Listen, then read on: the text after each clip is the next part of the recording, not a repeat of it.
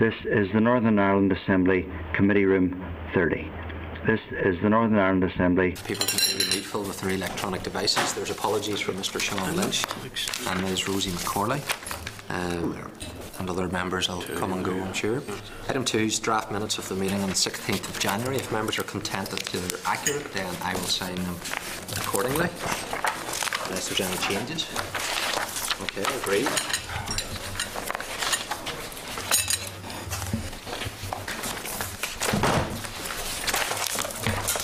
Some matters arising.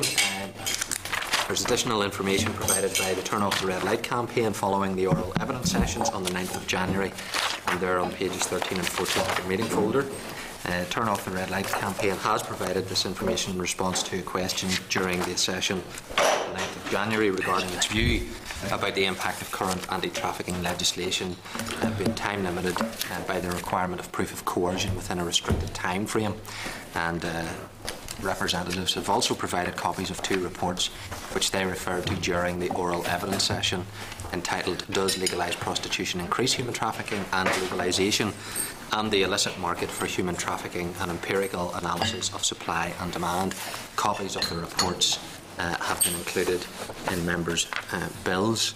Also, in terms of some of the tabled papers, members can avail.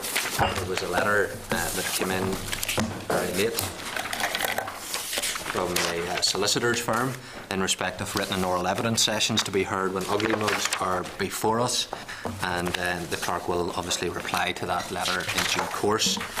Needless to say, members here, as this letter quite rightly highlights, are privileged and can say what they wish, albeit I would never encourage anybody to abuse that particular privilege. But nevertheless, members are at liberty to say what they wish and desire.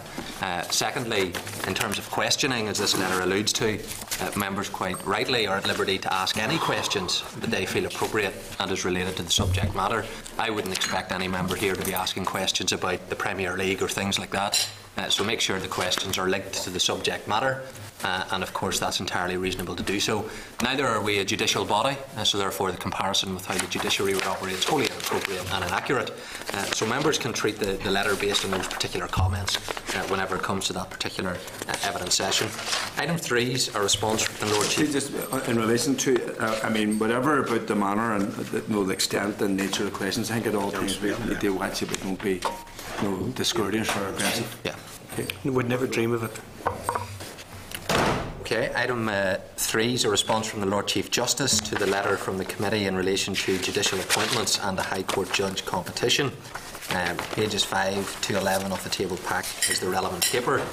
A response came in this morning from the Lord Chief Justice in relation to previous correspondence on the judicial appointments process and a High Court judge competition. The Lord Chief Justice has requested clarification regarding the legal advice received by the committee. The clerk again will liaise with the Assembly Director for Legal Services on the matter, and then it will be brought back to the committee for consideration at the earliest opportunity. Item 4 is commencement of a mechanism to review the indefinite notification requirements of sex offenders in the Criminal Justice Act 2013. The relevant pages are 16 to 66. The Minister will shortly sign a commencement order to allow for the introduction on the 1st of March this year of a mechanism to review indefinite notification requirements of the sex offenders as set out in the Criminal Justice Act. Members are aware of the background to the issues, having considered the bill in detail when it passed through the Assembly. The Department has provided a copy of the guidance on the making and determination of applications by the Chief Constable, which in accordance with the Act it is required to issue. So if members are content to note that information, unless there's any further clarity required. Okay, noted. Item 5 is proposals for technical amendments to UK-wide legislation supporting EU law on recognition and enforcement of maintenance and civil orders. Pages 68 to 69 are the relevant pages. The Department proposes to use Westminster legislation to make technical amendments to Northern Ireland law to support European law in 2 areas: the jurisdiction and recognition and enforcement of maintenance orders, and the jurisdiction of recognition and enforcement of civil orders. The EU regulations provide uniform rules on which court in a member state will take decisions in maintenance and civil cases and on the mutual recognition and enforcement of judgments in these cases, thus removing the need to relitigate in another member state. Required amendments are all contained in UK-wide instruments and are technical amendments which could be difficult to achieve other than through this UK-wide basis. Therefore, the Department of Justice agrees with the Ministry of Justice to legislate at Westminster for the UK as a whole. So if members are content, we will note that proposal and to use Westminster legislation to make these technical amendments. Unless members have any other comments, then we'll duly note it. Item 6 is draft public guidance on the use of reasonable force to protect against crime. On the 21st of November last year, we considered draft guidance on the use of reasonable force, which had been developed by the Department of Justice in consultation with the Public Prosecution Service and the Police Service. This followed an Assembly debate on agri crime in May of 2012, when the Minister gave a commitment to consider the need for such guidance. Subject to the views of the committee, the Minister intends to invite the PPS and the PSNI to publish its document. We agreed to request the views of the Agriculture Committee on the guidance that had been given, and responses came in from that committee, which is on page 74 and 5 of your meeting folder. The Agriculture Committee is asking for further information on what consultation has taken place with farmers, farming organisations on the draft guidance, what opinions have been expressed, and clarification regarding when guidance will be published. The committee also discussed wider issues around rural and agriculture crime, and it agreed that it wished to take evidence from the PSNI on the matter. Given that there's clearly an overlap with this committee in terms of PSNI and rural crime, the Agriculture Committee has proposed several options for taking this evidence session forward, which is we allow the Agriculture Committee to take evidence from PSNI. Individual committees, members of this committee could go along to it, or both committees could sit together as a joint committee meeting to do so. So if members are content, we'll write to the Department requesting the further information that the Agriculture Committee has sought around the consultation and timescale of publication, and it's for members to consider whether we wish to wait for that information to decide how then we would proceed, or the preferred option to take forward oral evidence session with PSNI on rural and agriculture related crime. Certainly I wouldn't want this committee to be an obstacle to the PSNI appearing before the Agriculture Committee, so if members are content, we can advise them that certainly they can feel at liberty to ask the PSNI to come before them, and if there's another role for us, I'm sure we'll be happy to facilitate the committee. So we'll write to the Department and advise then the committee accordingly. Agreed.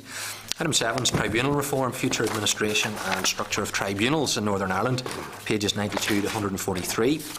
At our meeting on the 4th of July last year, we considered a summary report that had been prepared by the Department on responses received to public consultation on future administration and the structure of tribunals. Noted that the Department intended to take some time to reflect on the views that had been expressed and the potential impact of the reforms before it finalised their proposals. We agreed to consider this matter further when proposals on the way forward were available, and at that stage an oral briefing schedule would be scheduled with the Law Centre, who had produced some research on this issue. The Minister has now written indicating he intends to adopt a staged approach to the reform of the tribunal system due to increased pressure on the legislative timetable and other unforeseen essential business, such as the reform of judicial pensions. First stage of the reforms to focus on giving effect to an executive commitment to transfer tribunals sponsored by the Department of Social Development and the Department of Employment and Learning to the Department of Justice, and legislative reform of tribunals will now take place during the next Assembly mandate rather than this one. So if members can note the intention of the Minister to take it forward in this approach. Also then, given that information, whether members feel we need to have the Law Centre here before us, given that it's not going to be considered in this mandate. Okay, to me it makes sense that we would hear from them when they plan to bring it before us. Yep. Item 8 is legal aid reform, pages 145 to 152. Public Accounts Committee report on managing criminal legal aid was published in November 2011. It required the Department of Justice to report annually on progress made in implementing the report's recommendations. The Department has provided a copy of its second report to the Public Accounts Committee, which outlines progress in relation to the implementation of the recommendations. And if members are content, we will note the progress report unless there's any more information that members are seeking. Otherwise noted. Our next item is the forward work programme, and pages 154 to 666. A copy of that forward work programme for February and March has been circulated. The Attorney-General will be attending on the 6th of February to discuss his proposal to add the PSNI to the list of organisations to which he provides guidance on human rights standards, and the session with the Director of the BBC for Northern Ireland is taking place on the 20th of February. As agreed at our meeting on the 16th of January, Maya DeFide was given the option of attending the evidence event on the Human Trafficking Bill on the 13th of February in the Lawn Gallery. She's indicated that she's content to give evidence in public session and on camera, but feels the Lawn Gallery event wouldn't be suitable for her. So arrangements, as the committee agreed last week, have been made for her to attend on the 6th of February to give oral evidence on the bill. A number of individuals have contacted the committee requesting to give oral evidence in relation to the bill on their personal experiences of human trafficking. Given the nature of their evidence, the individuals have asked to meet members in private. So to allow those individuals who have requested evidence session in private, I'd seek arrangements for members for those to be made with myself, the Deputy Chairman, and any other members who may be available whenever they can be arranged. Agreed. Okay, agreed. Item 10 is review of the criteria for the appointment of the Chief Constable. Pages 168 to 193. The Department has written regarding the decision by the Minister of Justice to change the minimum criteria for appointment to Chief Constable of the PSNI to remove the mandatory requirement that the prospective Chief Constable must have served as an Assistant Chief Constable for 2 years elsewhere, but has decided such experience should be retained as a desirable requirement for the Policing Board to consider when looking at what qualities any new Chief Constable might possess. He has also decided to introduce a new mandatory requirement that the chosen candidate will have successfully completed the Strategic Command course. Earlier today, the Department provided further information regarding the legislative mechanism by which the change could be made. That relevant paper is on pages 13 to 16 of your table pack. The paper outlines the current provisions set out in the Ministerial Determination linked to Regulation 11 of the PSNI Regulations 2005. To make a change, it is necessary only to take into consideration any representations made on a draft of the Minister's determination through the constituent bodies of the Police Advisory Board for Northern Ireland, which is the Chief Constable, Police Board and Staff Association. The draft determination has yet to issue to these bodies for their final comments, but it is envisaged, according to the Minister, that the revised criteria will apply for the forthcoming competition for the post of Chief Constable. Mr. Humphrey. Yeah, thanks, Chair. Obviously, this issue has received a considerable amount of media coverage and attention. I'm pleased to see that the Minister is going to be consulting with the Police Advisory Board for Northern Ireland, but I do think that, to be honest, he should be also consulting with this committee, and I would make a suggestion that we invite him to come along to this committee to do just that. Because I have to be honest, I am a bit concerned with what I heard in the House and what I've heard and read in the press and media, because Mr Ford said in the House, I have no reason to apologise to the Deputy Chief Constable for a process that began with correspondence between the Department and the Policing Board in May of last year, of which the Deputy Chief Constable was aware. My changes would enable the Deputy Chief Constable to be appointed Chief Constable. I have to say, I and party colleagues are concerned that this statement could be seen as potentially prejudicing the outcome of the process. So I think we should have the Minister in front of the committee. Okay, thank you, Mr. Humphrey. Are members content that we would bring the Minister on this issue to the committee? Yep. Okay. Well then, could I suggest we would try and fit that in next Tuesday between 1 o'clock and 2 o'clock, given the agenda that we have for the next Thursdays? It would be a single item discussion, subject to the Minister agreeing to come before us. Is that a special meeting? It would be a special meeting. Oh. There's just a little difficulty there. I know the Environment Committee's meeting Tuesday, I think it's 12:30. Okay. Might be some problems there. Myself, Mr. Elliott. Okay. Tuesday, not Thursday. Sure, this is more important. Tuesday environment will be discussing. But no, You never know. Not like Mr. Wells to denigrate the environment like that. But I know I'm denigrating the Environment Committee, not the environment. Well, that's even worse. Okay, well, we'll try organise it subject to the Minister's availability during that frame Tuesday from 1 to 2. Okay, thank you, members. Item 11 is correspondence. There's 13 items, and let me draw attention to some of them. Item 2 is correspondence from the Committee for Culture, Arts and Leisure, providing a copy of the terms of reference for its inquiry into inclusion in the arts of working class communities and requesting any comments by Friday the 14th of March. Given that there's no issues that relate to justice, then we will note that particular issue and reply to the committee accordingly. Noted. Item 4 is correspondence from Committee for Employment and Learning, providing a copy of terms of reference for its inquiry into post-special educational need provision in education, employment and training for those with learning disabilities, and requesting any comments by the 21st of March. So if members are content, again, we will note the response, as the inquiry doesn't cover any justice-related matters. Noted. Item 5 is correspondence from Committee for Education, advising it intends to hold a formal evidence session with representatives from Northern Ireland Life Skills Education Partnership, which is a cross-departmental initiative involving the PSNI, Department of Education and others, to discuss its work on risk avoidance and danger awareness resource project.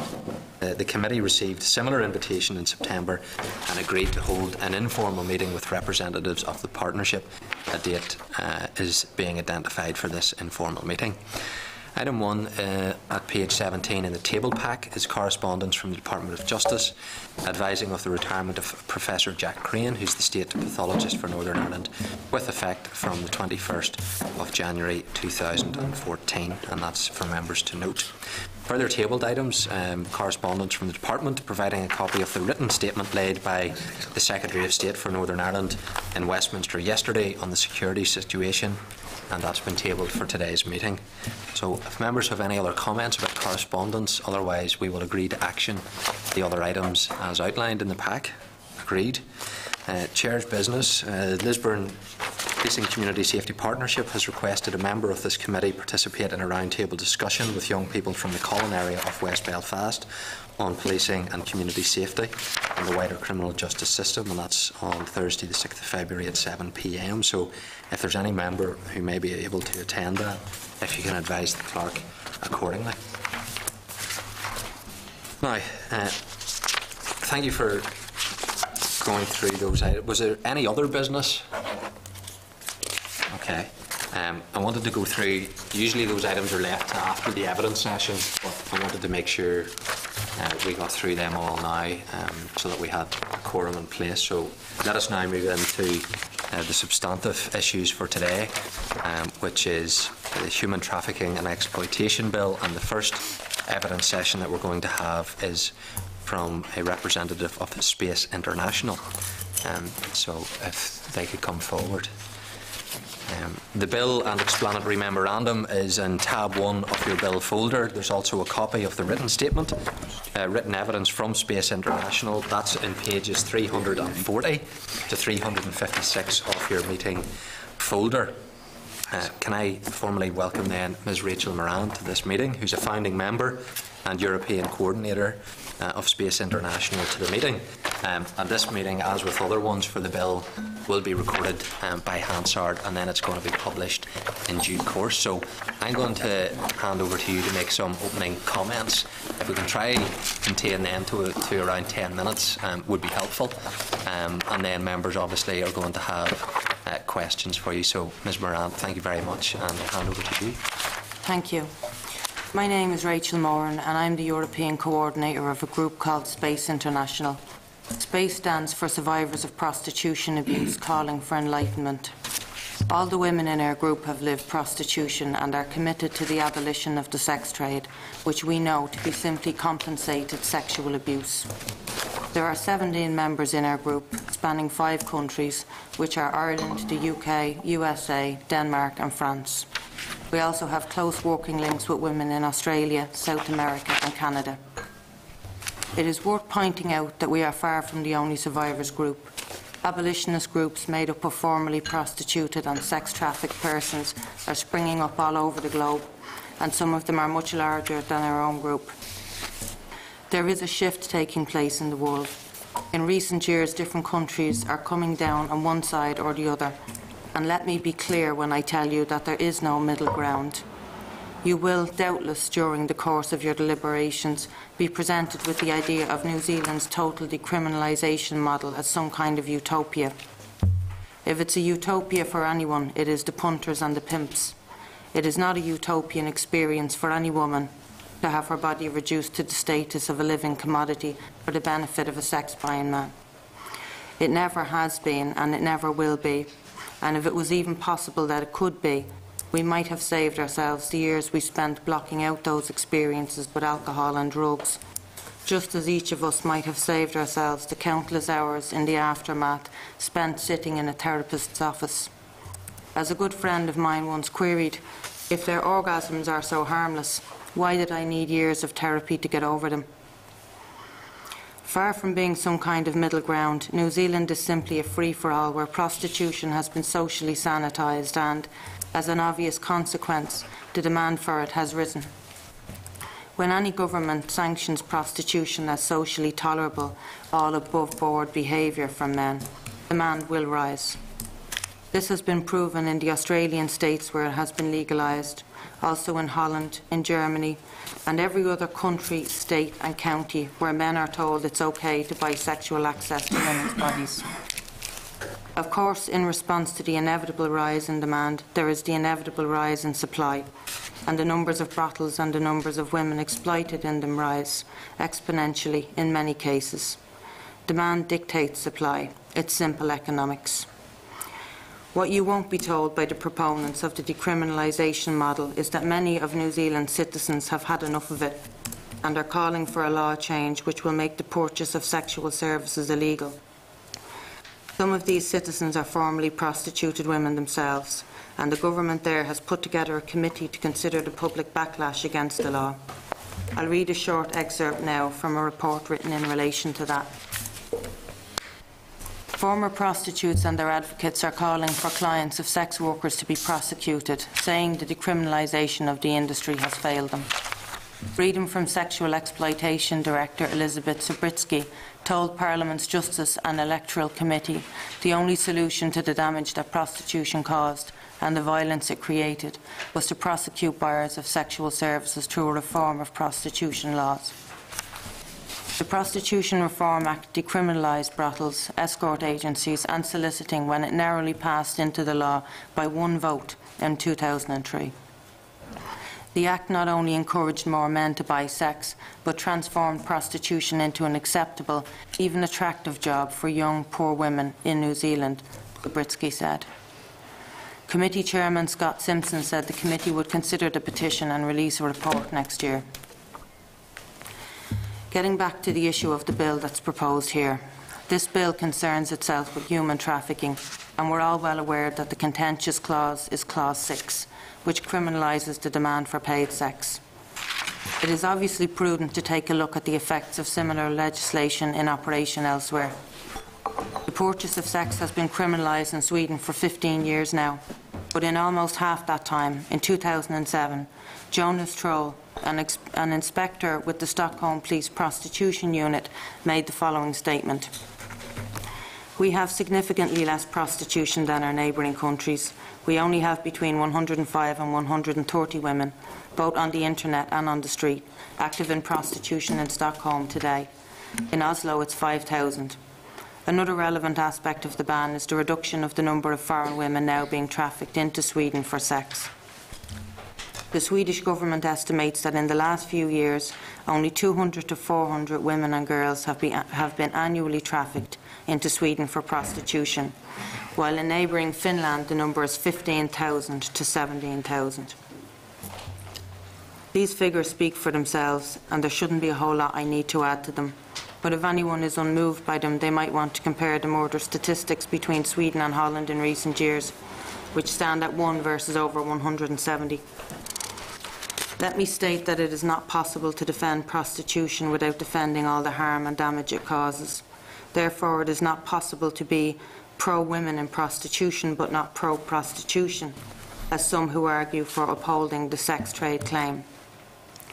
Nor is it possible that prostitution could be harmful in some cases and not in others. The harm and damage of prostitution is not open to subjective interpretation. It is an objective reality. The universal harm of prostitution is very often unwittingly acknowledged by prostitution's proponents. Very often I have heard those who propose prostitution as a choice state that sex trafficking is a horrific crime against humanity. And they are right. But they never explain why and how, if prostitution itself is not intrinsically damaging, being forced into it should be so horrific. What if women were kidnapped and forced to work as hairdressers and secretaries and florists? Would the proponents of prostitution consider that a horrific crime against humanity on a par with sex trafficking? No, they would not. The prostitution is ordinary work mantra is simply a lie, and we all know it.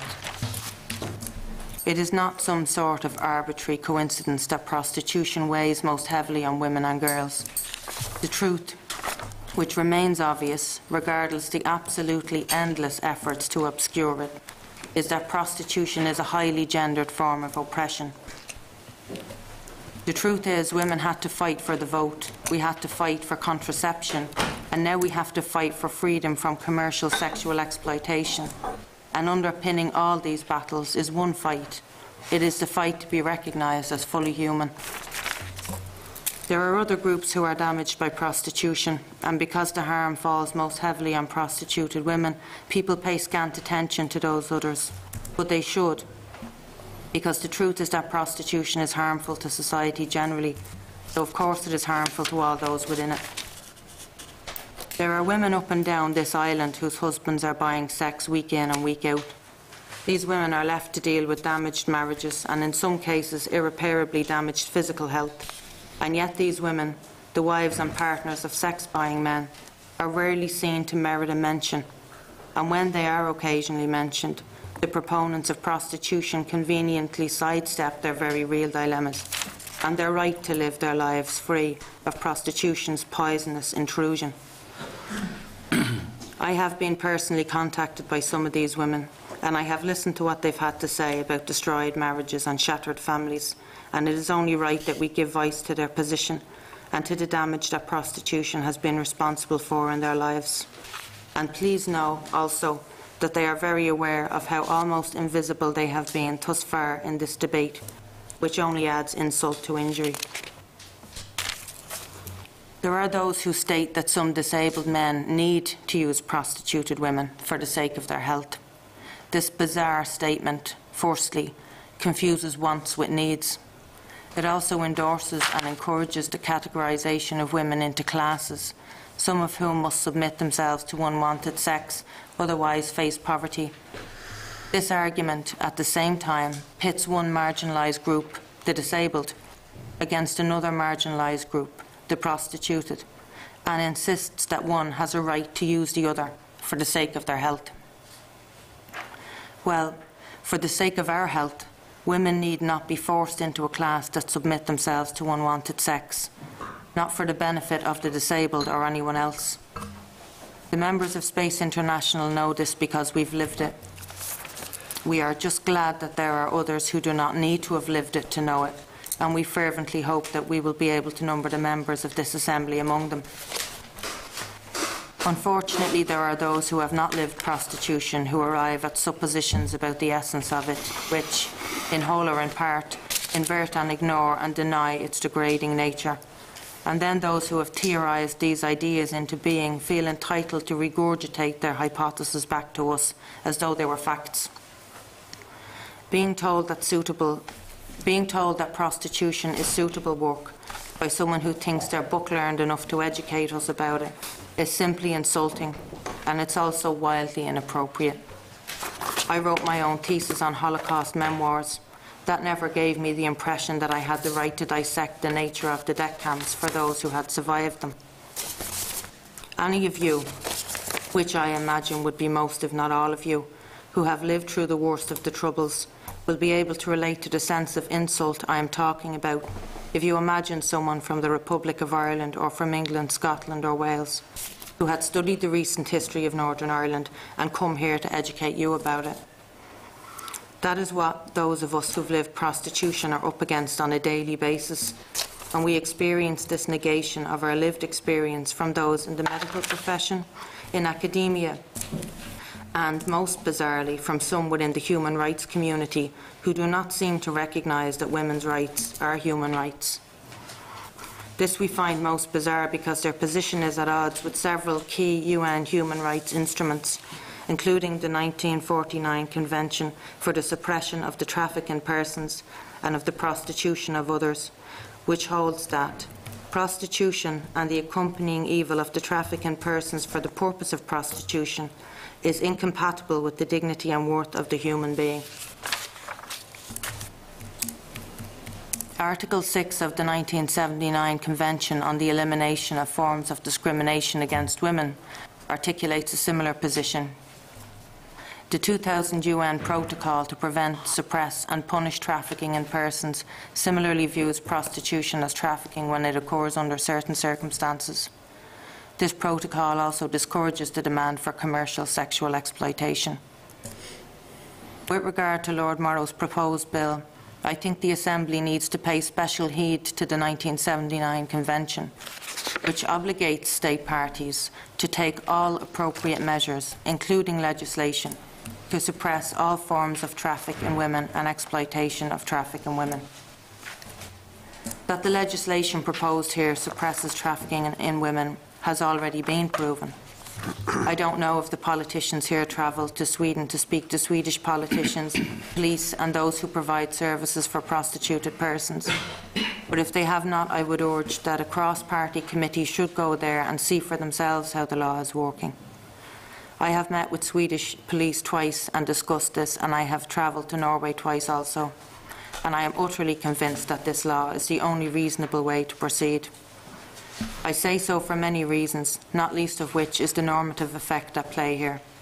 A whole generation of young people have grown up now in a Sweden where purchasing the body of someone else to satiate yourself on is regarded as simply shameful, and so it should be. There are those, though, in our currently less enlightened part of the world who view prostitution as some sort of public service. Let me suggest that if prostitution is a necessary public service, then perhaps we should introduce a lottery-style system that would function much like jury duty, whereby the women of this island each take their turn to sexually satiate sex-buying men, where every woman is expected to undertake her civic duty and open her legs for whatever men decide they have the need and the right to lie down between them, and where every man must see his daughters, sisters, mother and wife being so used. If anyone in this room feels the queasy, oily sensation of revulsion that this suggestion ought to provoke, let me directly assert that regardless what position you currently hold, or what you have come here to argue, you do understand the noxious, abusive nature of prostitution. You do. You've just felt it. That is the end of my statement. I'll be happy to answer questions now. Rachel, thank you very much for making those comments. Just want to get a bit more of a insight as to who you are as well as an individual. Obviously you've written a book around Paid For My Journey Through Prostitution. Can you tell me at what stage in your life did you get involved in prostitution and why? I got involved in prostitution in August of 1991. I'd left home 18 months before that. I had spent those 18 months in intermittent residential care home placements, B&Bs, every type of residential care out there. And I was moved consistently because that's how the system operated in Dublin of that time. Very often during that 18 months I would be homeless for stretches of time ranging from a couple of weeks to a couple of months. And I knew that I just could not face that again. So when I met a young man in his early 20s who came up with the idea of how I could provide for myself, I really didn't have any options beyond that or go back to homelessness, and I was actually homeless at that time. Of course, what I didn't know then was that I would be providing much more for himself than myself, but how and ever. I spent 7 years in prostitution from that point, and I got out at 22. At the time I got out of prostitution, I was no more better off financially than I had been going into it. The only difference was I had a roof over my head. I also had a chronic cocaine addiction. I returned to education 2 years later at 24. I did well in the PLC college I attended, and I went on the following year to secure a place on the journalism degree programme in Dublin City University. It was shortly thereafter. I think I was around in second year when I began to write that book. Remarkable story. In terms of the work that you've now been involved in, obviously someone having been involved in prostitution for that period of time, and now a very strong advocate on behalf of the survivors, and obviously you're supportive of Lord Morrow's bill. In terms of being an outspoken individual, obviously, on this, what have been the consequences for you in being so articulate in your views around prostitution? The first thing that happened to me within about a week or 10 days after my Late Show appearance, which was timed for the same day that the book was actually released, a little over a week after that, I had my front door hammered down by grown men who were shouting, looking for Rachel Moore, and I wasn't home at the time. My family was there, my brother and my son. This went on for 2 consecutive days. They were terrified. They said there was an extremely aggressive manner, and it was very obvious that somebody was wanting to hurt me. So I had to have the guards involved. They put the house under surveillance for about a week. After that, it was a very frightening time. I've had a lot of support from the Irish people. I've had a lot of goodwill. I've also had some really disgusting experiences, the worst of which, besides having strangers at my door, would have been the time I was walking under a tunnel near my home several months back, and I had 5 young men in there, around early to mid-20s, follow me under the tunnel and laugh and joke about how much fun it would be to gang rape me, and, you know, she's a prostitute, get stuck into her, all this type of talk, which should make the view of women in prostitution and the degradation that they're marked out for perfectly clear. All right, thank you. Mr. McGuinness. Thank you very much, Chair. And could I say, Rachel, a very, very powerful statement. Thank you. And I thank you for it. Just by way of emphasis, you did say towards the end that you thought that legislation of this kind, the criminalisation of the purchase of sexual services, would have a normative effect. Could you just expand a little bit on that? Because in your letter to us, you talked in terms of other legislation that had similar effects in terms of changing attitudes and changing values, for example, drink driving, for example, indoor smoking and so forth. Yeah. Would you like to expand on that point? Sure. Well, I'm 47, and I remember when I was a child and when I was in my teens and early 20s, the idea of getting into a car and driving home, zigzagging all the way, drunk out of your mind, was considered highly amusing. It was something that was simply laughed at. It really only has been in the last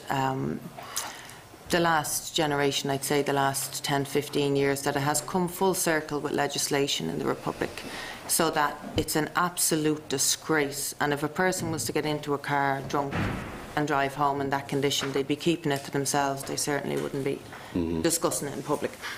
So the same is or similar rather, as far as smoking is concerned. You just simply don't smoke in a workplace now. You wouldn't even consider it. and it would be considered extremely ignorant and arrogant and all other things negative were you to just light up with no regard for anybody in a pub or anywhere else. So my point in the notes that I sent you was legislation drives human behaviour. It's the one sure thing that will change and shape social attitudes along with the behaviour. That's what it exists for in the first place. And it is working in Sweden, Norway and Iceland. It absolutely is.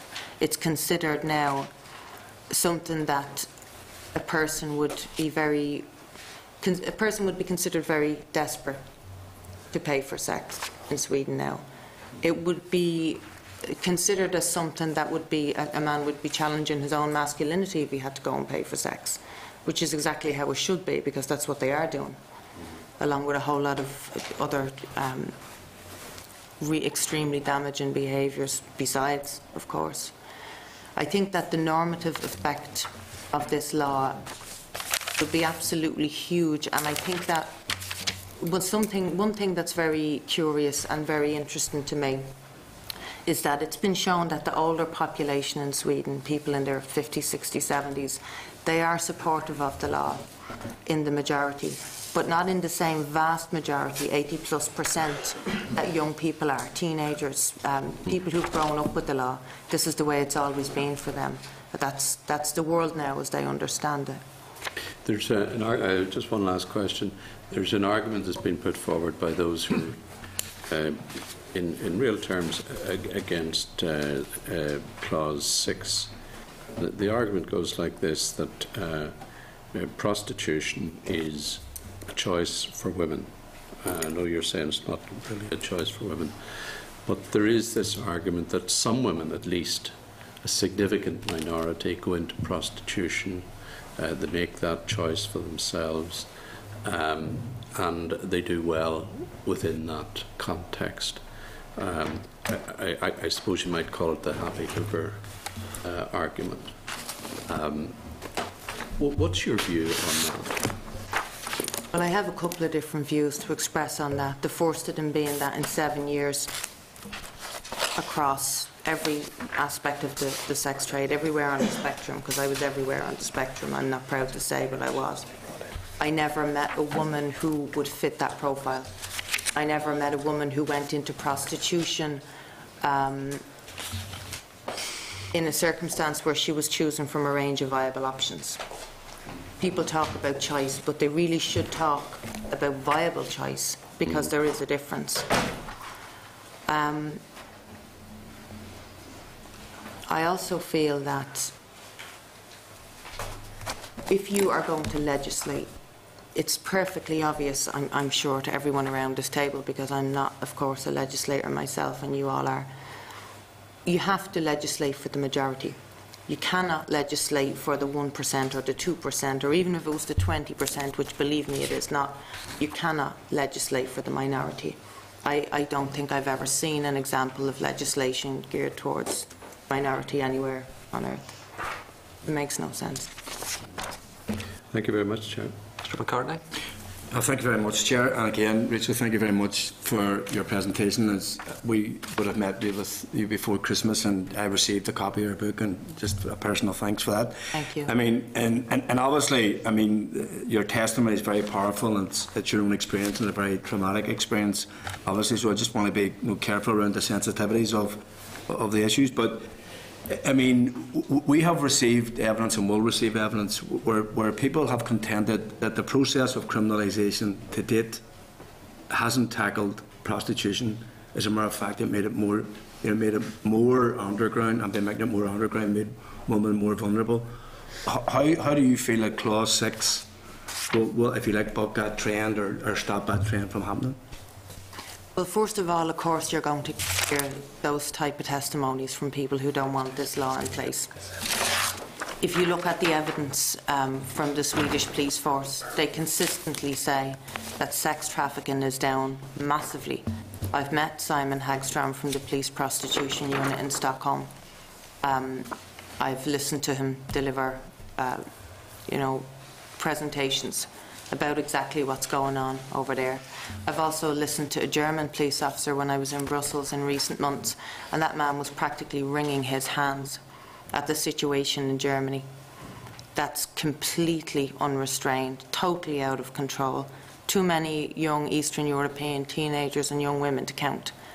They haven't a clue what to do over there.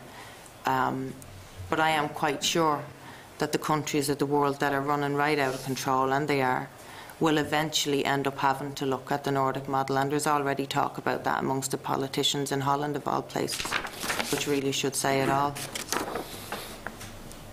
The bald fact is that people are always going to refute the evidence when the evidence doesn't suit their argument. You're going to hear a lot of that, and my advice would be, as I said, to get over to those countries and check it out for yourselves, and if by all means visit Germany and Holland also, if a fair comparison and balance is what you're looking for, I think that that would be a good idea. Yeah, I mean, the committee has, I wasn't one of the committee members that went, but I mean, obviously my party colleague Rosaleen, who's not here today, would have provided us with an account of that. But I mean, it is interesting that, I mean, and people would say that sex trafficking may have been reduced in relation to, say, what's called the Swedish model, but the demand for sexual services hasn't. The demand for sexual services most certainly has dropped in Sweden.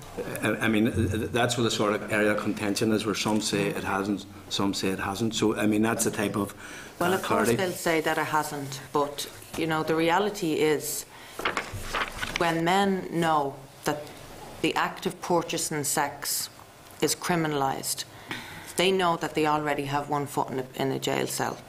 Okay, and it only stands to common sense and to reason, even if we didn't have the statistics, which we do. But it only stands to common sense that they would be reluctant, less likely to purchase sex. It's a nonsense for anybody to say that there is no drop in sex purchase in Sweden, when consistently all over the globe, when punters are, when they're spoken to, when evidence is collected from them, and the Boston study is something worth looking into there, where 101 or 102, I think it was, just over 100 men, 100 sex-buying men, were interviewed, and overwhelmingly they said that the thing that would stop them buying sex in Boston would be if they were either liable to get a criminal conviction or liable to end up on the sex offenders register. It just makes no sense to pretend that that doesn't have an effect on the behaviour of sex-buying men.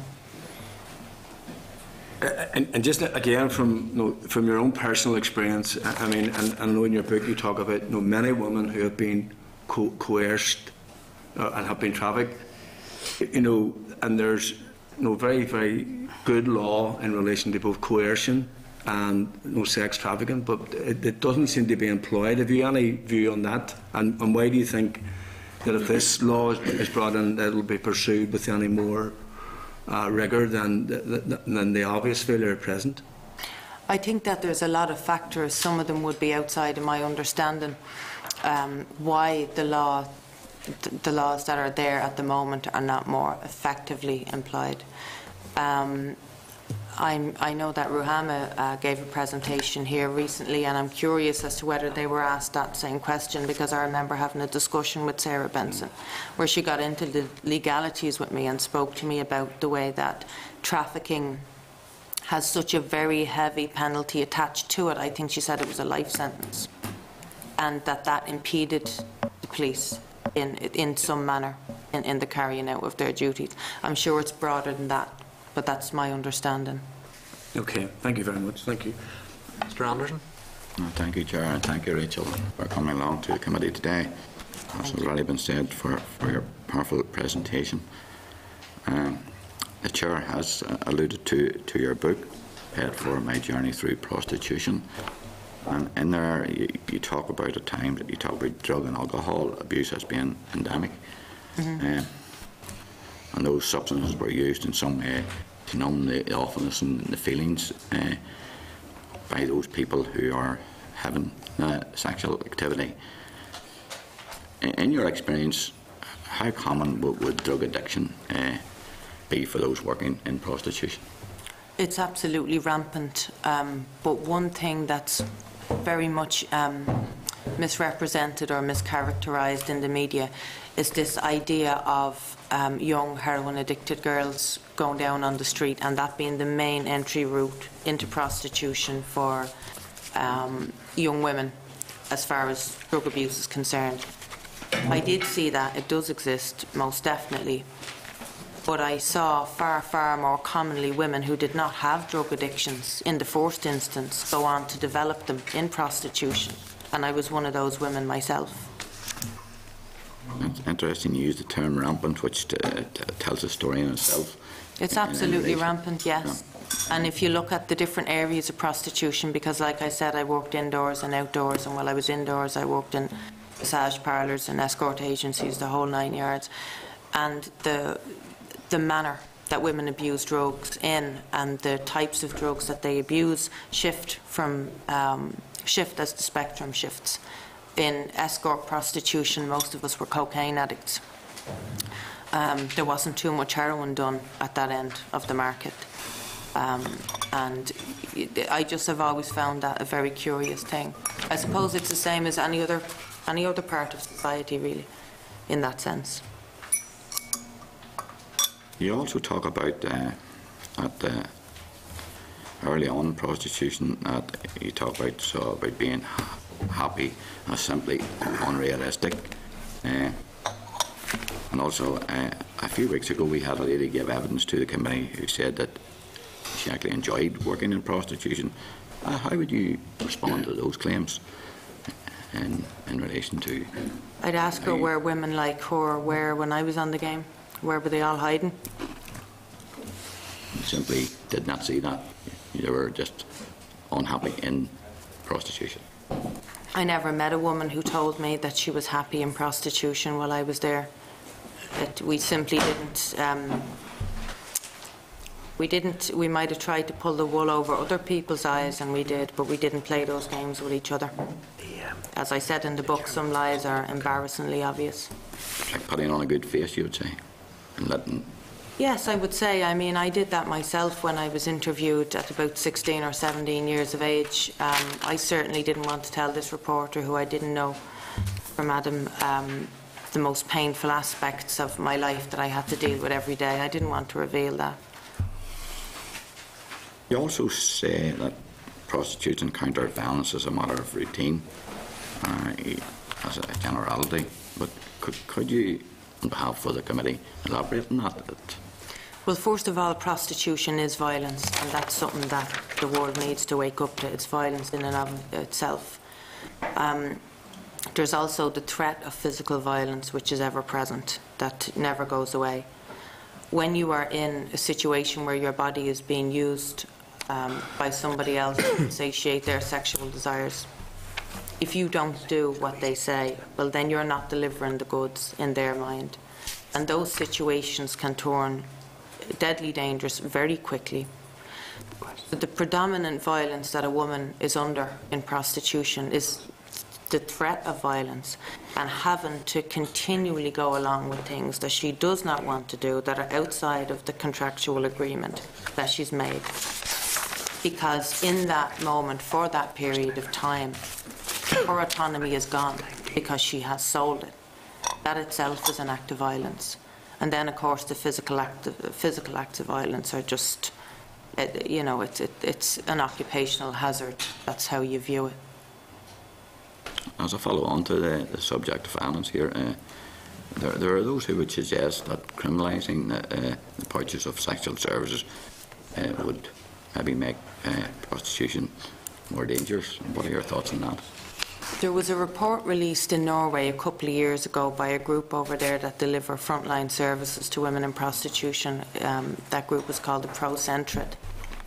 In their study, what they found was that violent battery and rape had dropped significantly, but the hair pulling and name calling had risen significantly. So they released a public statement to say that violence in prostitution had gone up. Now, I don't know if that makes sense to anyone around this table, but it certainly doesn't make sense to me. Women's groups and human rights groups in Norway immediately refuted this and rightfully so. And the Pro Centre was actually forced into a public retraction of their own statement, which was based on their own statistics. It's simply not true that violence goes up, because, like I said earlier on, a man already knows that he's on the wrong side of the law. He's less likely to start knocking lumps out of her. Just finally, one final question. Those who are buying sex, how or what type of people would you see, the people who they are? Would they be men who would treat you maybe well, or are the men who already have wives and partners and such like, but are is sort of thinking about your welfare an exception to the rule? Could you just repeat the last? Just, would there be an exception, or would they in some way show some kindness towards their client? You know, you have to bring it back to the fact, again, that prostitution is an act of violence in itself. It doesn't matter how gentle a man is, it doesn't matter how nice he is. If he's putting his penis inside you for money, that is a violation. It feels like a violation, it's experienced and lived as a violation, and the fact that you have 50 quid or 250 quid in your purse does nothing to erase that. And in fact, in a way, the money is actually the crueler aspect of the contract, because it puts a sense of culpability on you that almost no woman is prepared to stand up in public and discuss and describe what that is like. And there's a reason why women have been silent for so long, and it's exactly that shame and that pain that has kept us quiet. But as far as you also asked what type of men, when I was in prostitution throughout the 90s, usually it was men, and I started at 15, as I said. The men who bought me were 3 and 4 times my age when I started in prostitution.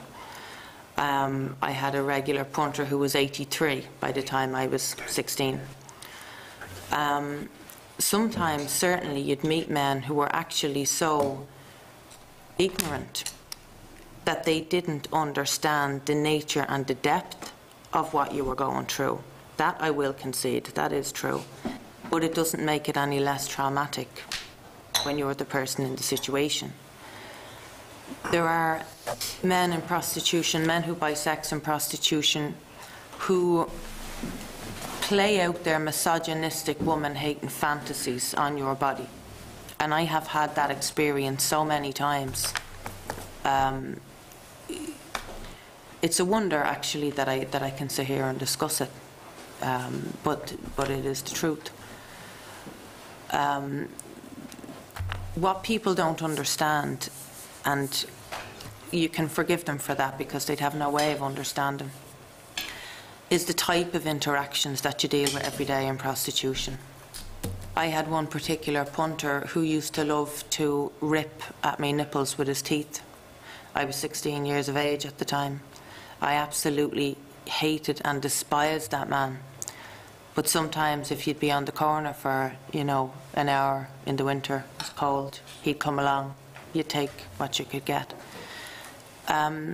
Several years later, many years later actually, well after I got out of prostitution, I picked up a newspaper one day and saw that he had been convicted of physically ripping off a prostituted woman's nipples with his teeth. So this kick that he got the whole time, this fantasy that he came very close to playing out with me, was something that I always knew was in him. Nobody would have believed me, but the evidence ended up in the papers eventually. These are the type of people that you have to deal with in prostitution, and your body is simply some kind of a living thing with a pulse that they just use to play out their fantasies, as if they went into a sex shop and bought a blow-up doll that happened to have a heartbeat and a pulse. That's all you are to them, nothing more. Thank you, Rachel. Thank you, Chair. Mr. Wells. Rachel, your book, I have to say, you need a strong stomach to read it. It's pretty horrific. I'm sure you'll agree it's not easy to go through it. It's very revealing. I am asking these questions because I have to, and for no other reason, but there is a chain of thought, and we heard this in Sweden, that prostitutes provide a service to the severely disabled or those who have learning impairment, and that the only chance they have of having a physical sexual relationship is to buy it from a prostitute. And you've already alluded to that issue earlier, but in your experience, in your time in prostitution, was that a common issue? In 7 years of prostitution, I had one disabled punter. I'm not likely to forget him. I was either 16 or 17 at the time, and I know that because I was working on Waterloo Road. This was just in the run-up to the 93 legislation coming in. I've always remembered that man because we went into an underground car park that was just barely lit because there were slats at the side where the street lights were thrown in shafts of light. And I knew that he had some kind of an unusual arrangement going on with the car that he was driving. But I didn't pay too much heed to that until we got out of the car and he had a set of crutches that he needed to use to walk. And what I will never forget as long as I live is the experience of kneeling in front of this man who was leaning up against the wall and him dropping his trousers while I was kneeling, you know, eye level to his groin area. And he had the most twisted, deformed, distorted legs I'd ever seen or imagined. And we talked about it afterwards, and he told me that he contracted polio when he was a baby, when his parents had been abroad someplace. I think he said his father worked in India or something when he was young. This man would have been about late 60s. I'll never forget the fright and the fear that I got, actually, because I'd never seen such a deformity, and it was an underground car park in the dead of night. That is the absolute extent of men with disabilities that I had to deal with in prostitution. There's a lot that I could say about that. Like I said in our statement, it just defies logic that one marginalised group should be allowed to use the other for the sake of their health. There's also, we heard from a representative from the International Union of Sex Workers, where she said that she had encountered very, very few pimps or those who control prostitution. Her view is that the vast majority of prostitutes are free agents operating willingly themselves, earning money, have had maybe a pretty wretched upbringing, and this was the only form of income they could have.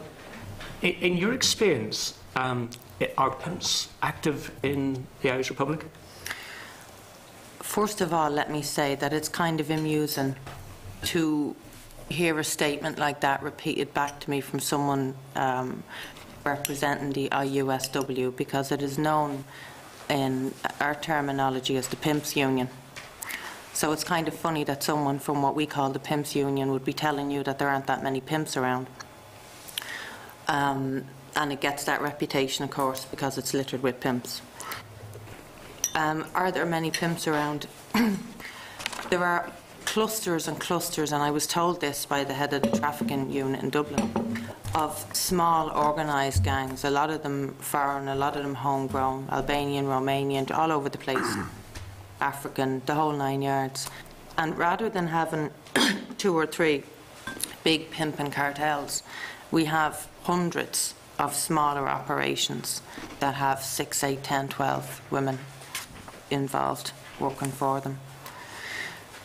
You know, I'll be careful what I say here now, because I don't want to let too much information of somebody else's personal business out. But when I arrived in Belfast this morning, I met a young woman who was trafficked into this country and was sold from gang to gang to gang. I'll be meeting her again when I leave here, and I'm staying in Belfast tonight. This girl, she got in touch with me recently. She has a lot to talk about, a lot to work through. I wish she was sitting beside me now, because if you want to hear about pimps, she'd be the right person to talk to. And finally, we'll be hearing later on from academics who have carried out research into this issue. Have they been interviewing people like yourself who've come out of the industry and have, you know, quite a shocking tale to tell? That would depend on the academics. You have some academics who have a pro-lobby line and go out of their way to prove it and talk to the right people in order to be able to do that. That's very common. And unfortunately for us abolitionist survivors, a good 90% of academics, not only on this island but all over the place, take a pro-lobby position. My feeling on that is that it's simply fashionable. For instance, has Queen's University or Amnesty International talked to you? No, not at all. And yet you'd be seen as one of the most high-profile survivors of this trade. They wouldn't dream of coming near me. I wouldn't tell them what they want to hear. Thank you. Mr. McGlone? Yeah, just very briefly, and I've heard, and thanks very much, by the way, for coming along and being so open and candid with us. Could you maybe just explain to me, a lot of what you've said has been prefaced by something being mandatory or compulsory and a compunction to do this and having to do this and having to do that. For the average person, where does that compulsion come from in all cases? We've heard about what's referred to loosely as a sex trade. We've also heard the other issues of some people who say it's a life choice or a career choice. Just, could you put that to bed for us, please? Or maybe that's the wrong analogy, but if you could just explain to us where that compulsion comes from. Where, in other words, where there is no choice, or is there any choice? Clearly, you came to the point where you made a choice and you were very successful in making that choice, and you're the product now, you're extremely articulate, and you chose the correct choice at that point in time for the career vocation that you wound up in. So could you just explain to us how that compunction exists, how that force exists, how the absence or lack of choice exists for people to do what they can with their lives and the lifestyle choices they make? Well, first of all, let me clarify that it's not a compulsion I'm talking about here, it's coercion. And the thing about coercion is that, rather like a string of beads, one leads to the next. By the time I was just one day in prostitution, I felt so dirty and so sully that I couldn't imagine being the girl I'd been the day before. After a couple of years have gone by, you have no education. You've no way of recommending yourself to an employer. You've no work experience. You have nobody within the sphere of normal life. By the time I got out of prostitution, I basically had to throw my address book in the bin because everybody surrounding me was either prostituting, selling drugs, couriering drugs, selling drugs to the women in prostitution. I knew several pimps. The people who surrounded me and the people that I ended up in the midst of because of the direction that my life had gone in were people who just never discussed the type of things that would happen in normal situations. Like, for example, when I got out of prostitution, like I said in the book, I'd never heard the term mature student. I simply didn't know that if you didn't have your leaving certificate, you had any chances in life. I hadn't even got me intercert, never mind me leaving, because I'd been expelled from school at 14. So these are the type of things that happen. You get thrown out of a hostel, you get expelled from school, you're out in the street, you meet a man who's clearly exploitative, manipulative, and knows what he's doing. You don't know what you're doing, you're 5, 6, 7 years younger than he is. I've seen that same story play out just far too many times to put a number on. So what you're telling us is that there's a consistent pattern of abuse, backgrounds, and associations with drugs in all cases. So you're saying there aren't people there, as some might allege, who choose that avenue? I didn't say that the pattern that I saw around me most commonly and the one that I lived myself was absolutely exclusive. Right. I said that prostitution is riddled with it, and it is. And as for women, like I said earlier on, who say that they're happy, that this is their choice, that they want to continue on doing it and they don't want the law impeding them in any way, I would say we don't make legislation for the minority. And it's just not women. It's predominantly women and girls, but there are some men and boys and transgendered persons, yes. But I have to say, in the 7 years I was in prostitution, those figures were absolutely tiny. Now, they may be somewhat higher today. There have been shifts and changes, especially in the Republic, in the way that prostitution operates for various reasons, including the Celtic Tiger and also the virtual nature of prostitution today, the way it's gone online. That wasn't the case when I was in prostitution, because I got out in the same year that the online business began. Okay, thank you. Thanks, Chair. Thank you. Any other members? Mr. Dixon? Yes, Chair. Thank you. Again, thank you very much for the information and the very personal way in which you've described that to us today. Have you any sense, and I know Patsy was asking about the numbers of perhaps men involved, but have you any sense of the number of women who are, according to the law, trafficked into prostitution and those who are not trafficked in Ireland, in terms of your experience? How many people would you have met along the way, or does your organisation count the numbers that have been trafficked as opposed to those who are, for the sake of argument, voluntarily prostitution? Well, first of all, we would have no way of counting in that manner. Yeah. And the reality is that... What's your perception or your experience of that? First of all, you'd have to define for me exactly what you mean by trafficking, because people have different interpretations of the term. Yeah. Well, there's a legal determination of what is trafficked as we currently sit, in terms of those people who are forced, in the eyes of the law, into prostitution. I understand that, but I'm just trying to get an idea of the balance of the numbers. I mean, I think that the agencies who deal, the likes of Ruhaman, yes, I don't think you have an equivalent up here, as far as I'm aware. They would be better people to ask as to the figures, and the Gardaí. Yeah.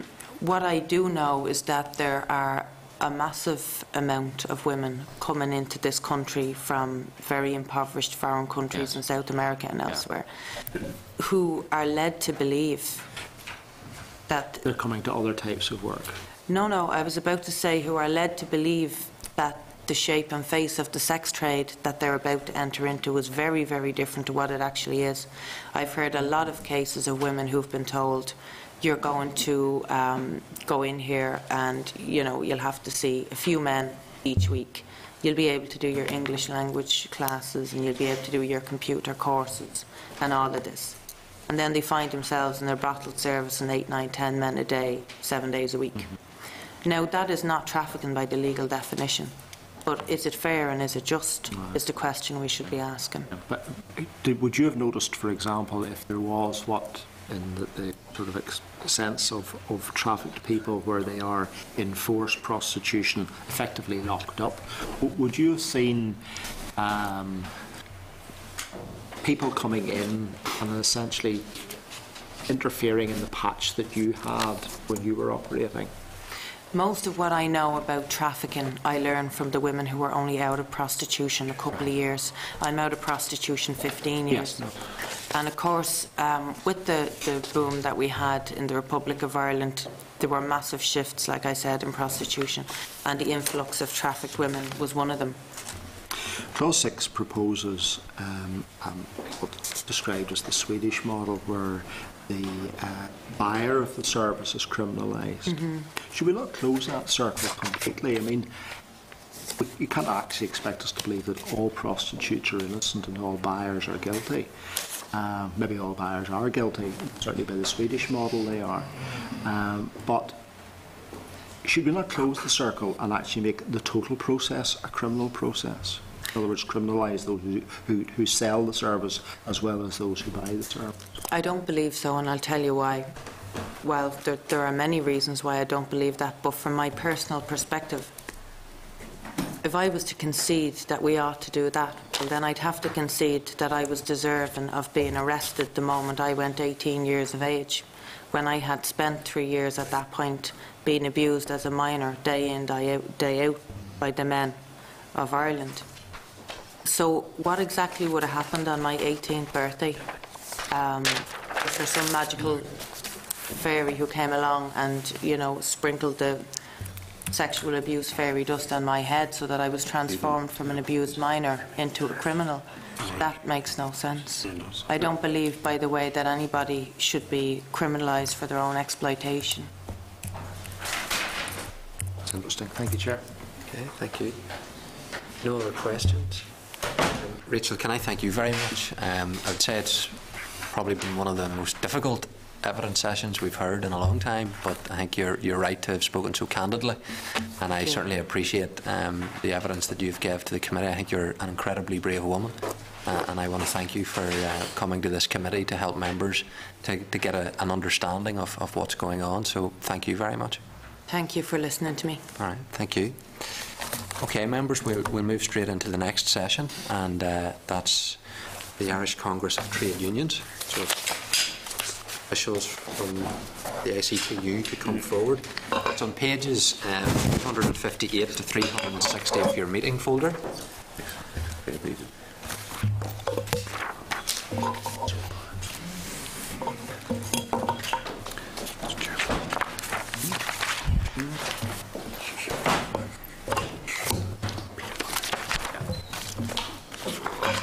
Let me formally now welcome Peter Bunting, who is the Assistant General Secretary, Claire Moore, Equality Officer, and Pamela Dooley, who is Chair of the Northern Ireland Committee of the Irish Congress of Trade Unions. So you're all very welcome to this meeting. As with the previous session, it will be recorded by Hansard. It will be published then in due course. So I'm going to hand over to yourselves to make an initial opening statement, and then I'm sure members will have some questions. Chair, committee members, Claire is going to read through a short statement, and following that I am going to tell two short stories of my experience that I have come across in Northern Ireland. The three of us are very happy to answer your questions after that. Thank you. Thanks very much, Pamela, and thanks to the Chair and the committee members. The Irish Congress of Trade Unions represents 775,000 workers, 51% of whom are women. In Northern Ireland, our membership extends to 220,000 workers across public and private sector workplaces.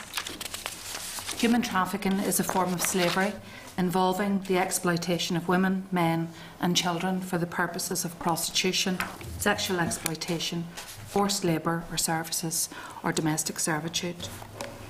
Congress welcomes the Human Trafficking and Exploitation Bill and its purpose to tackle human trafficking and exploitation more effectively in Northern Ireland. We believe that the bill does so in a number of ways, including strengthening protection for people in a position of vulnerability and by criminalising the purchase of sex in Northern Ireland under Clause 6 of the bill. We understand that the bill is intended to protect victims of all forms of trafficking and forced labour, and we welcome the fact that it offers a broad interpretation of victims, including both trafficking and slavery offences, and explicitly clarifies the definition of trafficking for labour exploitation to include forced begging and criminality. We acknowledge that not all trafficked persons will be trafficked for the purpose of sexual exploitation, although we understand that the majority of trafficking in Northern Ireland is for the purposes of sexual exploitation. The International Labour Organisation estimates that 1 out of every 5 forced labourers in the world is a trafficked person, and further estimates that the minimum number of people in forced labour as a result of trafficking at any one time to be 2.45 million, with around 1 in every 3 trafficked for the purposes of labour exploitation. More than 80% of all trafficked people are women and girls, and where trafficking takes place for sexual exploitation, this figure increases to 98% of cases. The issues which the bill addresses have been firmly on the agenda of the Irish Congress of Trade Unions since the passing of a motion at our ICTU Women's Conference in 2010. In summary, the motion recognised that the trafficking of women and girls for sexual exploitation is a modern form of slavery and is an industry which severely harms women and a tangible form of human rights abuse. It is further recognised that victims of trafficking have not made a free choice. Importantly, the motion committed Congress to be part of developing effective and appropriate responses, recognising that the sex industry would not exist if there was no demand from men who buy sex. Urged learning from those countries which have established good practice for dealing with sex trafficking, including the criminalisation of the purchase of sex and the decriminalisation of the selling of sex. Since unanimously passing this motion, the Irish Congress of Trade Unions has become an active member of the Turn Off the Red Light campaign, inviting the campaign to address our biennial conference in 2011. And the leadership of ICTU has spoken publicly in support of the Turn Off the Red Light campaign on many occasions. On one such occasion, the General Secretary, David Begg, stated, "Having legislation in place that says that we as a society do not believe it is acceptable for someone to buy another's body for sexual gratification, exploiting the poverty, past history of abuse, or limited life choices of the person being bought, send a very clear message that we as a society are committed to equality." In considering our response to the Human Trafficking and Exploitation Bill, therefore, this was the context for Congress. The response which we submitted to the Justice Committee was endorsed by both the ICTU Women's Committee and by the Northern Ireland Committee of the Irish Congress of Trade Unions. In setting on record our support for the bill, we are pleased to be joining many other civil society organisations, including the Women's Resource and Development Agency, the Women's Aid Federation for Northern Ireland and the Northern Ireland Women's European Platform. Recently, members of the Women's Rights Committee of the European Commission have agreed that the best way to combat trafficking of women and girls for sexual exploitation is the so-called Nordic model, which criminalises sex buyers, but not the women and girls who engage in prostitution. We agree with their views that prostitution is a violation of women's human rights and is a form of violence against women. We have also noted developments from across Europe, including from members of the European Parliament, who, joined by over 200 civil society organisations, including the European Women's Lobby, have issued the Brussels call, Together for a Europe Free from Prostitution. They state their belief that European policies on trafficking won't achieve results as long as the impunity of procurers and sex buyers is not addressed. We note the recent publication of the Human Trafficking and Slavery Strengthening Northern Ireland's Response consultation by the Department of Justice. And whilst we have not yet had an opportunity to fully consider these proposals, we believe that it is a positive step forward that the Justice Minister and Lord Morrow have given indications that they are working together to find areas of common agreement, and we hope that this will present an opportunity for Northern Ireland to have extremely robust legislation in relation to human trafficking and slavery. We understand that one of the most contested parts of the bill has been Clause 6, which calls for criminalisation of the purchaser of sex. We have also heard the contention that the two issues, trafficking and prostitution, cannot be conflated or dealt with adequately in one bill. However, Congress believes that demand for prostitution feeds trafficking, that the two issues are inextricably linked. In order to tackle trafficking, therefore, the demand for bought sex must also be tackled.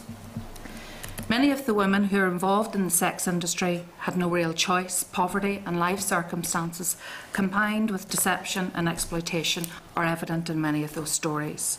We believe that for the majority of those involved, prostitution is rooted in poverty, marginalisation and desperation, and linked to histories of abuse and violence.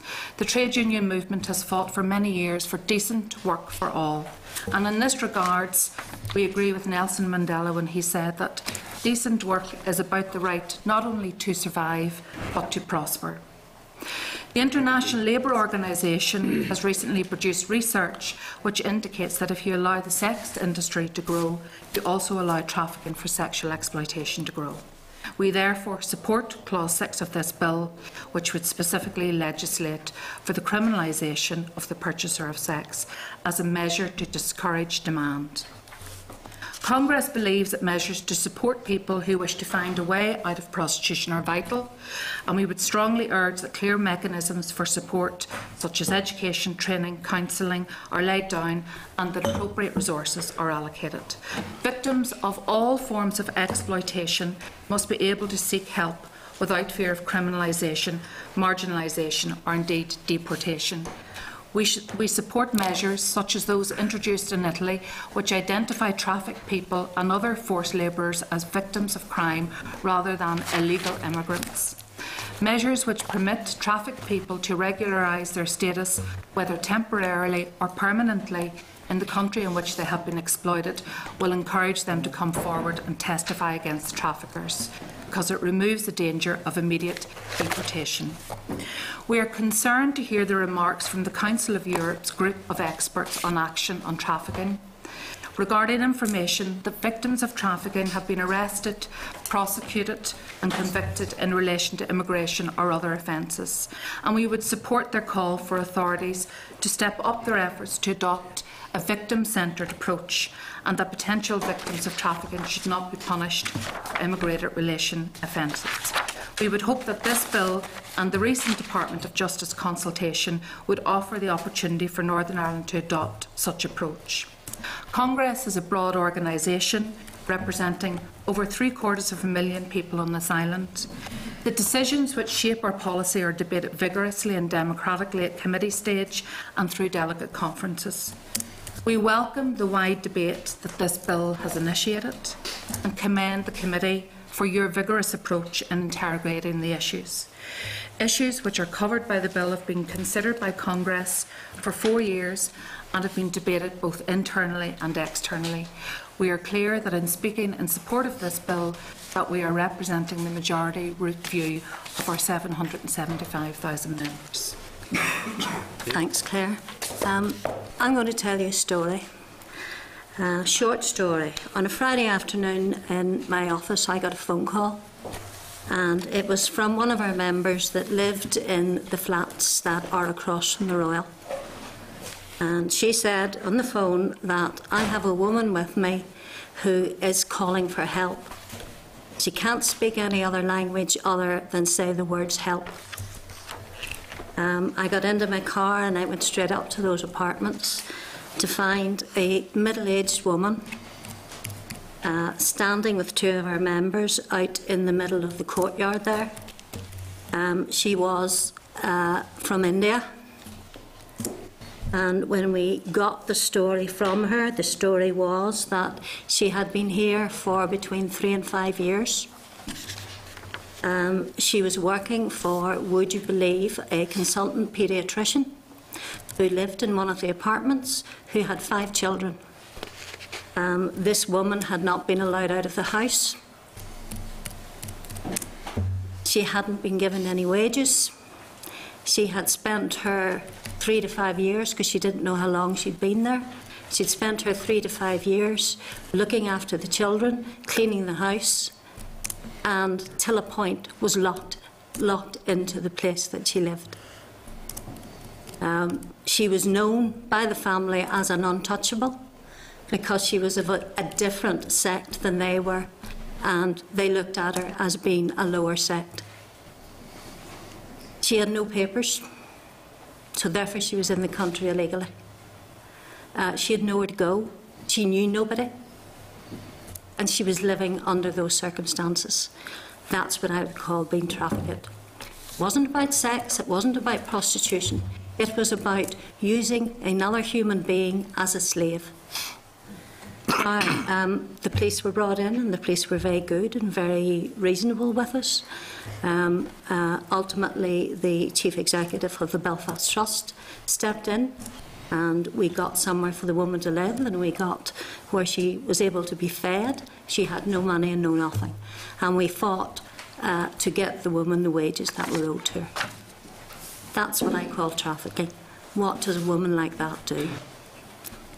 My second short story is about, I do some work up in the women's prisons, so therefore I have come across a number of women who have been trafficked as prostitutes. One particular woman was probably about 19 years of age. in the cell with her was her 10-month-old child. She had the child to her pimp. She didn't know she was in Northern Ireland. She'd never heard of Northern Ireland.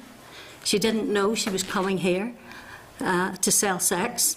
And what was going to happen to that woman was she was going to be deported. Then she was going to be put on a plane to another country, and the whole circle would start over again. I would like to think we in Northern Ireland, would treat people a little bit differently than other people treat people. We would be human beings, and we would ensure people like that who have never had a chance for anything, that the least we could do is give them a chance and look after them and make sure that we don't just stick them on a plane to a life for the next 20 years, which is a repeat of the same. I think more of our people to think that they would do that. Thank you. Add anything, Peter? No, it's okay. Thank you very much. I'll just move into questions. Mr. Humphrey. Thanks, Chair, and thank you very much for your presentation. I nearly thought there was going to be something really earth-shattering, Claire, and you were going to say to agree with Nelson McCausland on something. That would never happen. Can I ask, in relation to, you made a statement that prostitution is a modern form of slavery, and I agree absolutely with that. Can I ask yourselves as representatives of the trade union movement, do you believe that prostitution is a valid form of work? Well, the answer to that very clearly, and I think you got it from the previous witness as well, it's about exploitation of women. Very simple. Yeah. We wouldn't certainly, or we couldn't conceive it to be a valid display of work or a valid description of work. Okay.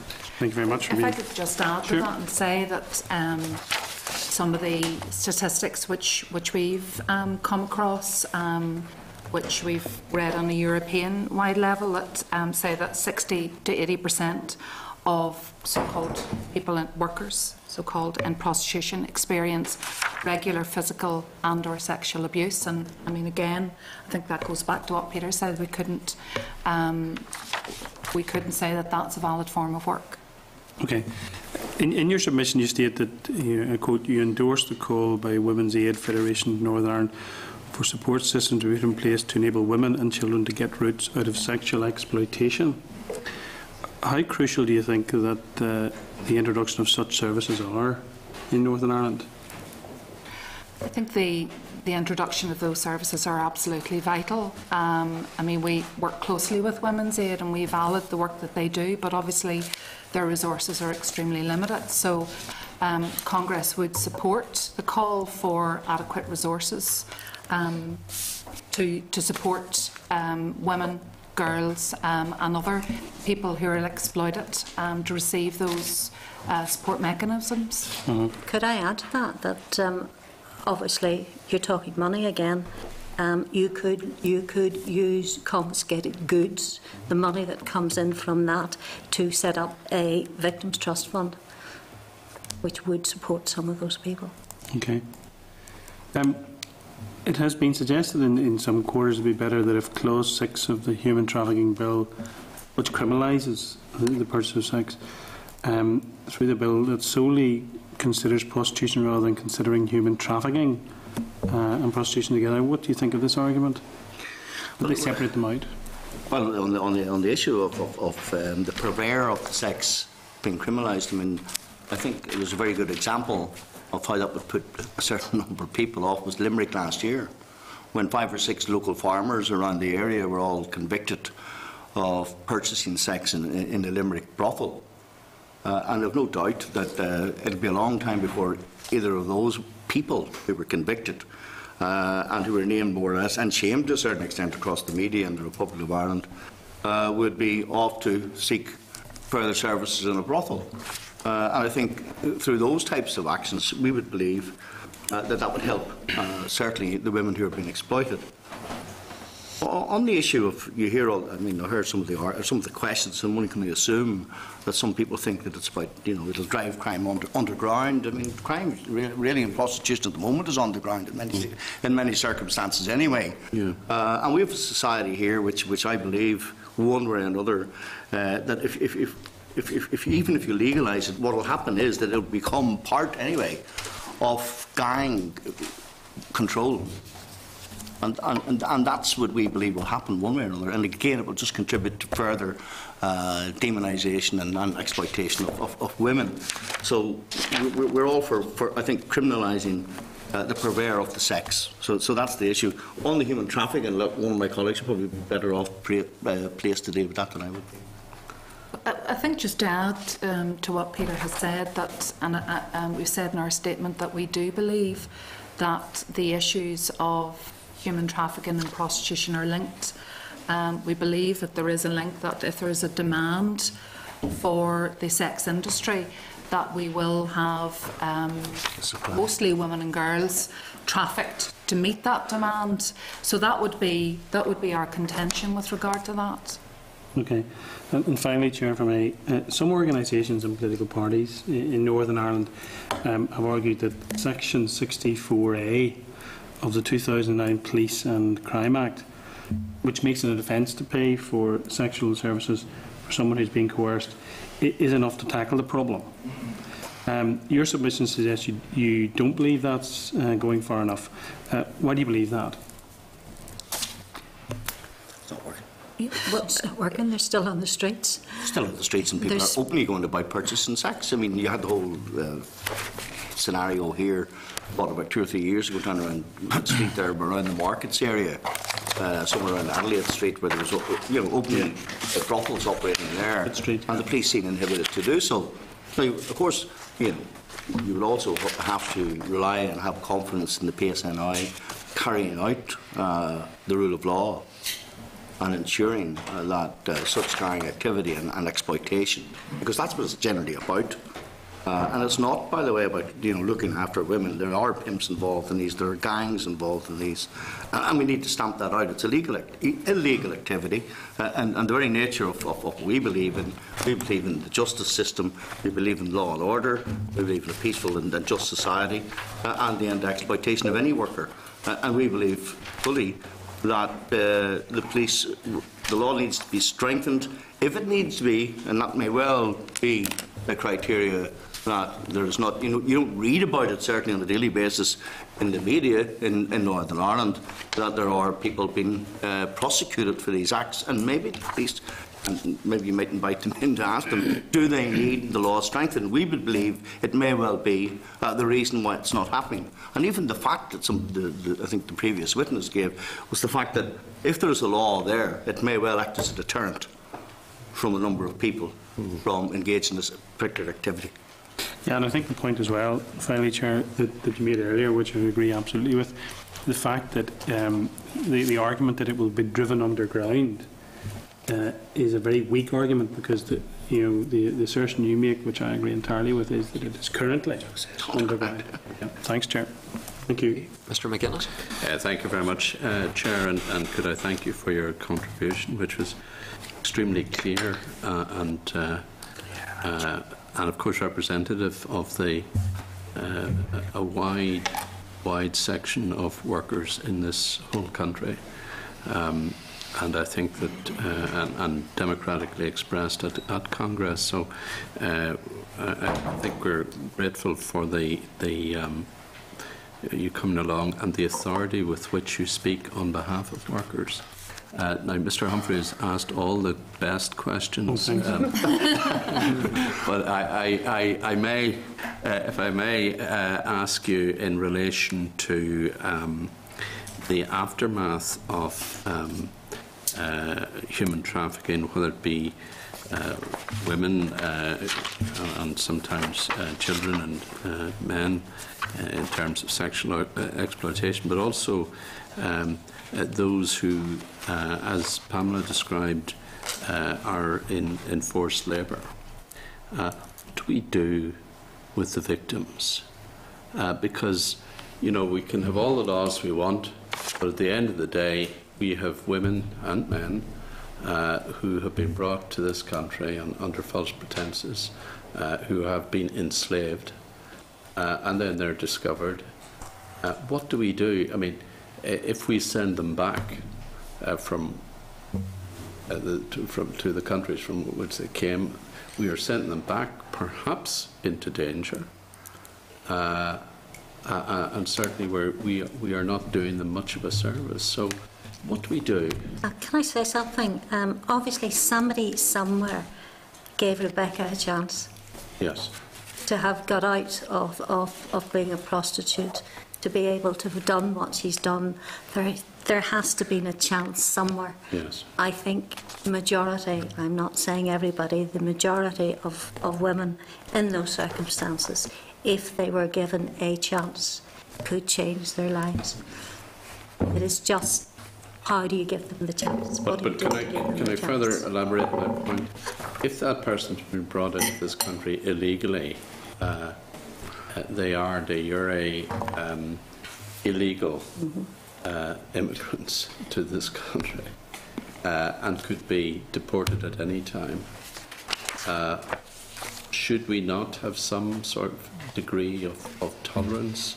Well, I thought give them a chance. Absolutely. But following on from your question, I thought we dealt with that in our submission, that there should be an attempt to integrate those people back into Northern Ireland society, because to really deport them is deporting them back to maybe the poverty and exploitation they come from. Yes. And we would be saying there should be addiction and counselling if necessary.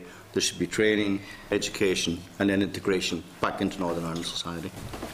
I mean, one of the things I think we said, just to follow on from what Pamela and Peter have said, is that we should perhaps look at them as victims of crime rather than as illegal immigrants, and that is the first way we ought to look at those people. Yes. Thank you very much, Chair. Thank you. Mr. McCartney.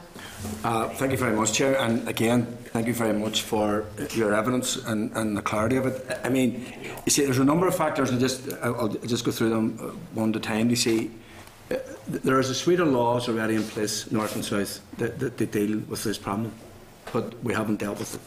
And I think you have to satisfy yourself that any piece of legislation that you bring in will not become the suite of laws which we say are inadequate. So when Peter talked about the Limerick situation, I mean, there's no law at present outlawing purveying of sex. So the law used there in that instance was adequate. Why is it not employed more?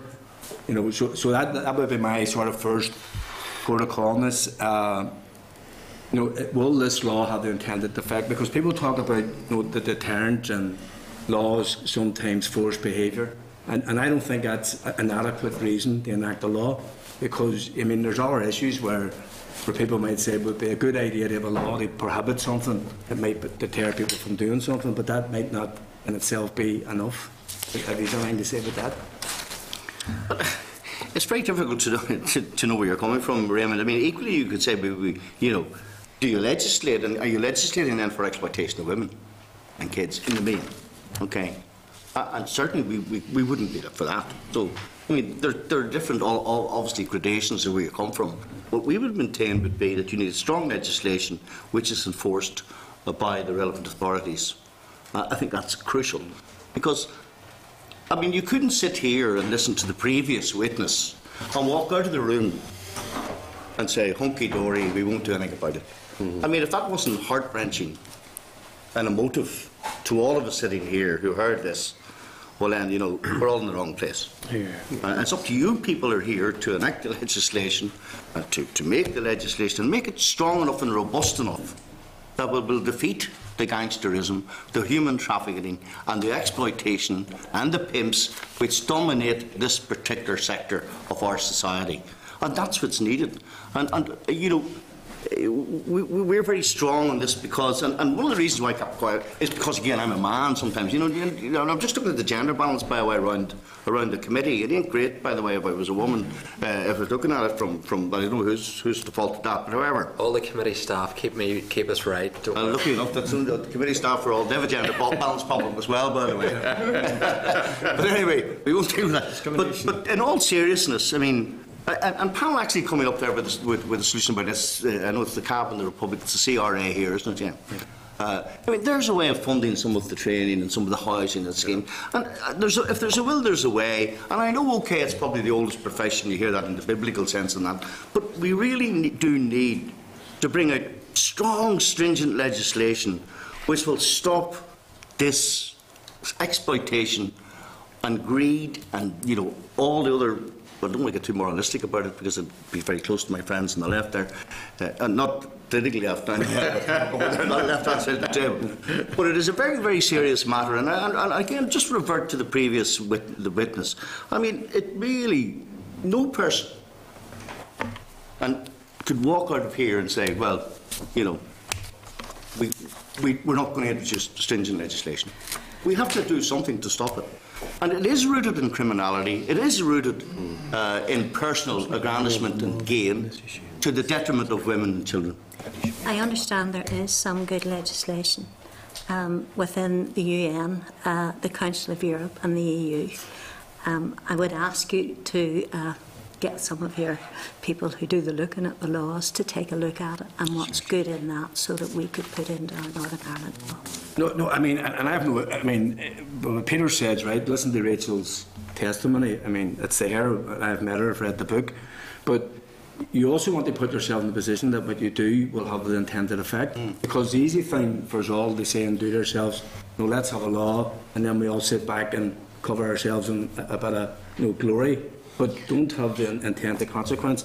And that's what we have to satisfy ourselves from, because at times this can be presented as those for, right, and then they say the ones that are opposed to it have an ulterior motive, and and they're the twain shall meet. But that's right. Tom says that's right, so that sums it up.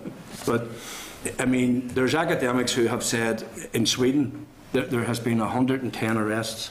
3/4 never get charged. 700. Well, I mean, that's You've been there, Raymond. We were told 700 when we were in Sweden. But that's precisely the point I'm making, that there can be two different versions of this. Right? There's people say that the conviction rate isn't very high, and where the conviction rate is high, it's done in a summary way. In other words, it doesn't go into open court. It's done behind closed doors, so no one beyond the arrestee and the investigators know that it's happened. So therefore, that's what you're weighing up. And the last thing what we want to do, well, certainly from our point of view, is that you bring in a piece of legislation and 5 years down the road, we're back to Garn saying that wasn't good enough and we missed this and we overlooked that, but at the time we covered ourselves in a sense of glory, but not tackling the issue and tackling the property. And I think, if I may say, and we did refer to that in our statement, that we do commend the committee for the vigorousness in which you've interrogated these issues. And I think you're absolutely right that it needs to be looked at extremely carefully. And Congress has looked at it extremely carefully as well.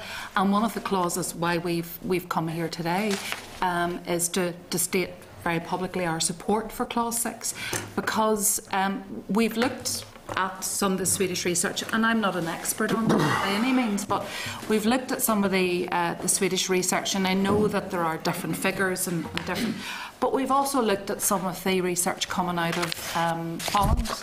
And that also says that having deregulated the sex industry, if you like, that that there are huge problems coming up out of that. So I think it's important that we look at the evidence, certainly coming up from Sweden, but we also look at the evidence that's coming from the Netherlands. I mean, in terms of support services, in terms of the bill, do you think the bill is adequate with its provision for support services?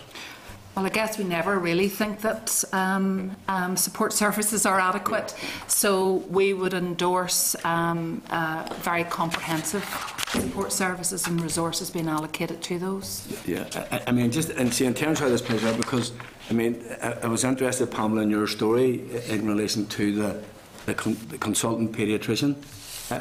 Was that person charged under criminal law?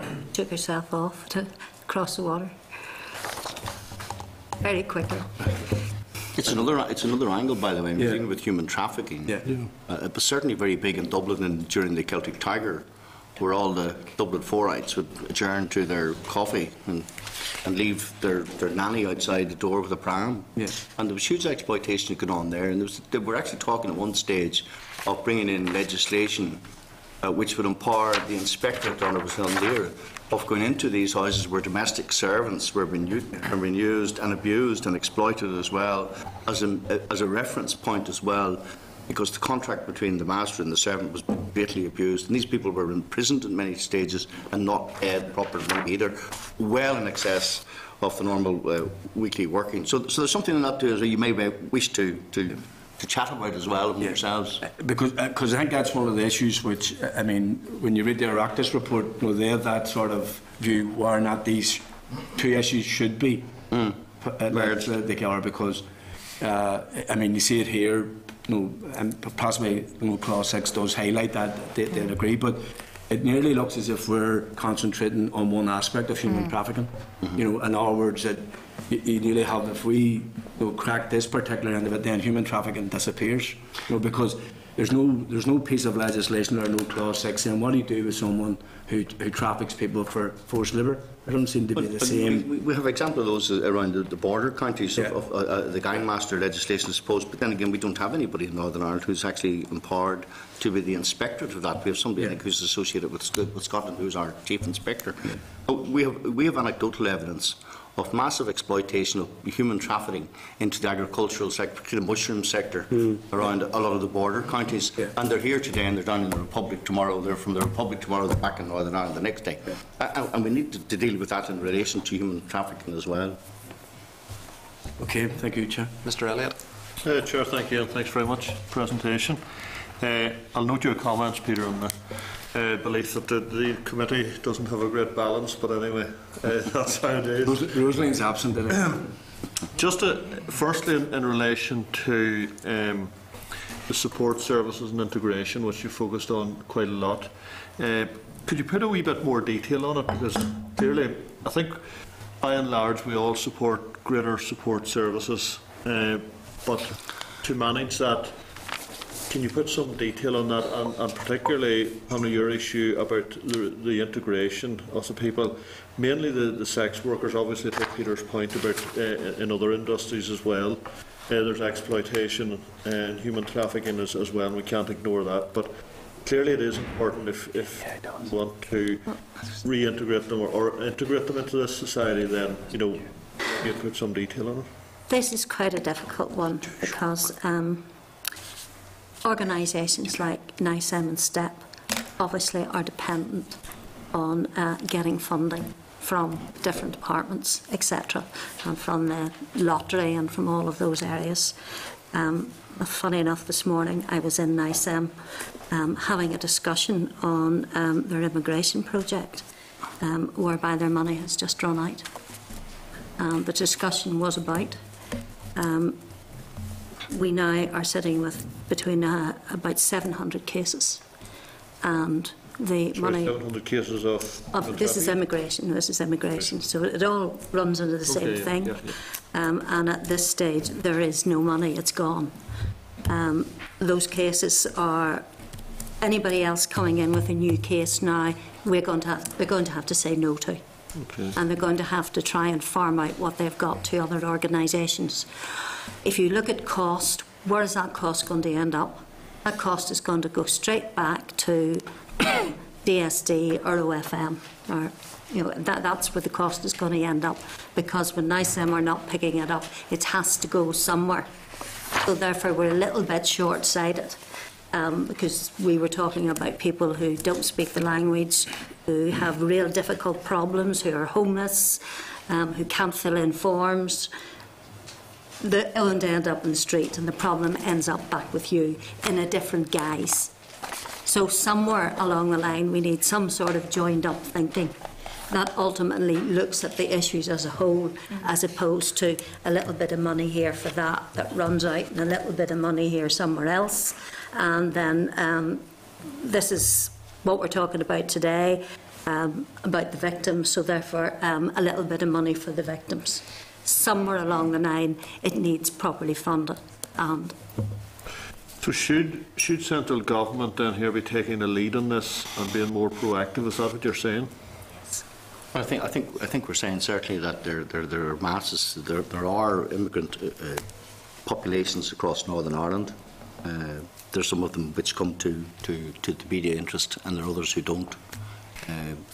I think the interesting thing there would be some form of a working group between DEL, training, etc., and health, then about social work and about addiction counselling and issues like that. There'll probably be a joint group there which would be charged with funding and looking after those people who unfortunately have fallen into this exploitative sector of society. And would you like to give all of them the option to be integrated into this society? That's a big question. Well, I mean, I don't know who all of them are. You see, sometimes when you say all of them, Tom, we could get lost in the fact that there may be thousands. You know what I mean? And then the other idea is that it becomes a trail too. You know what I mean? Come to Northern Ireland and get integrated. You know, so you need to be quite tight in one sense about how that would happen.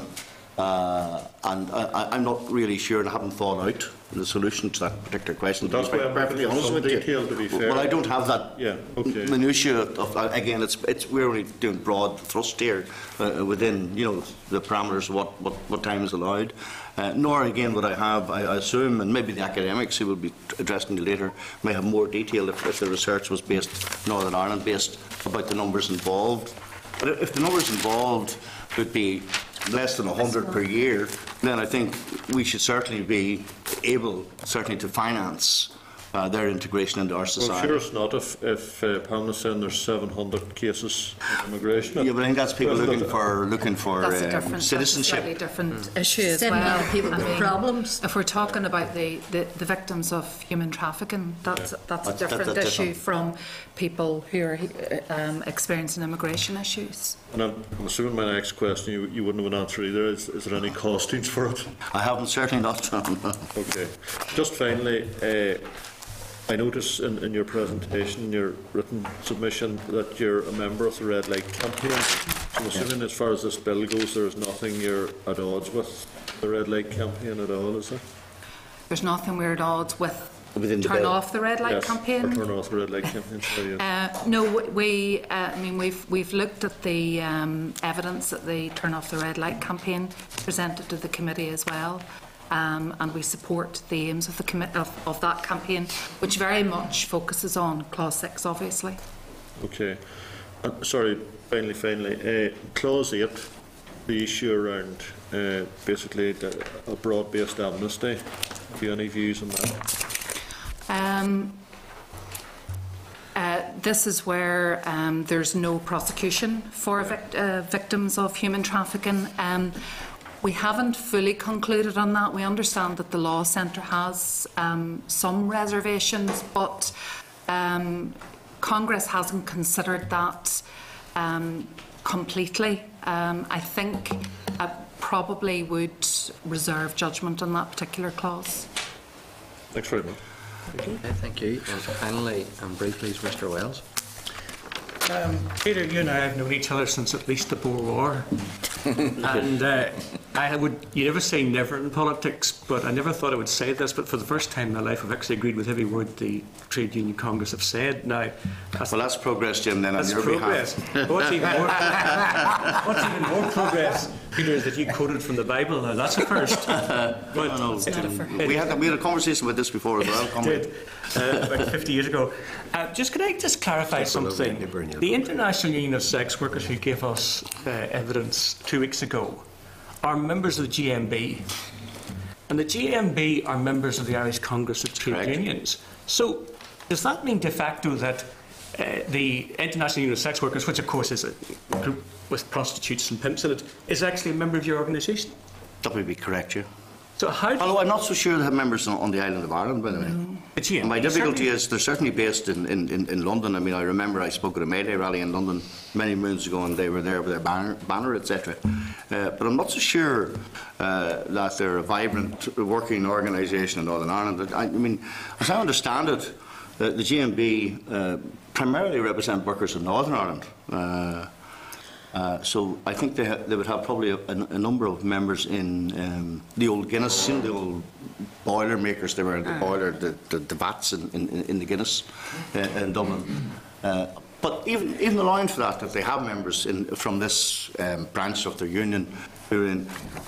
This is the trade union movement. It's a bit like a coalition government, Jim. We sit and we challenge. We discuss our policies Sometimes people lose out on the policies, sometimes they don't, they win. The policy are agreed in a democratic nature, and then that becomes the policy of Congress, and that's the policy for all the trade unions. But it does strike me somewhat odd that an organisation which quite openly deals in the type of trade that you and I would find so obnoxious is actually allowed into membership. Can I answer that?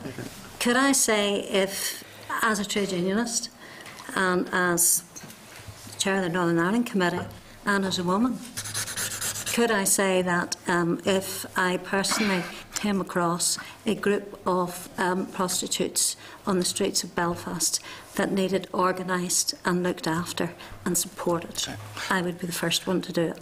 And I wouldn't be asking the moral question of oh my goodness, should they be doing this or should they not? If they needed support and they needed help as a trade unionist, that's what I would do. And if they're being exploited, you represent them. So I know this is sort of there's a bit of a split hairs in this, but Pamela's quite right. I mean, we represent workers in all sort of industries. Some of you might disagree with, some I may disagree with, but we represent them. I mean, we represent senior civil servants. Some people may have a problem with that, some people may not. I don't, but all workers are workers. I mean, you know, so the interesting thing about it is, if we can improve their lot, and if we can represent them here in this building in relation to putting forward ideas which would come from them, then I think we're doing the right thing. The other point I'd say to you is that sometimes, I mean, I was quite interested and enthused by looking at this banner in London, and when I asked the question, it was a range of people. So I mean, there were people who were in sort of lap dancing clubs, as opposed, you know what I mean, who may not do whatever other people do, and there's different aspects of it. But anyway, the GMP, no, every branch. Listen, the policy of the Irish Council of Trade Unions, as the side of the democratic vote, is what's written in front of you. Right, but what other union has got its employers in the union as well as its workers? At this meeting last week, 2 weeks, we were told that pimps are members of the International Union of Sex Workers. Now, how unusual is that? Well, it's terribly unusual, and again, I didn't hear that, right? Well, and I would have difficulties if gangsters were running and were part of the trade union movement. Yeah. Full stop. Check the record. And well, but I need to. I will check the record because I want to make it clear there are rules and regulations in all trade unions, which particularly the line is that conduct which is inimical to the interests of the members. Laura Lee confirmed that Douglas Fox, who's one of the leading pimps in the North East of England, is a member of the International Union of Sex Workers. Well, they're not in the Irish Congress of Trade Unions. I'm aware of that evidence. I read it this morning and I noted that. And just wanted to say that GMB have membership in all Congress subcommittees, including the Act 2 Women's Committee, which has vigorously debated this issue. So the opportunity for them to raise those issues, and if they wish to represent that particular section of their membership, is there. But I would have my doubts about pimps for the time. My final question to you, and you sort of touched on it earlier, because some people will categorise people's positions as you're on the left, or yes, you're a social conservative and you're motivated by religion. Now, I know Lord Morrow has always characterised this as social justice and has never mentioned religion as the motivation behind this. From the Irish Congress Trade Unions perspective, what's the motivation behind supporting Clause 6? It's to stop exploitation of women. It's a social justice issue. Social justice. It's a rights-based issue as well. People should have the right to determine their own future. It should not. Nobody, I don't think, in Compass Mentis decides that they want to be exploited. Okay. Can I thank you all very much for coming to the committee and giving us of your time? Thank you.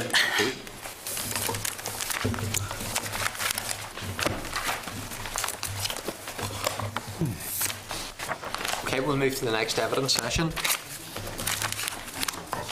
which is from Dr. Graham Ellison and Dr. Susann Huschke. You can correct it if I'm wrong for the record. For members' benefit, it's on pages 362 through 367 of your meeting folder. And As before, let me formally welcome Dr. Graham Ellison, who's a postgraduate research coordinator, and Dr. Susann Huschke, who is a visiting fellow from the Queen's University in Belfast, to the meeting. And as before, this meeting will be recorded by Hansard and then it will be published in due course. So let me hand over to yourselves to again make some opening statements, and then members will have some questions.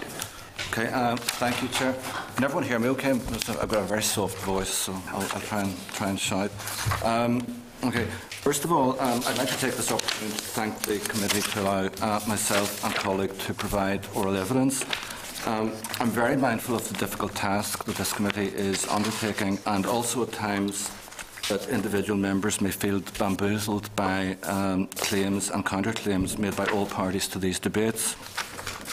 I'm also conscious that members of this committee have asked very pertinent and relevant questions in regard to some of these issues, and I hope what I say and my colleague will assist the committee in its deliberations.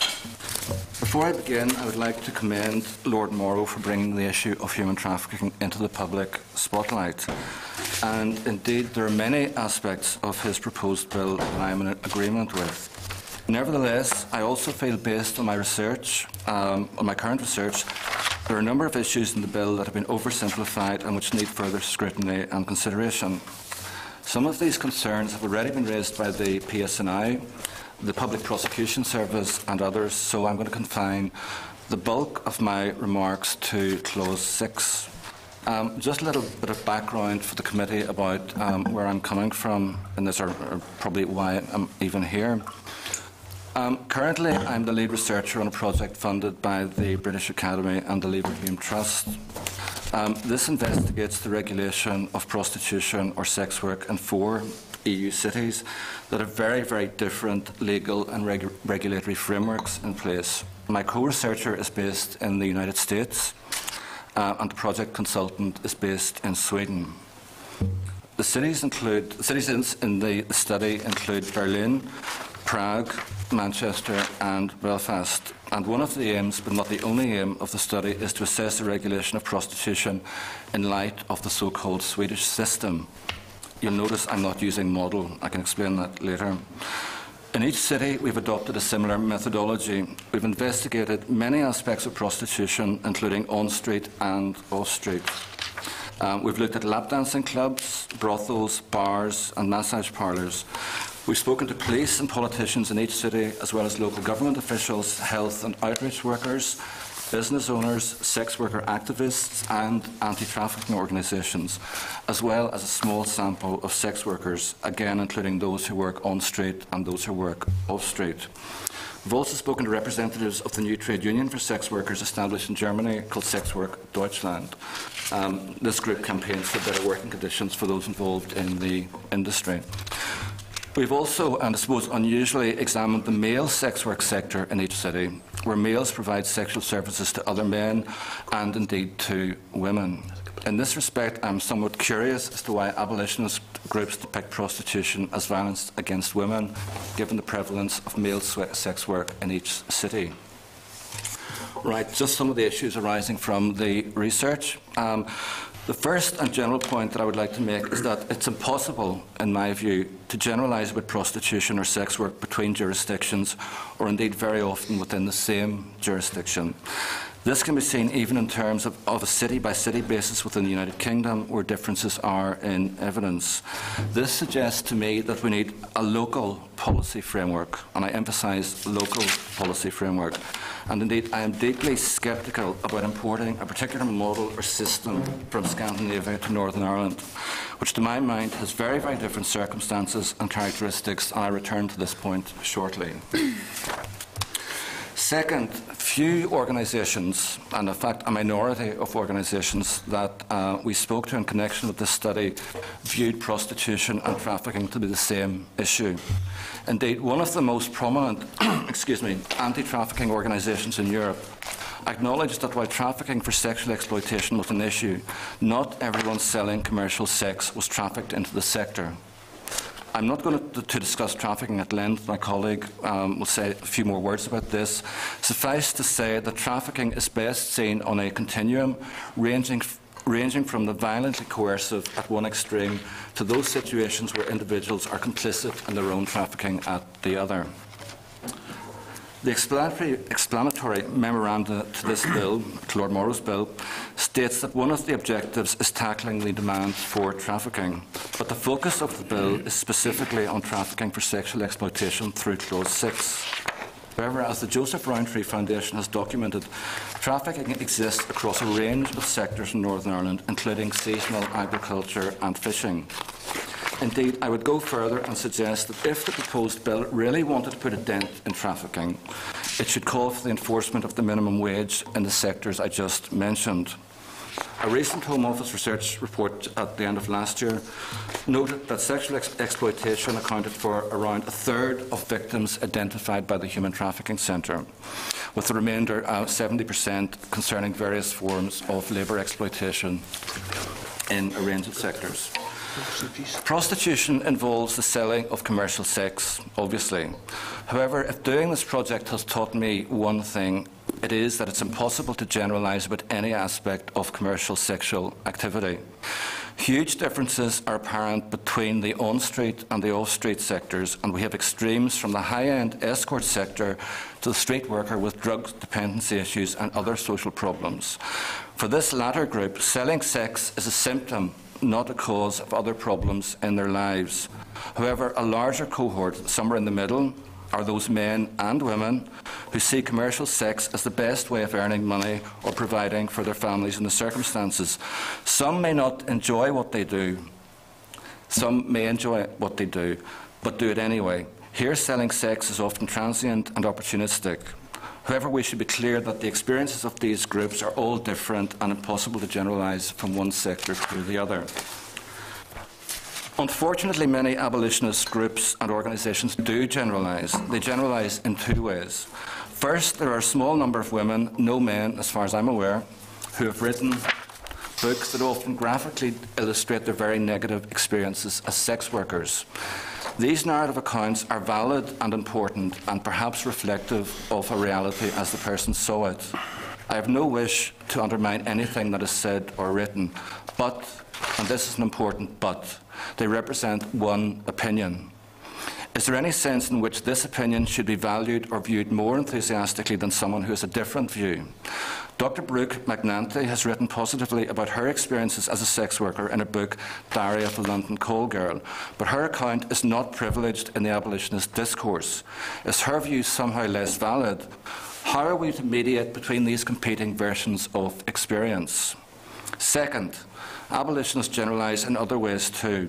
They generalise from the very narrow street-based sector to the entire arena of commercial sex. However, in practice, the street-based sector is relatively small, representing only 10 to 15% of the total sex worker population. So what has happened is that the experiences of this relatively small cohort are being extrapolated to sex workers writ large. However, this is where the problem lies. Abolitionist groups often cherry-pick and distort studies in ways that the authors did not intend. One common claim, for example, is that prostituted women, their term, die younger. However, when you actually look at some of the cited studies, you find they're epidemiological studies of street-based sex workers with heroin addictions and other problems. Of course, intravenously injecting drugs is incredibly risky, and of course people with such addictions are more likely to die at an earlier age. However, it makes no sense to generalise from this sector to independent escorts who do not experience any of these problems. Indeed, even prominent abolitionists such as Melissa Farley grudgingly admit that the indoor sector is safer and poses fewer problems than its on-street counterpart. Other claims that I would dispute surround the age of entry into prostitution. For the record, the median age for the group of Irish-based off-street workers that I studied was 26. So effectively what Clause 6 in the proposed bill does is homogenise a range of experiences about sex worker prostitution that are simply too divergent to introduce blanket legislation for. Third, the Swedish or Nordic system has been wheeled out and held up as a panacea against trafficking, and its proponents have made many grand claims. I can perhaps hear some committee members groan when I mention Sweden. However, Sweden deserves a mention if only because of the undue attention it has received in these debates. However, I am sceptical of many of the claims made in support of the Swedish system. First, we need to be clear that the Swedish system was never, and I emphasise never, designed to tackle human trafficking. Rather, it was driven by a number of prominent Swedish feminist activists at a particular point in Swedish history as a way of enhancing female equality in opposition to what they saw as patriarchy. Indeed, some of the proponents of the Swedish system take this debate to a level where I'm sure some committee members may not wish to go. I'm happy to elaborate on this later if you wish, but I'm not saying anything about it at the minute. A lot has been talked about Sweden. Much has been based on conflicting research or comes from official Swedish sources who have a particular interest in promoting the system. In a sense, the Swedish debate is something of a red herring. Northern Ireland is not Sweden, and in fact is nothing like Sweden. But even if we were to take the Swedish system at face value, it is still difficult to find conclusive evidence that prostitution has declined in Sweden, and indeed a recent Swedish report from 2012 suggests that trafficking into the country continues to be a problem. I've spoken to representatives of online escort agencies who tell me that both Sweden and Norway are fast expanding and lucrative markets for their industry. Similarly, a recent article on the Swedish system noted that in 2009 the Swedish government reported 90 massage parlours offering sexual services in Stockholm. By 2012 this had risen to 250 in the city and 450 throughout the country. Even the street-based scene, which has admittedly declined in Sweden because of the internet, as and everywhere else, is blossoming again, mainly filled by economic migrants. However, these women who have few rights and no resident status are often pushed into the underground sex economy and who are far more likely to be exploited and abused. I believe that the premises of the Nordic model, what is termed asymmetric criminalisation, where you criminalise the client, not the seller, does not work in practice. In my view, it is impossible to criminalise only one actor in an exchange relationship. Researchers such as Dr. J. Levy have conducted detailed empirical studies in Sweden and have found that rather than get rid of prostitution, all the legislation has done is to push it to out-of-the-way locations where the risks to sex workers are more severe. Furthermore, he notes that a raft of legislation, from anti-social nuisance orders to deportation under the Aliens Act, is used against those economic migrants who sell sex. Furthermore, enforcement of the law in Sweden has been patchy. This can be seen both in terms of policing, but also conviction rates in the courts. A study by Professor Dawn Kulik noted that for evidential reasons, the majority of charges get dropped, and even of those that go to trial, a majority end up being dismissed. Professor Kulik suggests that the legislation has had such an impact on police resources in Sweden that in the majority of cases it is simply not worth the police's time to pursue this activity. Likewise, I am tempted to wonder whether in Northern Ireland, with the huge challenges facing the PSNI in terms of dissident Republican activity, contested marches and flags protests, whether this is the best use of the policing budget. I am mindful of suggesting to a group of politicians that something is politically courageous, to borrow the doublespeak of Yes Minister Sir Humphrey Appleby. Yet, in a sense, some aspects of this bill are untested, and we simply do not know what the downstream consequences might be. I'm saying this because one of my main research areas relates to what is called policy transfer.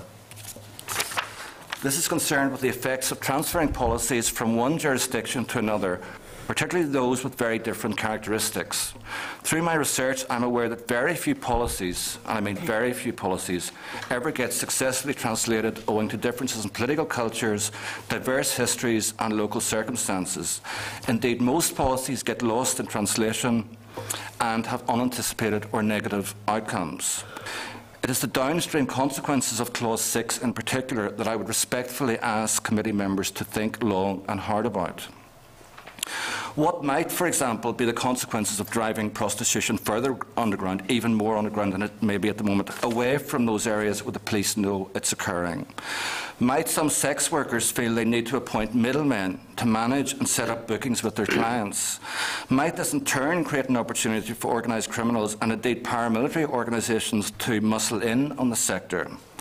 What would be the political fallout?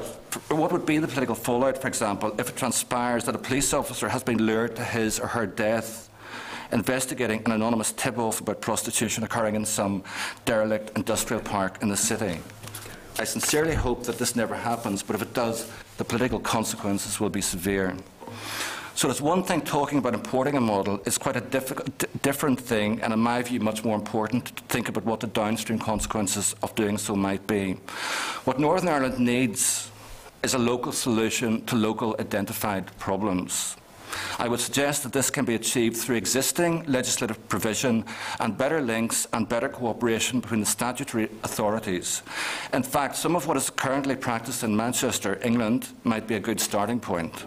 As a police officer told me when I was there can be no best practice ever when you're dealing with commercial sex, but in his view there was certainly better practice. Coming to the end of my little speech here. Right, fourth, I've suggested in my written evidence that Clause 6 in Northern Ireland is the equivalent of taking a sledgehammer to crack a nut. As far as I can tell, demand for paid sex is relatively low and is certainly no worse than it is in Sweden, based on Ruhama's figures. There's only been one prevalent study of men who purchase sex in Northern Ireland. And from the sample of 540 men, just under 9% admitted to purchasing sex on at least one occasion. However, 2/3 of this group indicated that the encounter occurred outside Northern Ireland while they were on holiday and while they were under the influence of alcohol.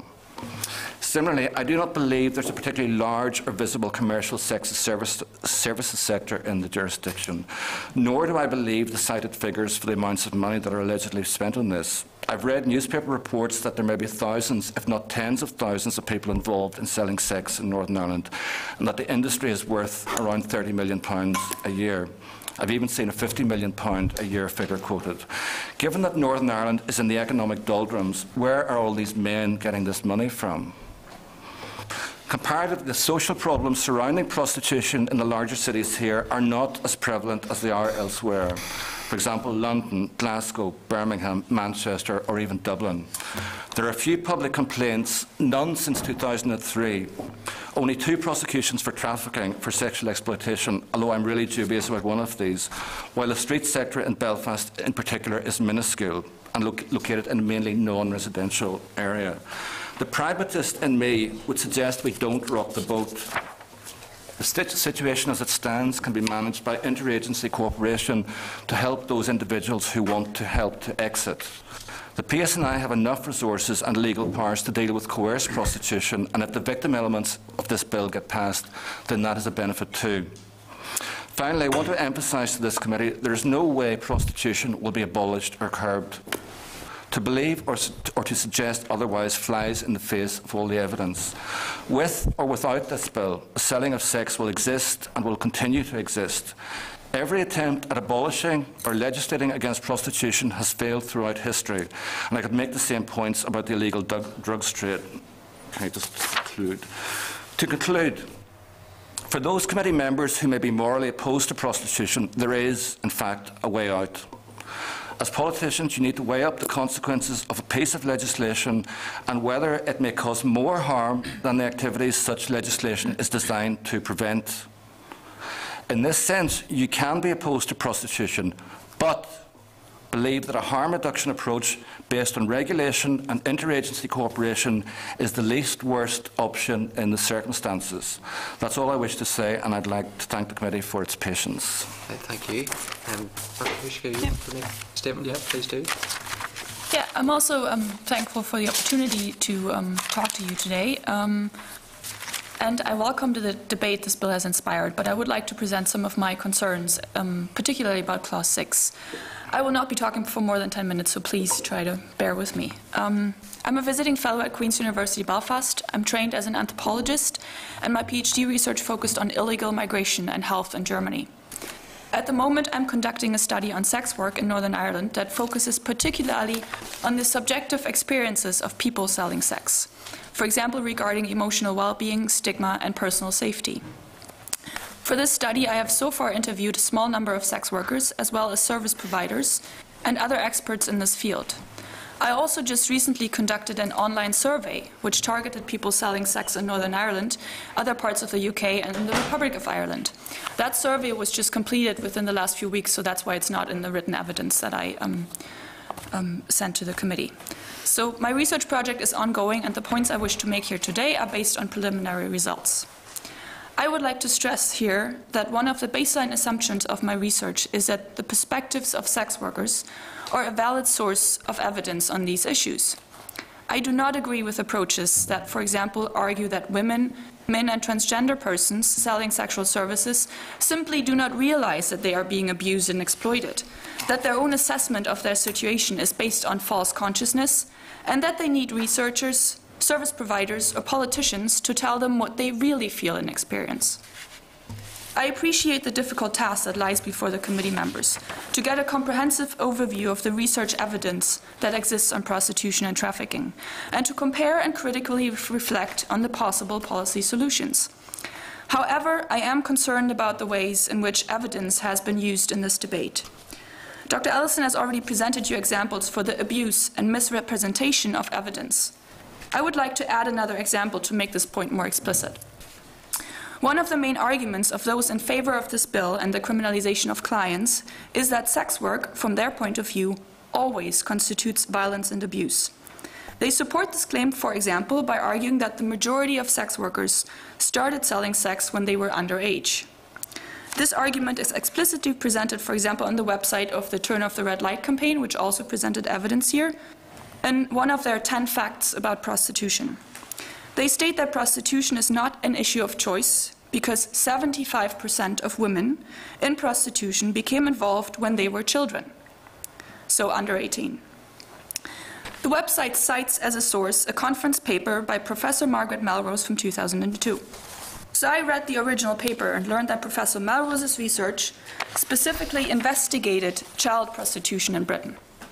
Therefore, she recruited participants who had started selling sex before the age of 18. That is, who had experienced child sexual exploitation. So the 75% is not based on a representative study of the entire industry. I also emailed Professor Melrose to ask her about this rather distorted use of her study, and she replied to me saying, I quote, "The findings were never intended to suggest that 75% of all women involved in sex work become or became involved before they were 18. Only those included in the study. And as we were looking at adult women who had become involved before they were 18, this is hardly surprising. I'm aware that the work has been used by those who argue that all sex work is violence against women. It is not a position I adhere to myself." End of quote. Let me be very clear. I'm not saying that there are no young people in the sex industry who are being exploited and abused. All I'm saying is that I would like to see more of a critical engagement with the sources and evidence employed in this debate. At the beginning, I said that one of the assumptions that guides my research is that sex workers themselves need to be heard in this debate. So I would like to now present some more of the results of my research. The online survey was distributed via various websites that people use to advertise sexual services in Northern Ireland and in the Republic of Ireland, as well as in the rest of the UK. I received 104 replies, although not all of the respondents filled out all of the questions.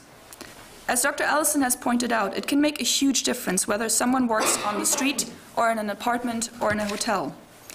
Most studies cited in this debate focus on street-based sex work. At the same time, we know that the internet now plays a major role in the sex industry. So an online survey has the advantage that it targets a sector of the sex industry that is often excluded from studies, internet-based sex work. To provide a counterexample for the flawed statistic cited above, in this survey, only 1 out of 80 people who answered the question said that they started selling sex before the age of 18. 1 out of 80. The majority of them started between 18 and 35, and some even started doing sex work at the age of 40 or 50. My study, like many others before, shows that there are many different reasons why people start selling sex. The main question many in this room may have in mind here is, were they at any stage forced, tricked, or coerced into selling sex against their will? That is, were they trafficked? 2 of the respondents in the survey said yes, they were forced against their will at some stage during their time as a sex worker. That is 2 people too many, but it is not the majority of sex workers. So what is it then that leads people to start selling sex if they are not forced to do so? In this survey, many respondents said they liked the flexibility and being self-employed. For example, one respondent wrote, "It's supremely flexible. No other job could allow me to care for my mother who has Alzheimer's, provide a comfortable home for my family within the few hours I have available to work. The most common reply in this was, however, that it allows people to be financially independent. I asked people to estimate how much they earn with sex work per week. The replies show that the income range is rather wide in the sex industry. Here it ranged from about £100 a week to more than £1,000 a week. I also asked people how much this is compared to what they earned in other jobs before, because that is a relevant thing to think about. 90% said it was more than they earned before in whatever kind of work they were doing before sex work. So it allows people to pay their bills. But on top of that, this money is used to save up, to pay off debts, to pay for education, and, most commonly, to provide financially for family members. As one Hungarian respondent put it, it allows me to provide a future for my children. This also relates to my previous research on undocumented or illegal migration. It is important to keep in mind that the vast majority of economic migrants, and that includes mobile sex workers, move to another country not just to earn money for themselves, but also for their partners, children, parents, and siblings. So then, what are the consequences for sex workers of criminalizing clients? I'm going to read you several replies from sex workers now, as this is really the core of the debate, and they are the ones that deal with these clients on a regular basis. So these are all quotes from the survey. It won't change. You just drive it underground where it will be more dangerous. It won't make much of a difference, really, because so many people haven't a clue about the law as it stands. It would mean that good, responsible, polite clients would be less likely to book me. I don't think the unpleasant ones would care, and the robbers and rapists are already criminals anyways. Clients would become more nervous, more willing to deal with a third party. That is, for example, a pimp. I also asked how would this law change the situation for those who sell sex. The safety of escorts would be affected as they would feel the need to reduce their rates in order to get business. Sex workers would be pressurized to accept more difficult and dangerous clients in order to earn similar money. We would have to go underground as we try and protect our clients so that they do not get arrested. It would make things much worse than they already are. It could create more crime and crime-run sex rings and drive it further underground. It would increase stigma. There was only 1 out of 60 replies that stated that this legislation would make things safer for sex workers. None of the people who replied to the survey were in support of this bill. All of the other respondents felt that it would not change anything, or if change anything, change it for the worse. Let us assume for a moment that the criminalization of clients would drive away the good clients and leave the bad. Even if this was the case, fewer clients would not actually mean less sex work, let alone less trafficking. The opposite is true. As I have said earlier, sex work generates income that sex workers, particularly migrant sex workers, rely on. They can't simply stop selling sex and return to a great, well-paid job in their home country. That is not the reality of labour migration. And many of the British and Irish sex workers probably also do not have a lucrative job outside the sex industry waiting for them, as a comparison between their current income and income earned before sex work shows. Sex workers may have to reduce their rates and therefore would actually need to work more to earn the same. That is, take on more clients. They would start working in more dangerous settings, such as on the street, to make a living, or engage in unsafe practices such as not using a condom, because that often pays better. Or they would have to collaborate with third parties who help them find clients rather than working independently. This then opens the door to exploitation and indeed organized crime and trafficking. This relates again to what we know about undocumented migration. People who can move from one country to another legally, like myself for example, do not need the services of traffickers and are less vulnerable to exploitation. Those, however, who are excluded from legal labor migration, yet desperate enough to get out of their home country because of economic hardships, they are the ones that end up relying on organized crime to facilitate their migration project. Similarly, the less options sex workers have, the more marginalized and stigmatized they become, the less power they have to determine the circumstances in which they work, and the more likely they are to be exploited and abused. One last point I would like to make is that the responses also address the issue of stigma, something I already highlighted in my written submission. When the respondents were asked about the negative aspects of their job, what do you not like about doing sex work? The main replies were the stigma, having to hide what you do, and being worried about being exposed, especially for the British and Irish local sex workers. It wasn't the sex itself, or the emotional damage, or feeling abused, although some people did state that too. The view that criminalisation of the clients would harm sex workers is even shared by people whose experiences of sex work were not all sunshine and roses. One of the people I interviewed in person was a woman who had sold sex in Belfast city centre for 7 years. She looked back on her experience with mixed feelings and recognised that it was harmful to her emotional well-being in some ways. But she also said she did not approve of Clause 6 in this bill. She said, I quote, "All that it would do is push it underground, make it a deeper, darker secret, add to the stigma, add to the taboo, make it more seedy than it already is.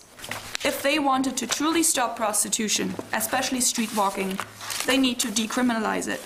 And they need to be more helpful and more attentive to the needs of the people who actually do it." Thank you very much for your attention. Okay. Can I thank you both for your statements, Mr. Wells? Dr. Ellis, do you remember writing an email to an academic on the 13th of September 2013? No. Well, can I remind you what you said in that email? And this is in reference to Clause 6. Why have you hooked yourself up to that lot in the DUP? Have you any idea where they stand for in terms of social issues around women's rights generally, women's reproductive rights, gay and lesbian issues, and so forth? In terms of gay and lesbian politics that you, have an interest in, they're one of the most repressive and socially backward parties you can imagine. The next word I won't use because it's deeply offensive and it's a swear word. Who knows how many gays and lesbian young people in Northern Ireland have committed suicide because of this bloody party? I can also remember not long ago, 5 or 6 years, that the party, i.e. the DUP, was claiming that rape within marriage was impossible. They are simply latching on to this idea about sex that it is grounded in biblical teaching and not in feminist theory. I put it to you, Dr. Ellison, that your opposition to this clause and this bill is more because of your prejudice against the DUP. Actually, it is nothing of the sort. Did you say that? Yes, and the person who you're talking about is Ms. Gunilla Ekberg, presumably. That's your Facebook. Well, okay. Well, it can go on the record that is the person I wrote to, because I felt that a number of the issues that her and I were in sympathy with, I just wanted to clarify that. Right, so you've no objection to this entire email being published?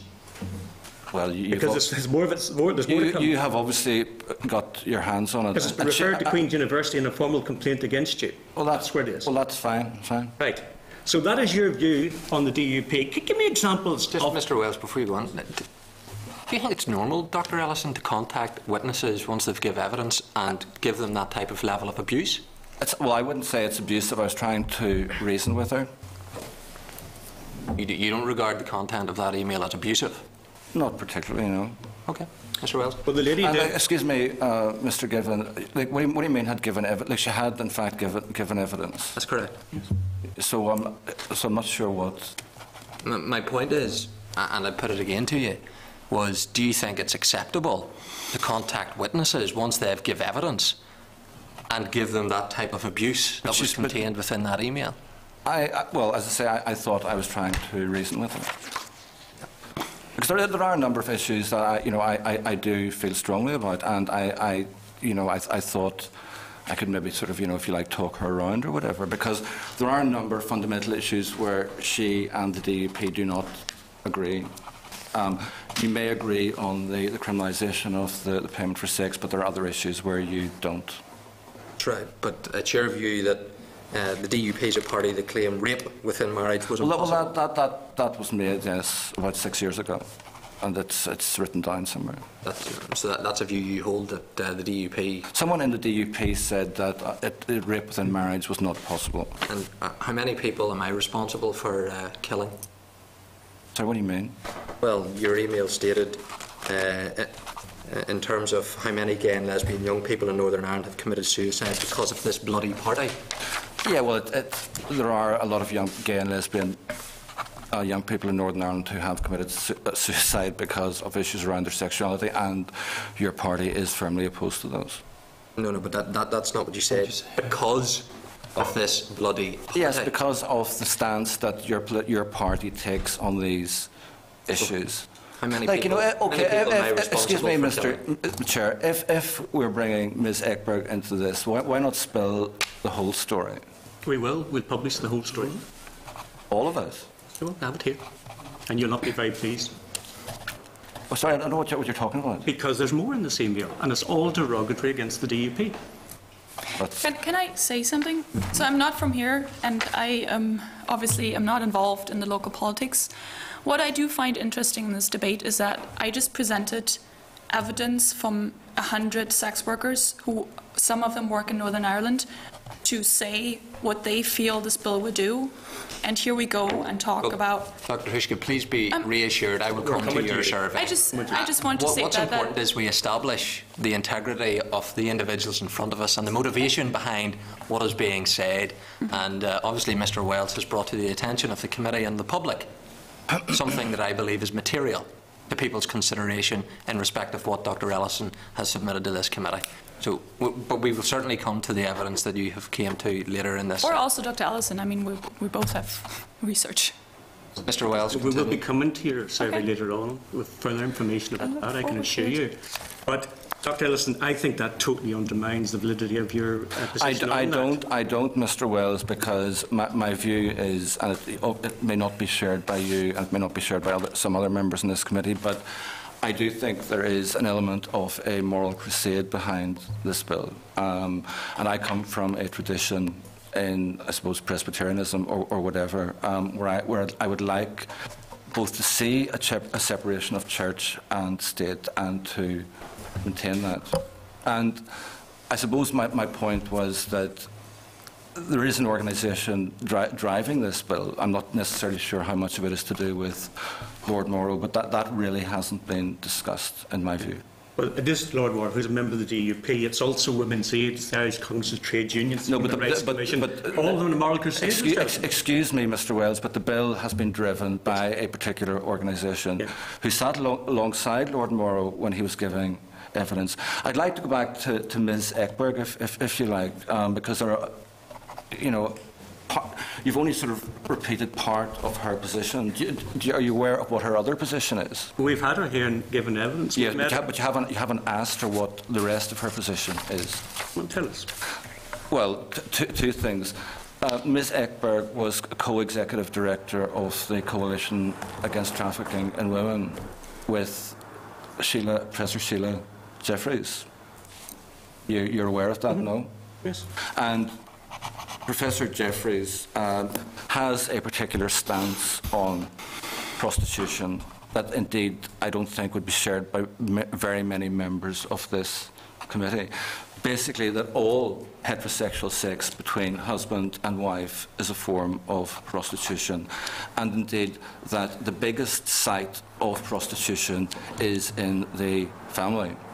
So Professor Jeffreys and Ms. Ekberg were sitting on this committee. The introduction to Professor Jeffreys' book called The Industrial Vagina, she has a glowing acknowledgement of Ms. Ekberg's contribution to her thought and whatever. So let's put all that in the public domain as well. Is that something that your party supports? Then you're supporting undermining the family. You're supporting undermining relationships between husband and wife. Well, first of all, we have questioned Mrs. Ekberg, and we're very clear in her position. The position of someone... But she's never, to my knowledge, discussed that in public. Has she also discussed, or have you also discussed with her, the issue of ROX in Sweden in 2005? What's ROX? ROX. It's the largest rescue organisation in Sweden dealing with female victims of prostitution or whatever. Yeah, but you still haven't answered the question: how many people are the DUP responsible for the death of? Obviously, Mr. Wells, I can't answer that. I do believe firmly that your stance on gay and lesbian issues has The DUP it certainly has not contributed to young gay and lesbian people having a very easy lifestyle. If that is your sincerely held view, and the proposer of the bills are very prominent, indeed the chairman of the DUP, well then that does taint your view.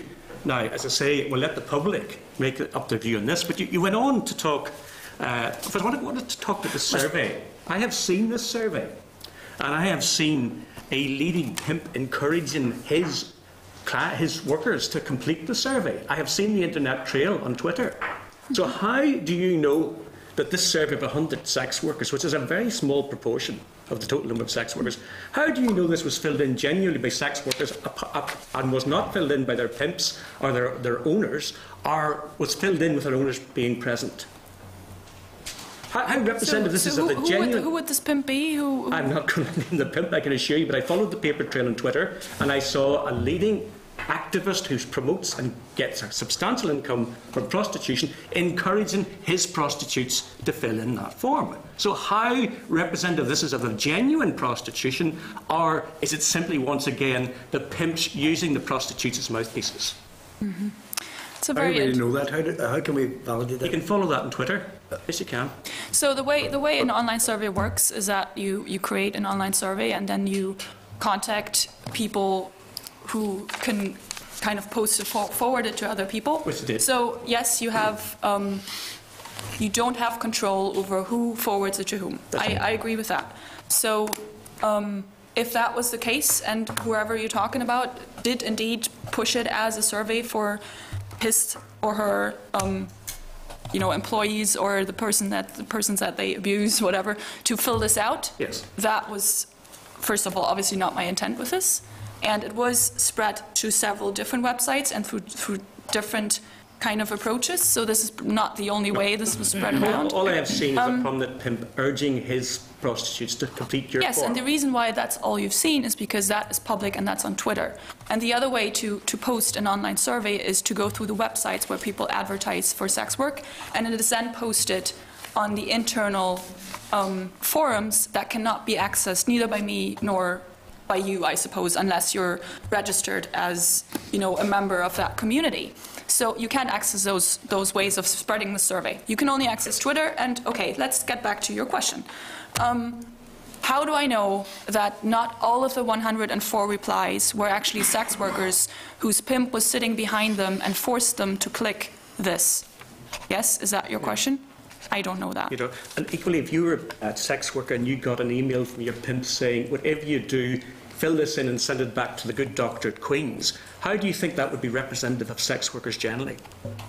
When the pimp knows that they're filling it in, how would that be representative?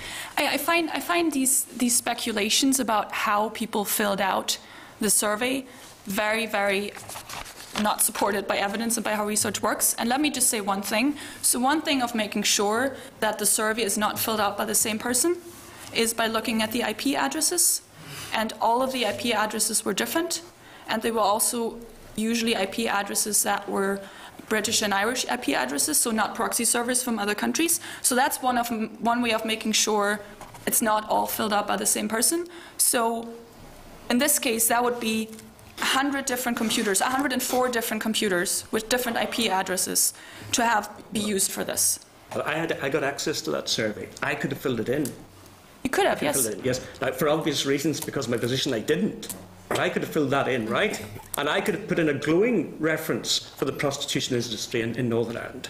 But so could have anyone who's not in favour of this bill, or who thinks that sex work is exploitation and abuse, and all of those people could have filled it out too. And I would actually invite any sex worker who's supporting this bill and supporting criminalisation to fill out the survey, because I would like to hear those opinions too. But there was none of that in the survey. Surely, in academia, what you should have done is approached a random sample of, say, 300 sex workers and interviewed them personally. And how would you do that? Well, they're instantly It's impossible. Because their pimps, it's impossible. Because their pimps would intervene. That's why you can't do it. No, it is impossible because, first of all, the first reason why there is no representative sample in sex work is because we do not know the number of people in the sex industry. Nobody knows the exact number, and something can only be representative of something if you know what it is representative of. So first of all, there is no representative studies. It's impossible. because at least part of the sex industry is underground and can't be known. So that's number one.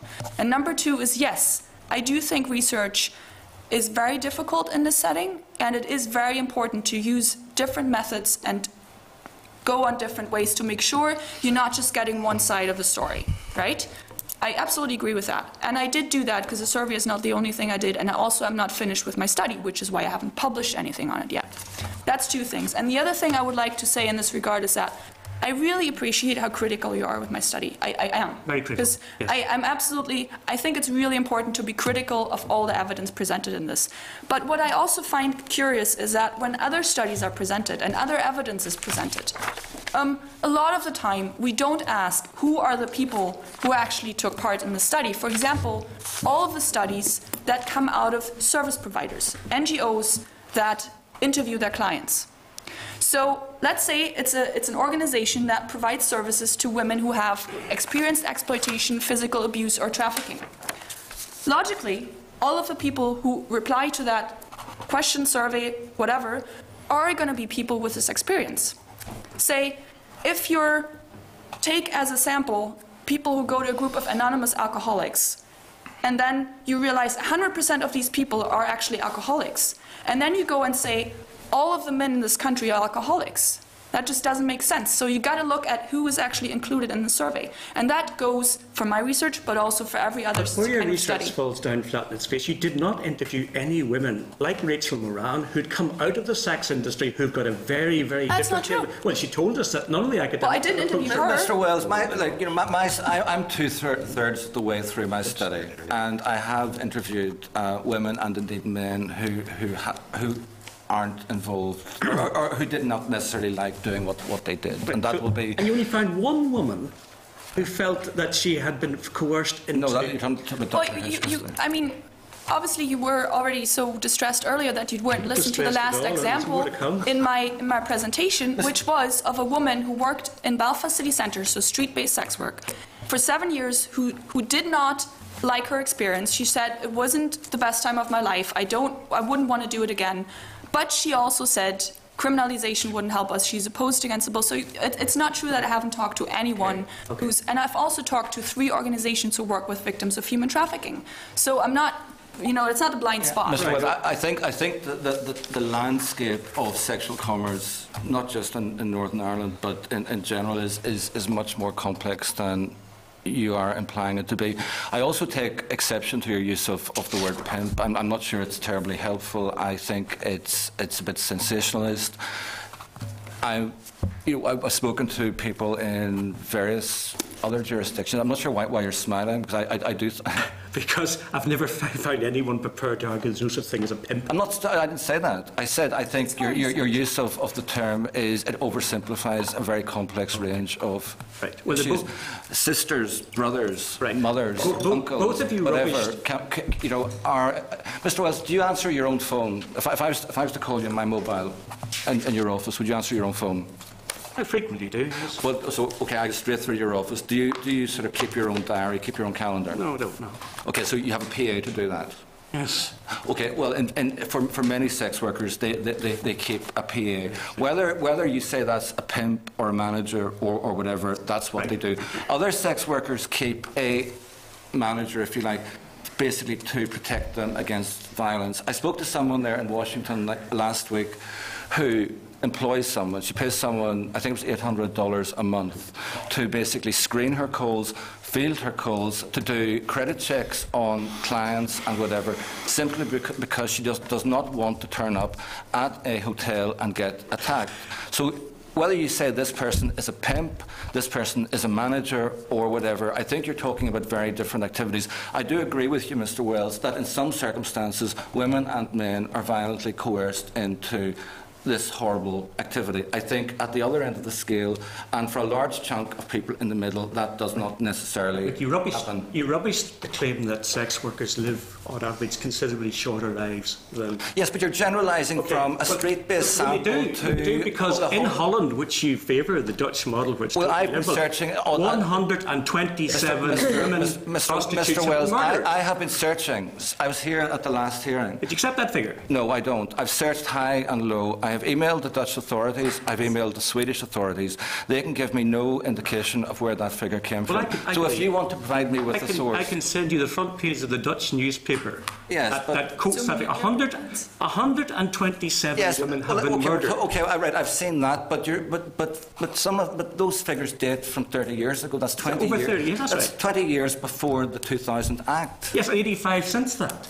Now, if this is the model... But there's no official government report that I can find that acknowledges those figures. So if you send me the link, okay, we can agree to disagree on that. But you're saying that this model protects openness, legalisation, making it entirely... What model? The Dutch model.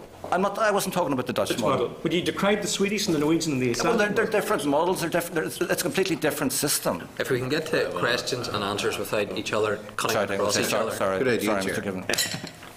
But you say that you're in favour of legalisation? No, I didn't say that. Well, have you been advising Amnesty International on this issue? No. You haven't, right? You said in an article in the newsletter that human trafficking was really a myth. That interview was recorded, of course, and we can have access to that.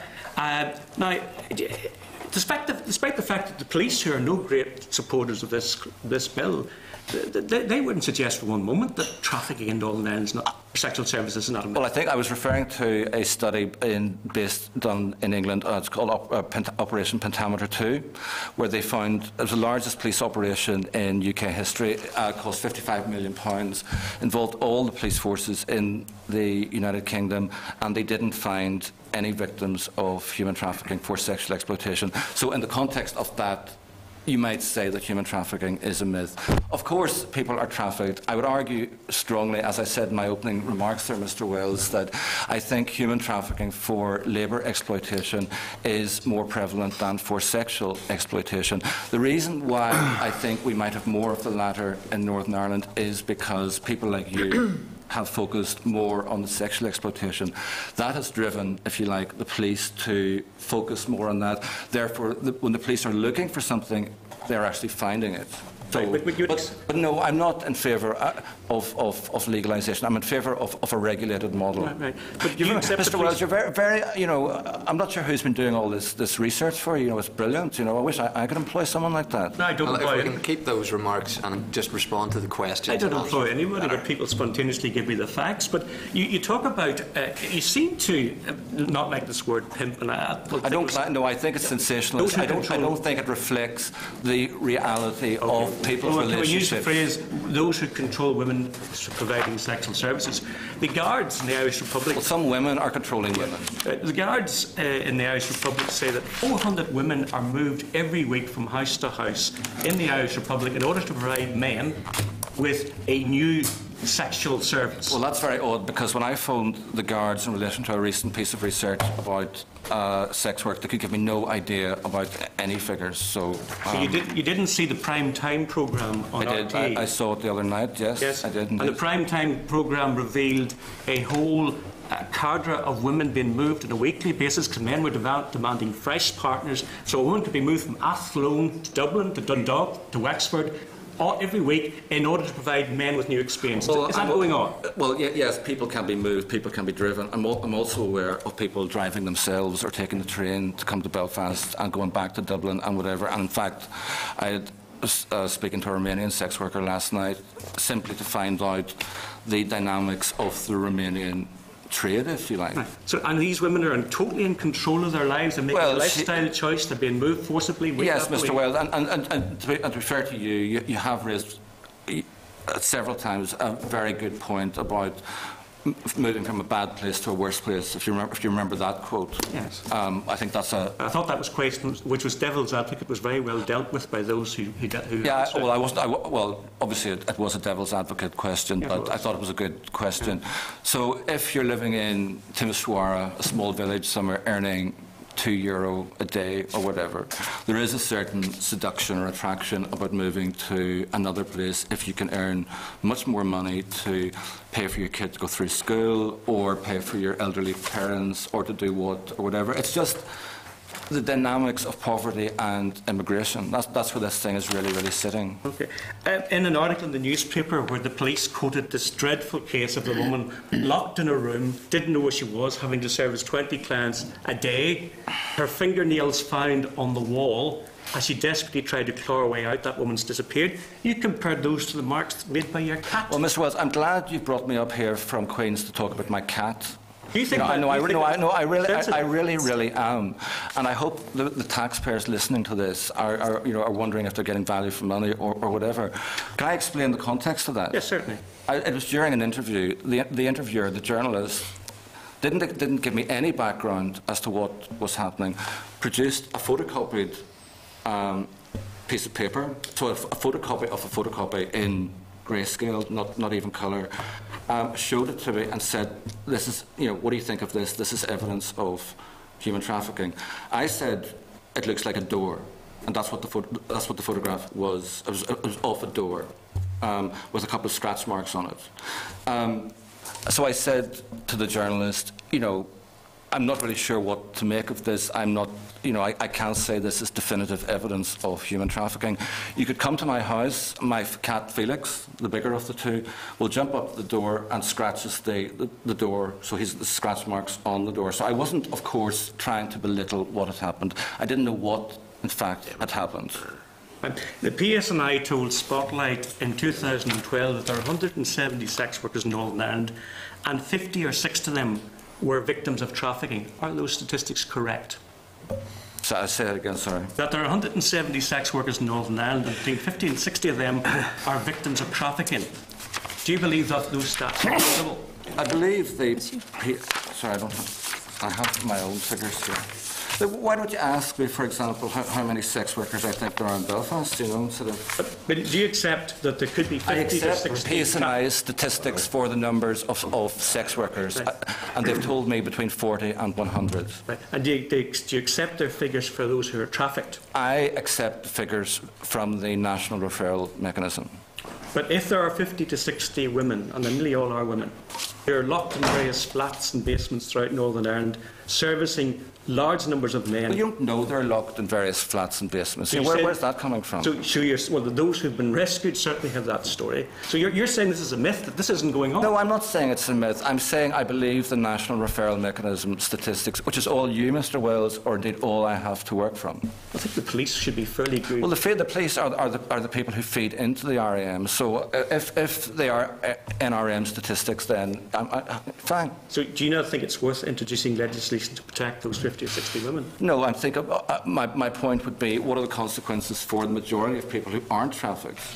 And indeed, as I say, the PSI don't want this law. They've said publicly, and indeed you and your party have gone on record criticising them for the stance that they have taken.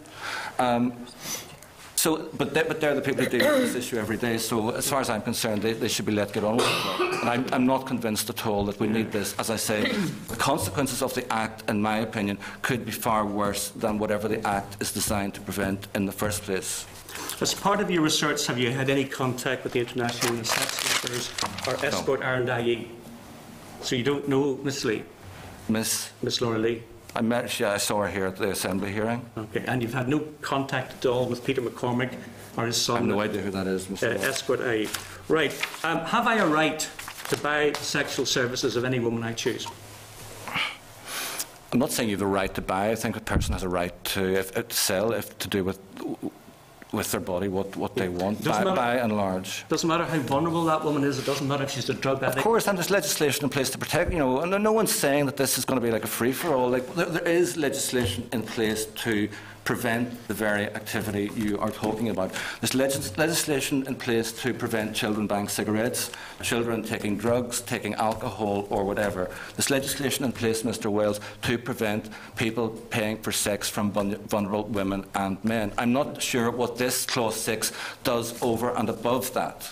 So you can see I have a right. I hope I'll never be involved in anything like that. But I have a right to buy the sexual services and to use that woman whatever way I feel, provided she is willing to do so.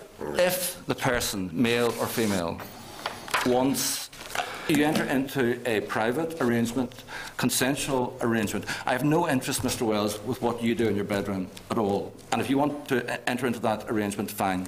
Right. Have I a right to buy her kidney? If she consents? No. Why? Because I think that will probably cause... Against it.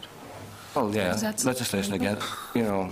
But in India, I could... Mr. Wells, this is, you know... In other words, is a woman have so little value that I have a right to purchase sexual services from that woman? I have a right to enforce my desires on her in return for payment? I said consensual, Mr. Wells. It's a negotiated arrangement between two grown-up people who can decide what they want to do in the privacy of their bedroom. And if that woman is in a brothel controlled by powerful men, it's still a right for me? No, of course not. And as I said, there is legislation in place currently to prevent that type of control. And if that woman has been carted around Ireland and has stayed in a different flat every week in order to provide... I can say exactly the same thing again. There is legislation in place to prevent the activity you're talking about. What I'm talking about is, you know, if you go to Germany or wherever, Mr. Wells, there are brothels, lounge houses, and, you know, people in there, they sell sex. You know, that's their job. You mightn't like it. I may not be that happy with it either, but it's the way it is. Finally, if you had a daughter or a sister or a wife, would you encourage them to be involved in the sex trade? I certainly wouldn't encourage them to be in the sex trade. If they decided at some point in their career, in their life, that this is what they maybe wanted to do, well then I guess I would have to live with it. I don't think I'd like it very much. And if sexual services is the same way as being a cleaner or a cook or whatever, why not put it in the curriculum? No, I think, Mr. Wells, you have to understand. People sell sex for 1,000 different reasons. There's no one reason. I think some vulnerable women who have no access to, you know, permanent jobs because they have kids to bring up or whatever, choose to do this because it's the best thing in the circumstances. That's they may not like it, they may like it or whatever. And I think by the clause 6 bit of this bill in particular will hit those women hardest. You know, like Mr. Wells, if I could sort of, you know, change the world, I would, and you know, I genuinely do. I don't know. Agree is maybe not the right word, but think that maybe you think you can or something. And if I thought you were going to be successful in that, I'd probably be sitting over there with you or whatever. But I think this is such a mucky business, a messy business. People have tried to do this for centuries, and no one has ever managed to do it. So it's not. You're not going to get rid of this. I think all the best you as legislators can do is to manage it. I think it's the least worst option in the circumstances. Okay. Thank you. Mr. McCartney? Thank you very much. And you might know what the Spanish Inquisition was like by the time you lived in the day, but that's nothing like this. And nowadays work. I mean, it's obviously, I mean, and I've said this a couple of times, that this is an issue which divides people. So you have an opportunity, you know, where I think you put together a very cogent argument, and I want to thank you for that, because I think you've contributed as yourself, Susann, in relation to this. And it is sometimes because if I could ask you this question, when you start out from your research base, I mean, what compelled you or impelled you to do this particular piece of research? It was about 7 years ago, Mr. McCartney, where I was doing some work with the Czech police in Prague. They were looking at introducing a community model, and I was talking to an officer, and he said they were having huge problems in the train station around pickpocketing, violence, basically just teenage or male stick sellers who were coming in from outlying areas and vandalising and stealing and robbing. And he said if we could get them off away from here into there, and the there he pointed to was a bar. So that's what I was thinking. You know, basically that was my first, if you like, foray into the kind of regulation of sex work. And the Czech police's view was that the indoor sector is much more safer. It's much less involving of police resources, involves less time than the on-street sector, and I've heard the same in Manchester. Like Manchester, you know, you might think, some of you here might think that Belfast is the biggest sex capital ever outside Bangkok or somewhere where it's not. Go to Manchester, there's a huge street scene, absolutely huge, and lots of women and indeed men with dependency issues, mainly in the women. So the police tell me, well, what can we as police realistically do? We can arrest these women, arrest them, they go back on the street. So what we do is a harm reduction approach. We've moved them to 4 or 5 streets in a non-residential area. We patrol the area regularly. We maintain, keep an eye out. We have a harm reduction approach.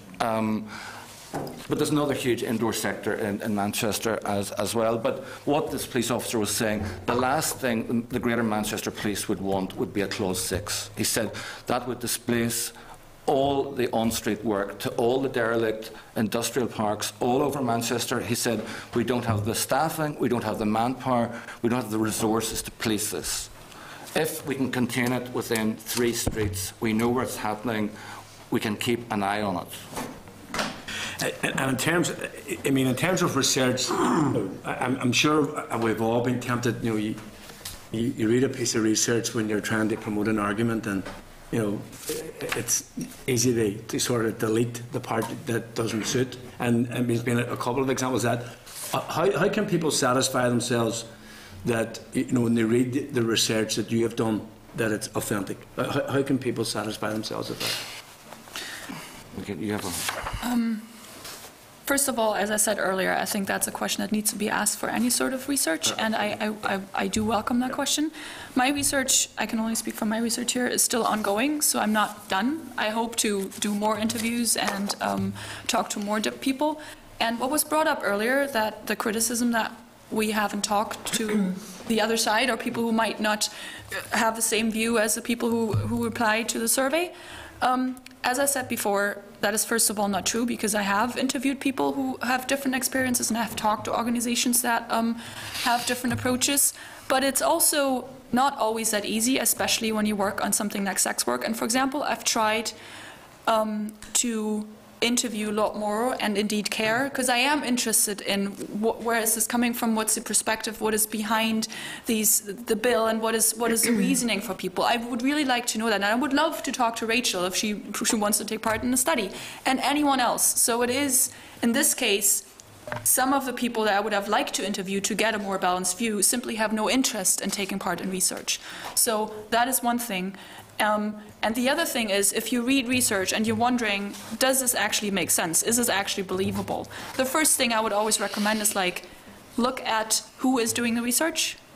And there is a difference between somebody who's trained to do research and somebody who is not trained to do research, or is indeed not actually doing research, which is the case for the very important personal experiences that have fed into this debate, and I think they are very important.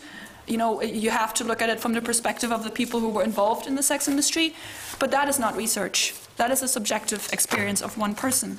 And if that was a research project, what you would do is listen to that person, but then also listen to 10 other people, or 20, or whatever it is you're trying to do.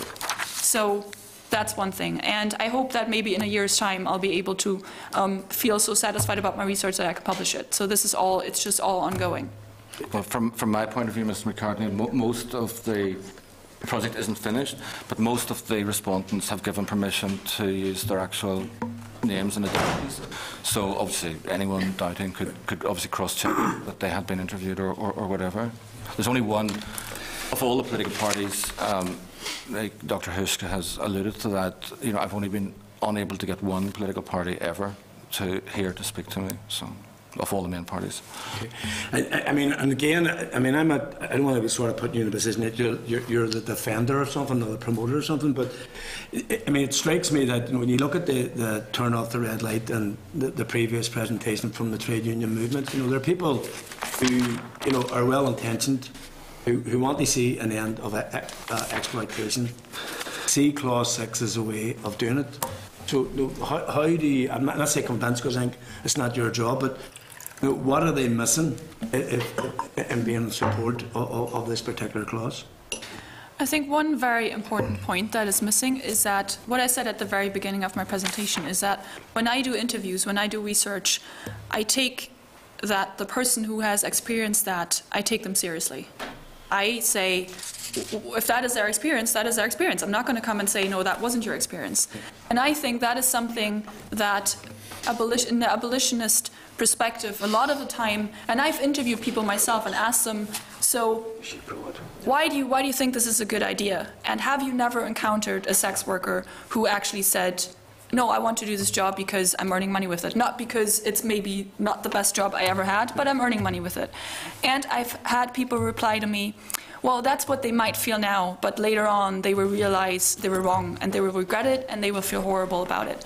And I just think that is a paternalistic approach to say the person doesn't actually know what they're feeling and they don't know what they're thinking and they're wrong, and later on they will have my opinion. So that is, I think, something that is missing from for example, the Turn Off the Red Light campaign. I think some more organisations, Mr. McCartney and Turn Off the Red Light, engaged with women and men, although not that many men, mainly women, who have serious problems. Their client base, if you like, is derived from people with drugs dependency issues, heroin, for example, in Dublin. So in effect, what they know about prostitution is derived from a very, very small selected sample, whereas in reality, that's if you like, a snapshot of a particular group at a particular time, when in fact the bigger picture is we don't really know that much about it, which is why in this study here we were purposely looking at indoor and outdoor, because we know virtually nothing about the indoor sex work sector. All the research has been done on a very, very small street-based sector and extrapolated across. We know nothing, for example, about how online escort websites work. We know nothing about what drives them, how they recruit their customers, how transactions are conducted, how safety is guaranteed. So Women's Aid, for example, what they say is perfectly valid for the context, for the people that they deal with, because they do come into contact with very marginalised women, mainly, who have serious problems. But you can't generalise from that to everyone else, and that's why I keep repeating what are the consequences of Clause 6 in particular for everyone else. We simply don't know, and that's why I'm asking, are the consequences worse than the initial problem? And the initial problem, I think, in Belfast, and I think we should keep this, or not Belfast, Northern Ireland, I think we should keep this local. I think we have a perfectly good infrastructure in place to deal with this via an interagency and statutory basis, like they do in Manchester. There's a Manchester model that I would like to see implemented here. Yeah.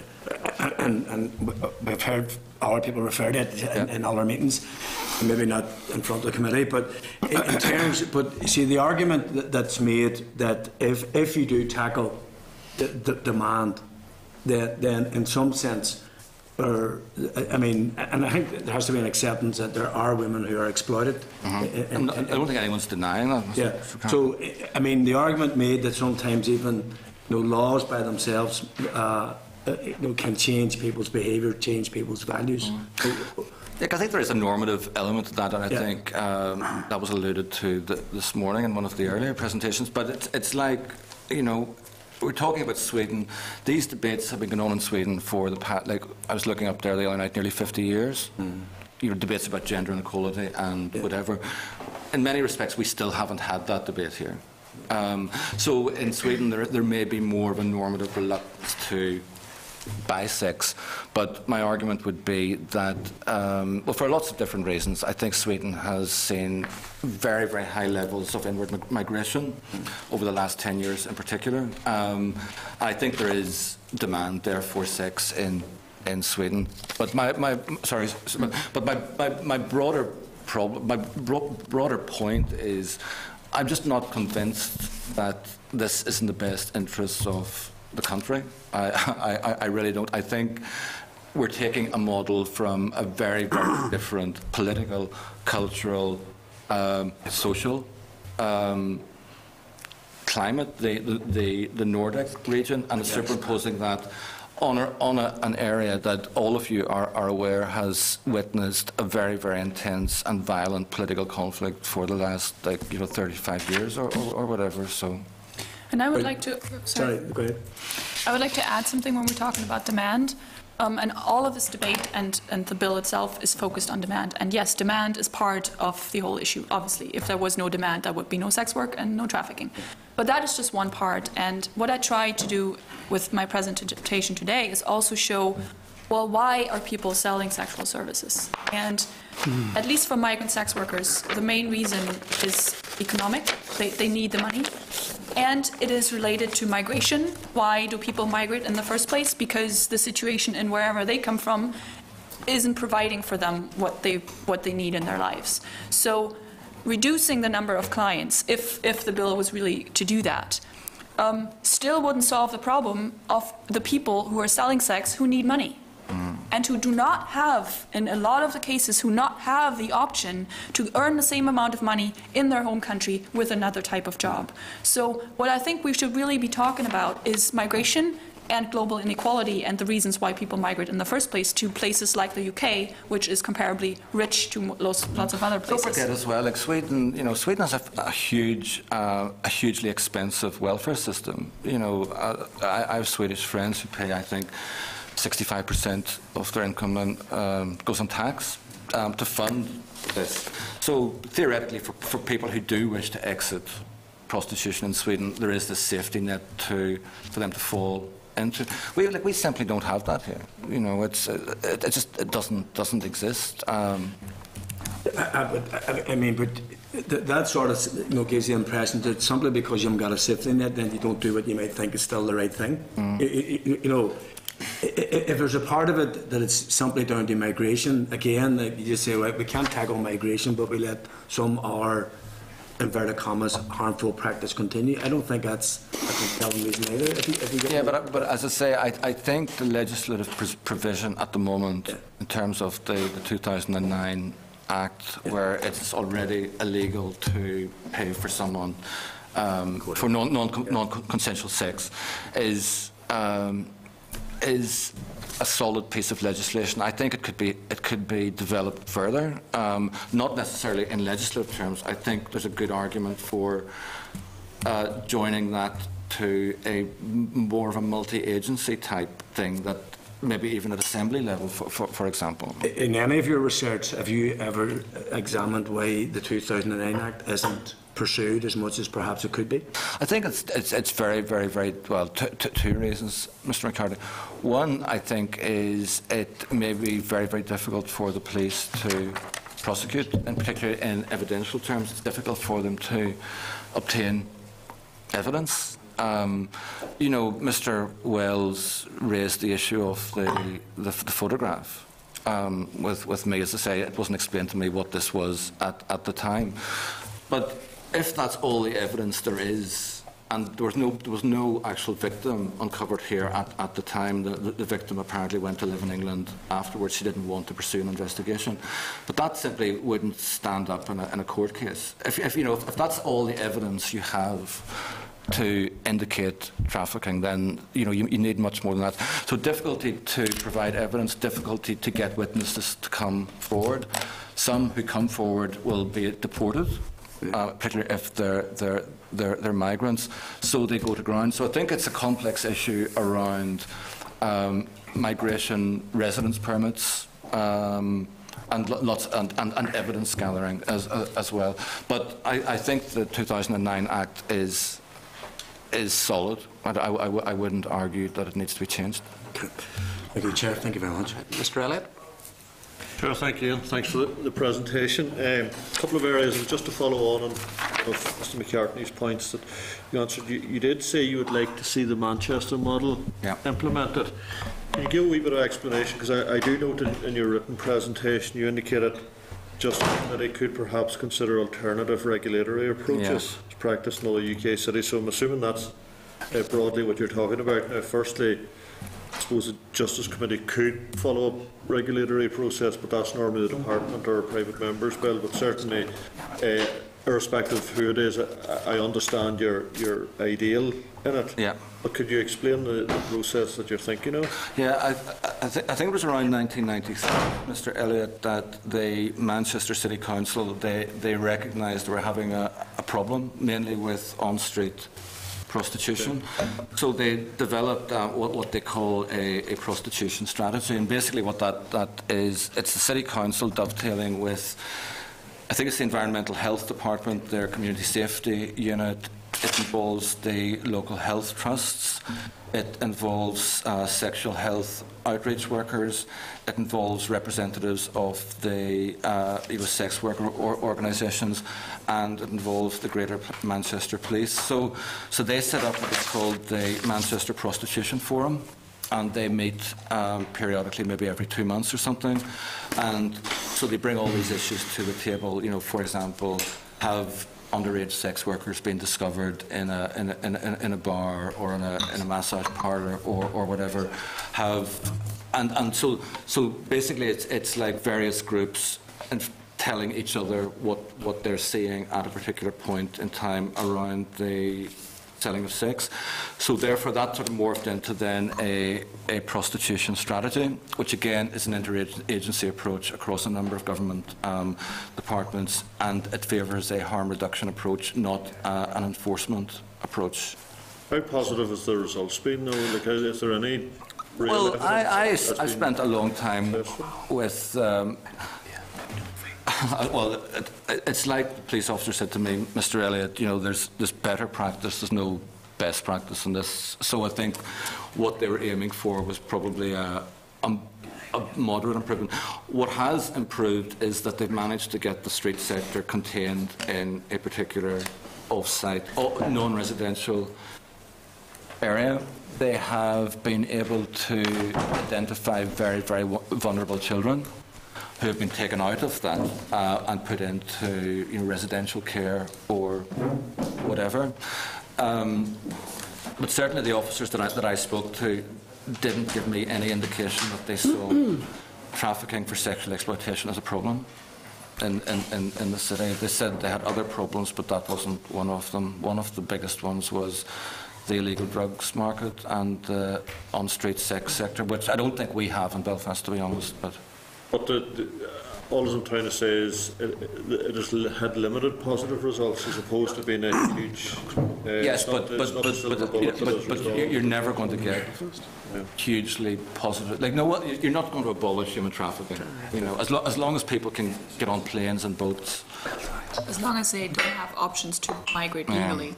Because I mean, I as a German national don't need traffickers to get to Northern Ireland because I can migrate legally. So.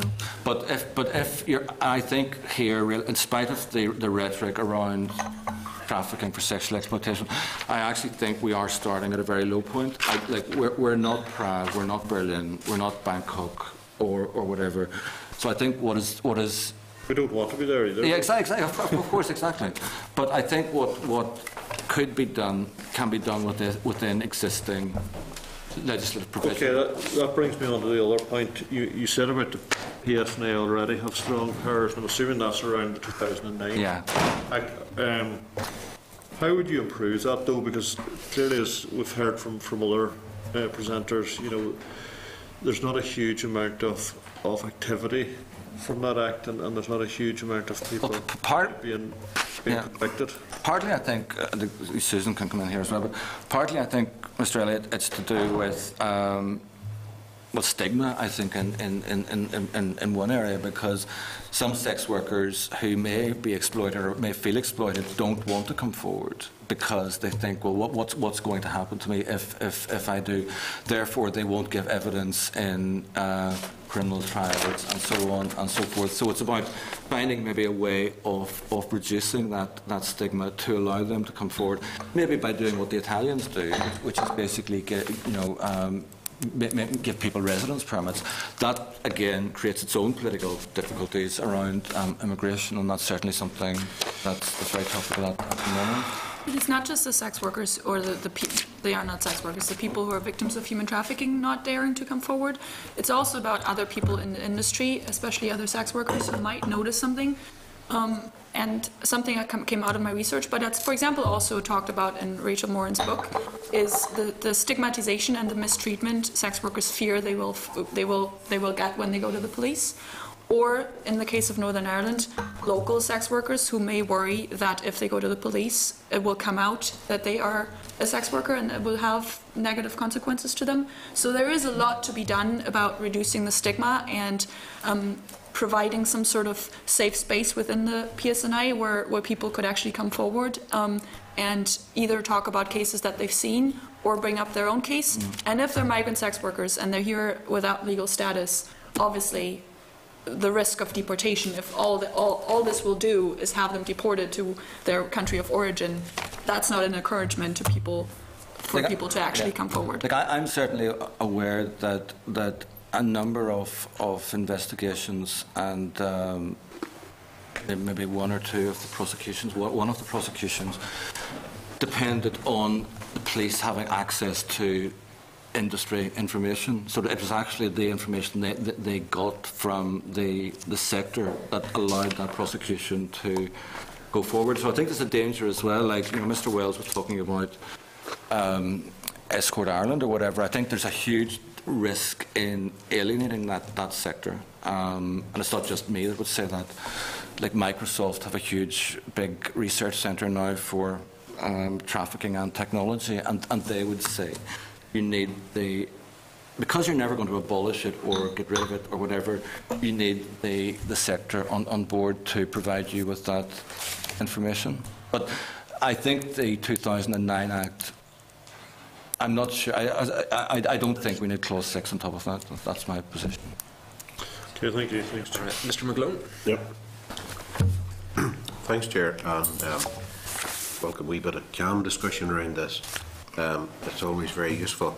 Now, there were two issues that arose during previous dialogue, we'll call it that, with yourselves. One is you had mentioned yourself, excuse me, Dr. Ellison, that there was an organisation motivating this. Yes. Now, for the record, I just need to know, we put that clearly on the record, what the... CARE, Christian Action Research Education. Sorry, what do you call it? Christian Action Research Education. Okay, thank you for that. The second thing is, as well, Mr. Wells did refer to a Twitter trail.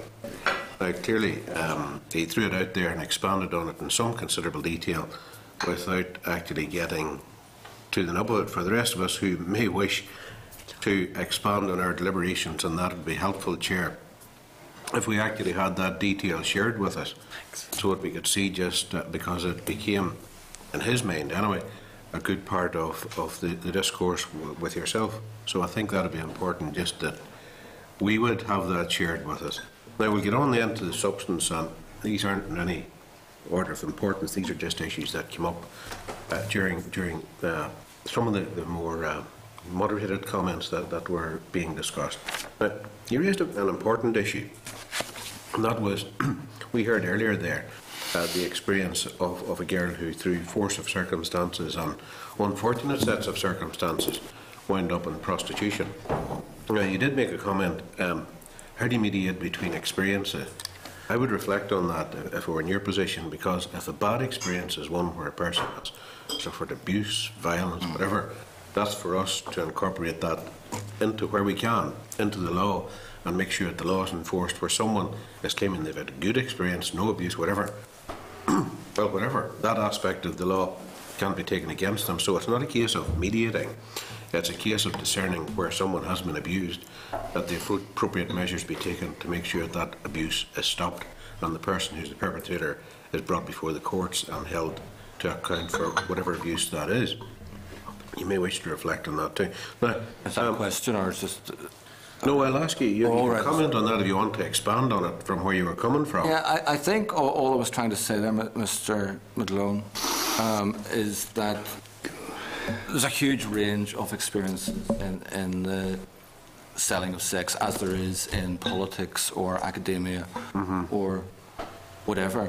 Yes. I'm just concerned that traditionally the people with the bad experiences have been, I suppose, maybe best able to articulate their views, and they write books and whatever, whereas there's a kind of silent majority, I would always say, who nothing has happened to, but who don't feel they can comment on this because of the issues around stigma.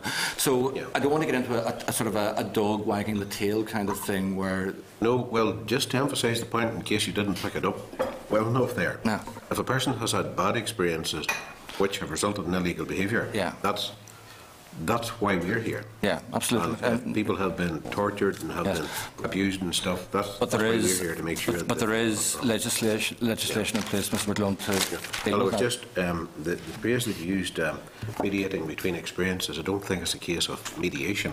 It's a case of making sure that the appropriate law is brought about and those responsible for criminal activity appear before. Yeah, I see where you're coming from, Mr. McGlone, but I simply don't think it's a case or as simple as bad and good. I think there's a huge chunk of experience in the middle that may not necessarily be one or the other or shifts. So I'm just very conscious of having laws based on a small number of people's bad experiences.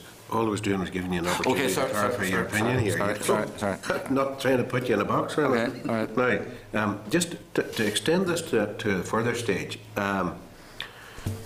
in terms of criminalisation of the act of prostitution, the prostitute, he or she, that actual act of prostitution is the criminal act as it stands at the moment, right?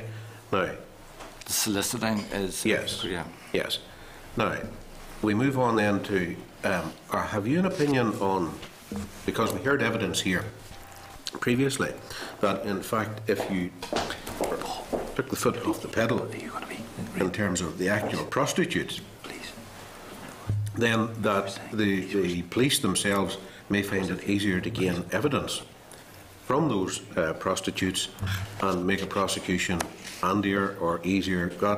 Have you an opinion on that, that one aspect of the law should be eased a bit in order to obtain convictions of those who are actually perpetrating, who are buying the sex? Yeah, but I suppose the two issues. One issue is the first one, Mr. Woodlone, is that selling sex is currently legal. So unless Parliament passes a law to make that bit illegal, so that's one issue. I'm not really sure what. So your second part relates to the clause 6, the ending of... Yes, the criminal act of a person who actually acquires sex via a prostitute. Yeah, I don't think it has worked in Sweden to the extent that it has been alleged to have worked, and it certainly hasn't worked in South Korea, which is the other jurisdiction where this has been applied. Right, There's been a mess there. That's bringing me on to the next bit. And we've heard evidence, and some members of the committee went out to Sweden and spoke to the police and authorities out there, and they'll have formed their own conclusions from that. I've spoken to some of the members who have been out there. Apparently, some of the evidence gathered in Sweden has been as a consequence of phone tapping.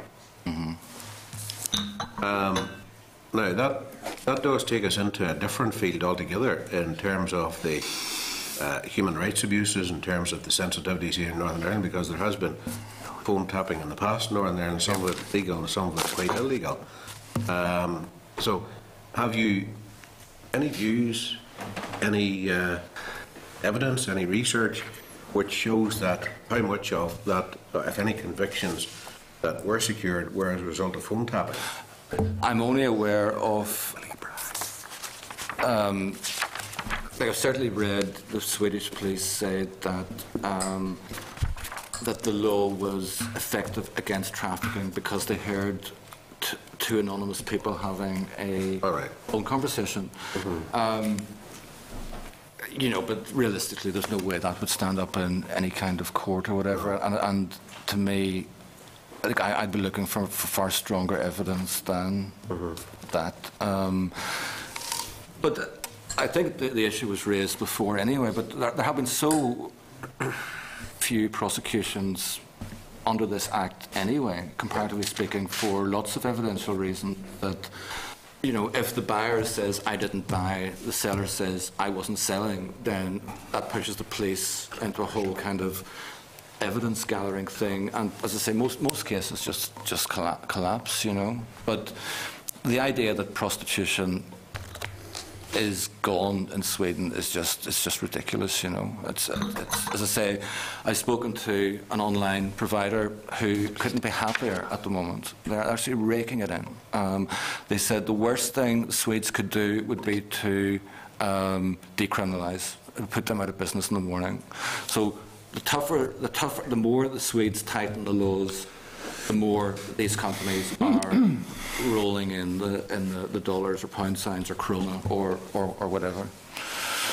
Now, you touched upon it, and clearly the policing resource is a big issue, because here in the north we have our own, not entirely unique sets of problems, but we have some people who insist on blocking streets, and we've had flag protests, and we've had other lunatics trying to explode bombs on the streets, and that's a resource issue.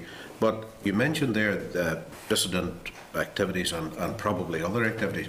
Has there been any evidence sourced anywhere along the line of any paramilitary involvement of any hue with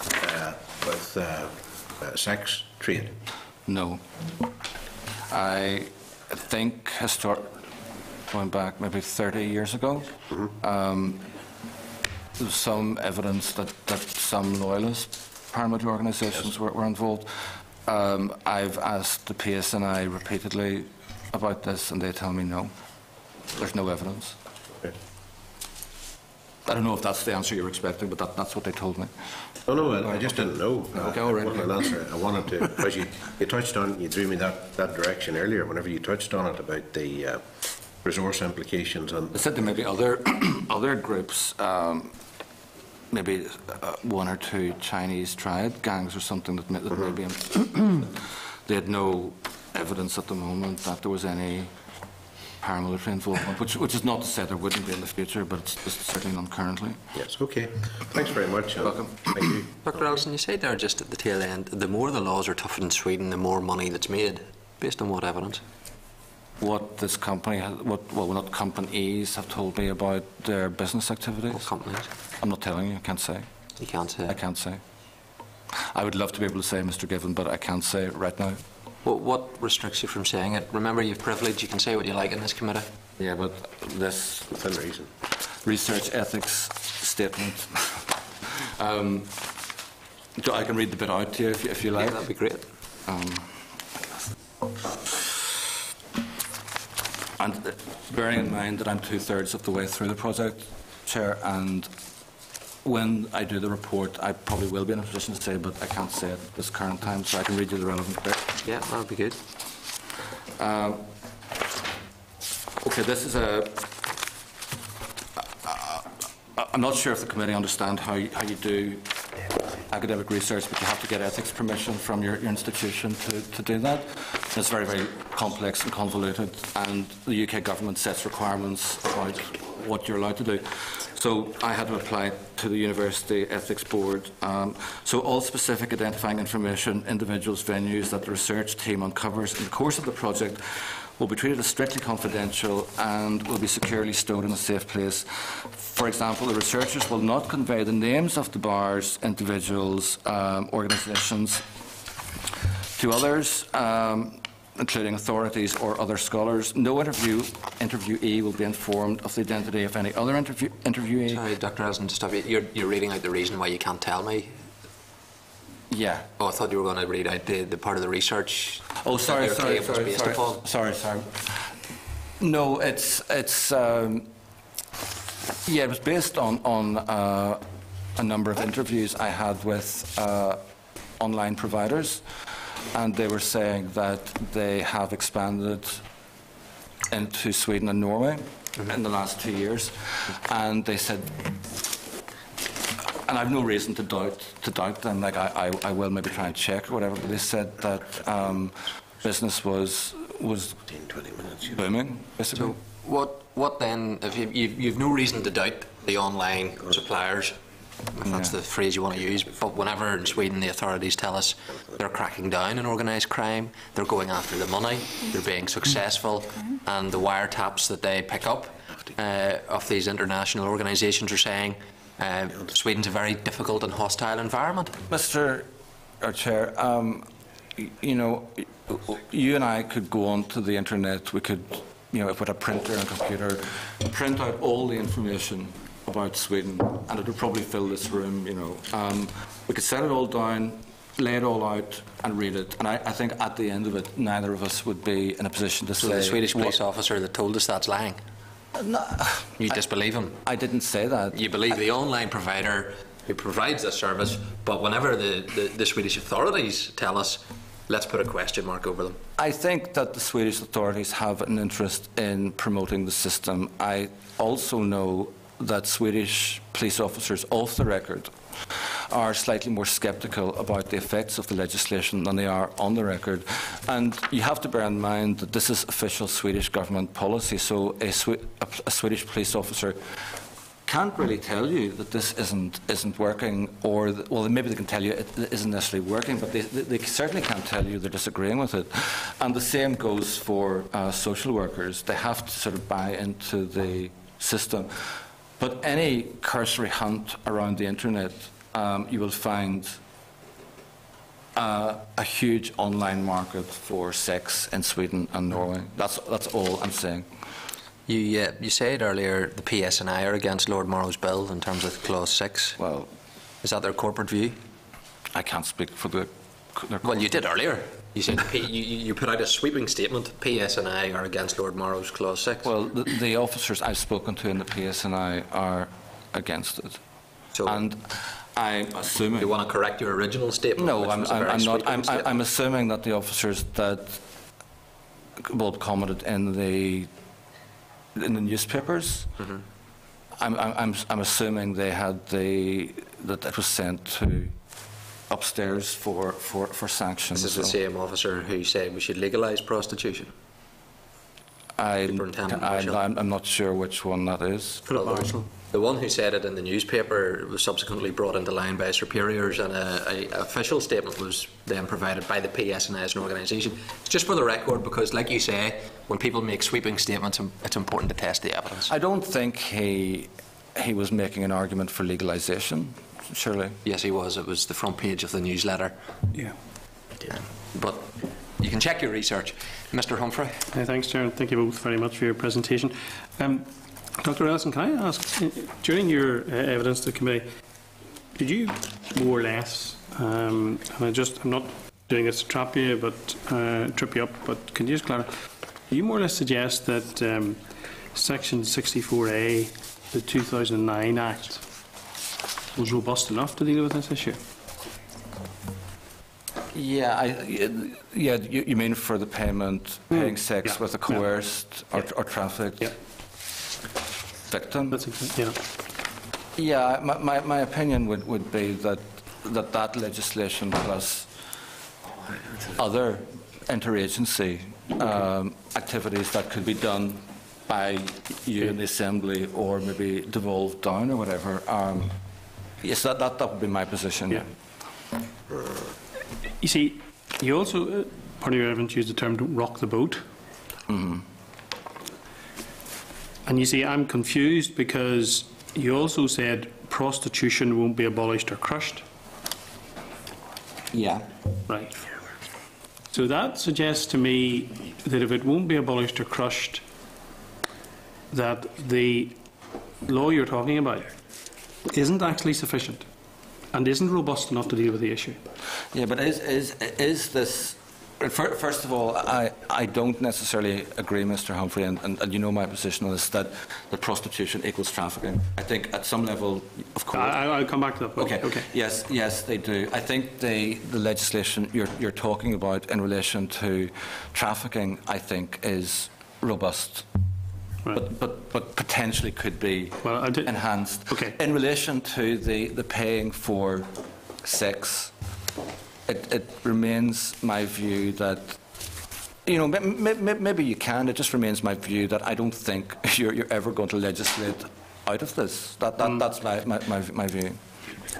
In which case, then, I am conscious that maybe this law, because it hasn't been tested before, Mr. Humphrey. This is the first.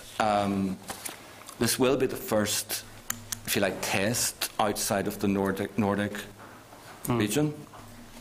It's gone to South Korea, debated in France, debated in the Republic of Ireland, but not implemented anywhere. Yeah. You see, I was one of the members of the committee that travelled to Stockholm. Okay. And where I will agree with what you've said is, in terms of it being driven underground. You would or wouldn't? Sorry. No, I would. You would? Yes. Okay. Because, effectively, whenever we were there, we were told by the police that you can phone a number that is a Stockholm number, that is on a card and a phone box, and that will get you through to the service you particularly want. But the number isn't a Stockholm number, it is redirected to Bucharest. And therefore it is driven underground there. And so, I will have sympathy for your argument and the point of view that laws will not deal with it. I don't believe this law deals with it. The law that you believe to be robust enough. That's my opinion, you will differ. And therefore, when I take and listen to the evidence that we as a committee have listened to in the last number of months, I honestly have to say that a lot of that evidence suggests that this is driven underground. So therefore, getting reliable statistics is virtually impossible. And you yourself said here, and during your evidence, that it's very difficult to get sex workers to come forward. Absolutely. You also said that it can be worth between 30 and 50 million pounds to the economy.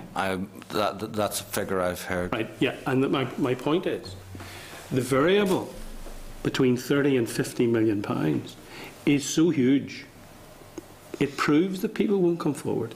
It proves that it's driven underground. And it proves, I put to you, Mr. Ellison, Dr. Ellison, that the law that exists at the moment isn't robust enough to deal with this issue. But again, I'm going back to what I said. Maybe Dr. Huschke can comment on this as well. But it goes back to what I was saying before, that yes, I accept this trafficking for sexual exploitation. I accept it's for labour exploitation or whatever. I don't see all sexual commerce as involving trafficking, which I think is maybe what you're implying that it is. I didn't imply anything. Okay, well, sorry. So I think the law itself is potentially robust to deal with trafficking issues if it looks at other things around, say, migration, around immigration, and so on and so forth, and if it's embedded within a broader kind of interagency framework.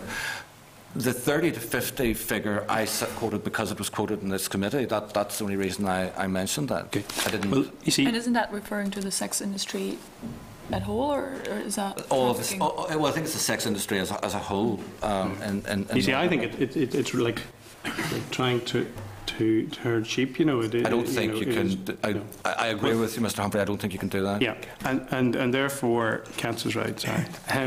In relation to you made mention of coming from a Presbyterian background. Yes. And so I take your point you're trying to make there is that individualistic, right? Well, I too come from a Presbyterian background. I'm a communicant member and committee member of my local Presbyterian church. But I see no difficulty, and I don't call it moralising.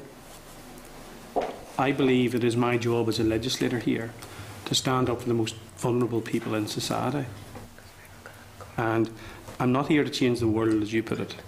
But I'm going to admit to being here to make Northern Ireland and the city that I represent part of a better place. And to be honest with you, you have your own view. I will have my own view. Colleagues will have their own view. And Camilla Ekberg's opinions on other things. On this issue, I am with her. Yes. On this issue. Just before you come back, on this issue, I'm also with the Irish Congress of Trade Unions, and I normally wouldn't be. I'm with the Northern Ireland Human Rights Commission, and I normally wouldn't be. I even share on this issue the opinion of most nationalist parties on this island, but it doesn't make me a United Irelander. And the point is, it's my job, it's our job to protect the most vulnerable, including the young lady, teenager, who was trafficked from Eastern Europe to Stockholm, and who the police told us one day had to service 33 clients in a bedroom. She gets no pay. She has to ask them if she can have a drink or if she can get a packet of cigarettes. She has no human rights. She has no protection, and she's living in appalling conditions. They showed us photographs of the room she was living in. But why couldn't Mr. Humphrey? I'm nearly sorry. And the point I'm making is, I believe it's my job. It's incumbent on me, on us as a committee, on this legislature here, to ensure whether that young lady be trafficked here or whether she be indigenous to Northern Ireland, that we do not have to allow people to go through that sort of gross indecency, complete violation of their human rights. She doesn't have any rights. She's living an existence. And you know, they make tens of thousands of euros a month from that young lady, and she gets nothing. And I make no apology for trying to get laws to protect her and those like her. And yes, you may take the view there are people outside that. It's our job to protect the most vulnerable in this particular area, Dr. Ellison, and that's what we're trying to do. Yeah, I'm not disputing what you're trying to do, Mr. Humphrey. I wasn't saying that at all. All I was saying was this Swedish law has been untested outside of Sweden. I don't know what the knock-on consequences are introducing it in an environment that is unlike Sweden. We don't have the welfare state infrastructural support here. We aren't very homogeneous in terms of we've got our little ethnic sectarian schisms and whatever. So it's my job as a researcher, if you like, to think maybe a bit outside the box. Well, what might the consequences of this be? Might it make a situation better in some respects for some people? Might it make it much worse for many more in other respects? Which is not to say that I disagree with what you're trying to do, but I'm just wondering, potentially, could it be done within the existing legislative framework, if that were tweaked or amended or whatever? And I accept your point. And just to finish, Chair, I'll go back to, we're talking about two of the most, you've talked about Sweden and you've talked about Holland, two of the most liberal democracies on the globe, and they deal with it in a very different way. Yeah.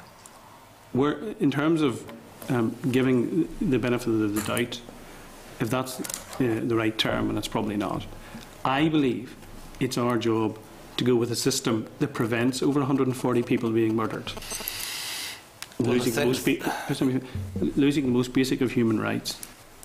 And yes, in Stockholm and in Sweden, it's driven underground, but there is a crush on it and a check on it and a police presence and resource being applied there. And I don't think police resource is an excuse not to deal with it, to be honest. And I appreciate the point that police resources are stretched. But I go back to the point, the final point you made, go back to the start of my contribution. I don't believe, I genuinely do not believe that Section 64A of the 2009 Policing and Crime Act that deals with the issue about sexual services from someone who's being coerced is enough to deal with it, and that's why I support the bill. Mr. Wells, and then we'll wrap it up. Yes, just a few things. First of all, I've sent you the link to the Swedish newspaper, which verifies that there's been 127 murders of women prostitutes in Netherlands. Sorry, in Netherlands since the last 30 years, in a society where, of course, prostitution, even before the reform of 2000, was very liberal. Well, would you like me to respond to your email? Yes, certainly. Secondly, when you get it. Careful what you say. Yeah. Secondly, so I think that's given. Secondly, I'm about to send you the link with Mr. Marshall's comments, where this is the police superintendent who did call for the liberalisation of the law in Northern Ireland. The only reason I haven't yet sent you the link about Dr. Huschke's thing is that I have to get the consent of the lady who is clearly in a very vulnerable position who sent it to me, and I can't reveal her identity for very obvious reasons. That's where I got it from. But however, first, I'm also going to say that the experts in the building have told you there's no problem falsifying, duplicating or changing IP addresses. That's very easily done, so therefore they indicate that you're dealing with the same people. That's the easiest thing in the world. If they do it in Apple Macs, they can't, but they can do it quite easily on ordinary computers.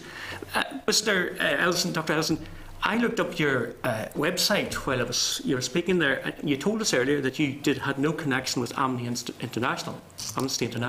You weren't an advisor to Amnesty International. Not as far as I know. Well, why on your website does it say that you are? I've shown it to the chairman. Your website says, now for some reason that was taken down within this last week, but we did do a photo snap of it. Why did they say? I have never. You'd have to show me the It says you're the Human Trafficking and Sexual Exploitation Advisor to Amnesty International. That's black and white. You either are or you're not, and yet you denied any connection. I think you can check with Amnesty International, but I have never advised them on that. That's a strange one. And this is even more serious, and this is to both of you. And I'm asking you this straight. Have any of you had any direct contact with Mr. Peter McCormick or his son? Absolutely not. You've never heard of Mr. Peter McCormick? His name and you've never heard of it? Nope. You've never heard of Escort Ireland IE or any similar phrase? I've heard of Escort Ireland IE, yes. And have you had any dealings with Escort Ireland IE? In what sense? Did you co-author a paper with Escort Ireland IE or with any of those who control it? Because simple yes or no. Very careful how you answer that, because I have stuff before me which would indicate otherwise. But have you had any contact with? I haven't co-authored a paper with Escort Ireland IE. I've co-authored a paper based on Escort IE data. Is that what you mean? And who are Escort IE? Escort Ireland IE. Who are they? They're an online web provider. And what do they provide? Well, they advertise profiles for prostitutes. Well, for sex workers, yeah. I'm not sure what your point is. Excuse me. If I'm researching, which I was at the time, the indoor, off-street, online sex industry, I asked a number of providers to give me anonymised data, which they did. We then put that data in my own computer. We loaded it up in SPSS, which is a statistical package. I was able to look at the ages of sex workers, the jurisdictions where they came from, the income they charged, or whatever. So I got raw data. I used it in from the largest prostitution website in Ireland, which controls the overwhelming majority of. So are you suggesting, Mr. Wales, I get it from a website with no profiles on it? Yeah. Like, of course, I would take it from the one that had the most clients. A site that makes €150,000 a month. Well, what they make is irrelevant to me. The fact is that I asked them for data. Yeah. In fact, I didn't even ask them for the data. Is this what Paul McGinn you're talking about? I'm talking about Peter McCormick and his son. I don't know Peter McCormick. I don't even know who his son is. I co-wrote a chapter, which is I guess is what you're talking about. Yes. With Paul McGinn. Is that what you're talking about? But you told me earlier you'd never heard of Peter McCormick, who runs that site. I haven't. No, I've never met Peter McCormick. You said you didn't know him. I don't know him. Right. But you've heard of him? Only because you taled about him last week. I've heard of the Dalai Lama. No. Chair. Yes, but you know what I mean? As we'll find out later, this is the main. You're being slightly disingenuous here. I've heard of Peter McCormick. A very bad job of a bad job. I've heard of Peter McCormick because you talked about him at the last hearing. I don't even know who he is until you talked about him. Okay. Well, you said that the Swedish. Sorry, can I just clarify something? Because you're sitting looking at your computer there. I'm not allowed to use my phone for some reason, so I can't look at my own website. I've never been an advisor to Amnesty International. I don't know where that came from. I don't know what the website, why it was taken down. I know Queen's is operating 2 websites now. Well, I'll send it to you. Send it. Well, can I? If you show it to me before I go out, then I thought, see, I was about to do that. Only the It says here that the thing's going down for the last hour, unfortunately. You said this. I checked with Amnesty when they come in and asked them. No, I haven't. You said the Swedish model had only been tested in Sweden, but the Swedish model has already been introduced in Norway and Iceland. I said I said the Swedish model has been only introduced in the Nordic region. I could check my wording. It's about to be introduced into France. No, it has to go to a vote in the upper chamber, as far as I'm aware. Through the lower chamber. Lower chamber, sorry. But perhaps that's my final point. The phrase you used about the DUP is extremely offensive. Okay, I apologise for that. Well, that's good. But can I maybe put a little bit of context in that as well? Okay. I have tried, I don't know, on about 20 different occasions. I've got seeing we're all keeping records of emails and stuff, to contact you and you, Mr. Given, way before this research started, asking for an interview in connection with the project. I've spoken to Lord Morrow's PA. I've spoken to your press office. I've had no luck whatsoever in getting anyone from the party, nor indeed from CARE, to come and speak to me. So I guess maybe I was a bit frustrated. I was thinking, well, why is this party who's promoting this bill or this act or whatever, why won't they speak to me? Every other political party has. The DUP is the only party that hasn't. And then I was thinking as well, when this report goes to the UK government, which it will be in September, I'm going to put in the really awkward position of saying I've had the cooperation of all the political parties in the Assembly, with the exception of the the biggest one, I guess. Sorry. Dr. Susan, I'll call you. You remained very silent during my questioning about your links. I was just going to say something about that. And I think you need to tell us exactly what's going on. So I'm wondering, so if we all agree that we need research on the sex industry and on human trafficking, we all want to know how many people are involved in it, what is going on, who is doing what. And we all agree, I suppose, that the online sector is a growing sector and it's really important. We agree on that, right? So I'm just wondering, how do you suggest you find out anything about the online sector without actually ever contacting any people in the online sector? And I don't know who this guy you're talking about. I've never heard of this name, and I certainly haven't had any dealings with him. But in order to get information about the online sector, yes, I would email the email addresses that are visible on the websites of different companies who advertise in the online sector. So if I'm not supposed to do that for moral reasons or ethical reasons, how am I supposed to find out anything about the online industry? Maybe you should have told us that when you were telling us about your research, that your main source of information is the main prostitution website in Ireland. I did say and it's probably on record, I did say that the survey, the way I got people to answer is by having it posted on some of the websites. Yes, of course. That's where I saw it.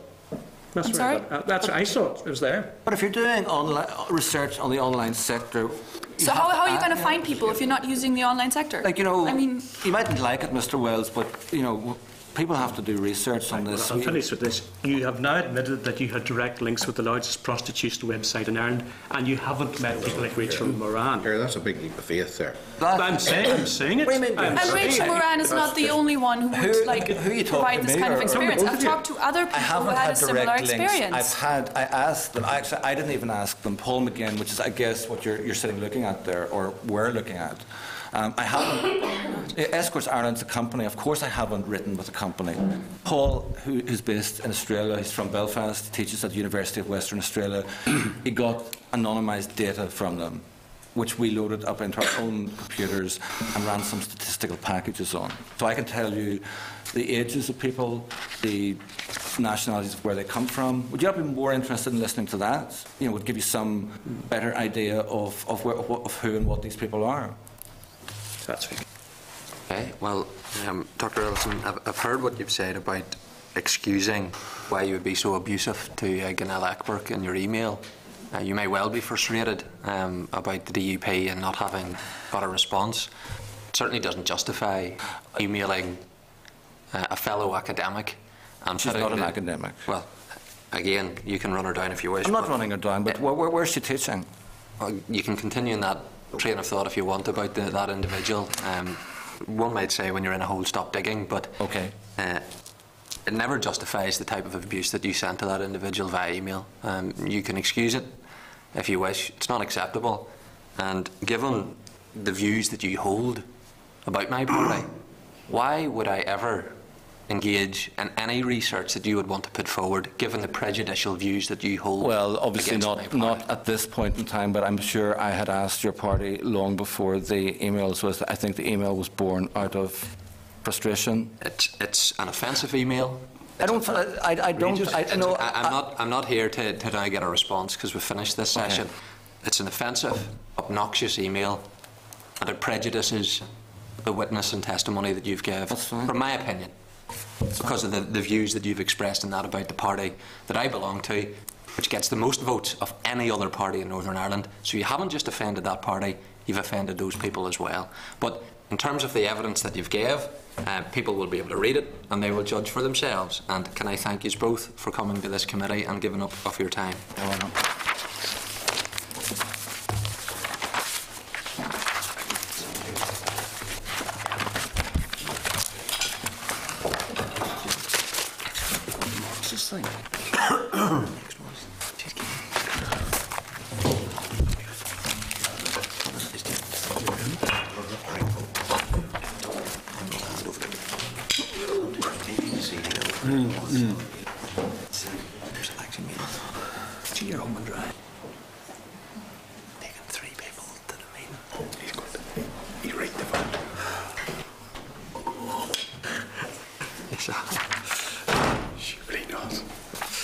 Okay, members, let's move on to the next evidence session. And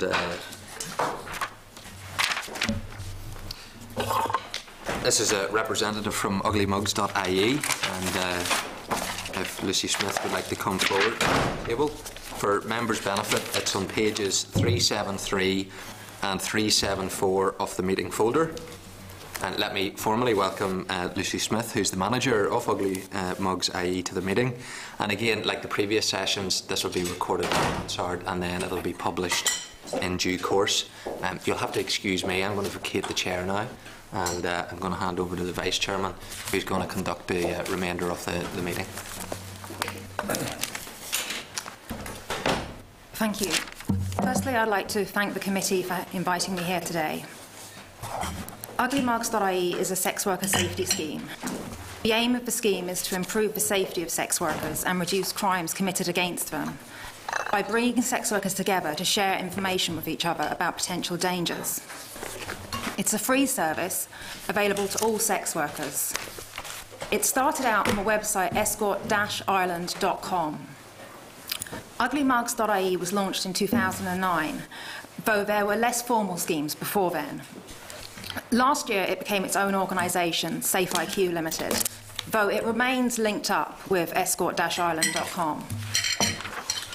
How it works is when a sex worker encounters a bad person or other danger, they report it to UglyMugs.ie. They can do that by SMS, email, phone or online form, and we can collect over 100 unique variables about each incident and the perpetrator or perpetrators involved. Each incident reported is reviewed by us, and a warning to all sex workers is then published. Sex workers can also opt to subscribe to receive new warnings by email and/or SMS alerts. Essentially, Ugly Mug schemes are sex workers sharing information with each other to try to help each other stay safe. UglyMugs.ie utilises the latest technology, but the concept of sex workers helping each other is not new. It's probably as old as sex work itself. Indeed, in 1867, when journalist James Greenwood wrote about the Curragh Wrens, a group of women who operated as prostitutes around the Curragh military camp in Kildare, one of the more interesting things he noted is that despite the poor conditions the women lived in, they were well known for their generosity and kindness towards each other and for helping each other out in times of distress. The Curragh Wrens were outcasts from society, but they had their own community support network. Things are not so different today, perhaps. We lack support services for sex workers in Ireland, but we have our own support networks. UglyMugs.ie is a very successful scheme because we have a great community of sex workers. It provides sex workers with information that greatly improves their safety. It enables sex workers to be incredibly aware both of specific offenders and of more general offending trends. The real proof of its worth is that so many sex workers use it. We normally have about 800 active sex workers using UglyMugs.ie at any one time. Over 4,500 incidents have been reported to date, and over 60,000 discussion posts or comments on incidents have been made. About half of reported incidents would be crimes. We record both crimes and other types of incidents that are not crimes, but sex workers define as abuse. Examples of non-crime incidents would be undercover journalists exposing escorts, malicious time wasters, or suspicious happenings where no crime has been committed, but there is a worry about a potential danger. Speaking of Northern Ireland only, and only incidents that would be crimes, over the last 4 years, we've recorded 171 incidents. This breaks down as 78 threatening or abusive communications, 62 incidents of in-person threatening or abusive behaviour, 14 of assault, 9 of sexual assault, 17 of robbery, 6 of impersonating police, 3 of stalking, 9 of exploitation, 4 of blackmail, 14 of fraud, and 10 of criminal damage. Those figures don't add up to a total of 171, as some incidents would involve multiple categories of crime. With me talking about violence and sex workers, I'm sure you want me to explain why sex workers sometimes experience violence and abuse. Well, first of all, it's not normal for sex workers to experience violence. Sex worker Laura Lee recently spoke to this committee about how she has never experienced violence in her 20 years of working as a sex worker. I know many other sex workers would say the same thing. But not all sex workers are the same, and not all sex workers have the same experience in sex work. Some sex workers do encounter violence in the course of their work. As a result of the work I do, I have a very heightened awareness of violence against sex workers. Violence against sex workers is not rampant in Ireland. I think it's actually quite low levels compared to the situation in many other countries. But I'm not the first to say that generally, because I don't feel it's for me to be laid back here. I take all and any violence against sex workers extremely seriously. I work extremely hard. I do everything I possibly can to try and improve things, to try to prevent violence. Encountering violence isn't, of course, a phenomenon unique to sex work. Violence can and does happen in all sorts of work settings. I couldn't actually find any Northern Irish stats on work-related violence before coming here, but I can tell you that there were an estimated 643,000 incidents of work-related violence in England and Wales in the year 2011 to 12. Most clients are not abusive to sex workers. Yes, you can get abusive clients, but that is only a small minority of clients that are abusive to sex workers. This is what a whole range of sex workers consistently tell me again and again. I want to make this point, as I feel there is a lot of dishonesty about this, and demonisation of clients isn't helpful. When we look at who is perpetrating violence against sex workers in Ireland, it is criminals. And the majority of those criminals are not clients, though many do pose as clients in order to offend. What does make sex work different to other types of work is the stigma and the laws. In Northern Ireland, most sex work is indoor work, and indoor sex work has consistently been shown to be less dangerous than outdoor sex work. But there are some key factors present in Northern Ireland that are known to increase violence against sex workers. Firstly, there is extreme stigmatisation of sex workers. I cannot stress enough how harmful there is. There is so much hate of sex workers, and this is really damaging to sex worker safety. There is also partial criminalisation, most notably the brothel laws that force sex workers into a vulnerable position of being lone workers if they want to work legally. There is also a situation here where sex workers frequently feel unable to go to the police, which many offenders recognise as a decreased risk of there being consequences to their offending if they target sex workers. Some research we conducted last year indicated that 67% of Irish sex workers do not engage with the police when a victim of crime. They fear being judged or not being believed by police, that the police won't help them, that if they report a crime they'll be investigated for prostitution-related offences or lose their accommodation, or they could be deported.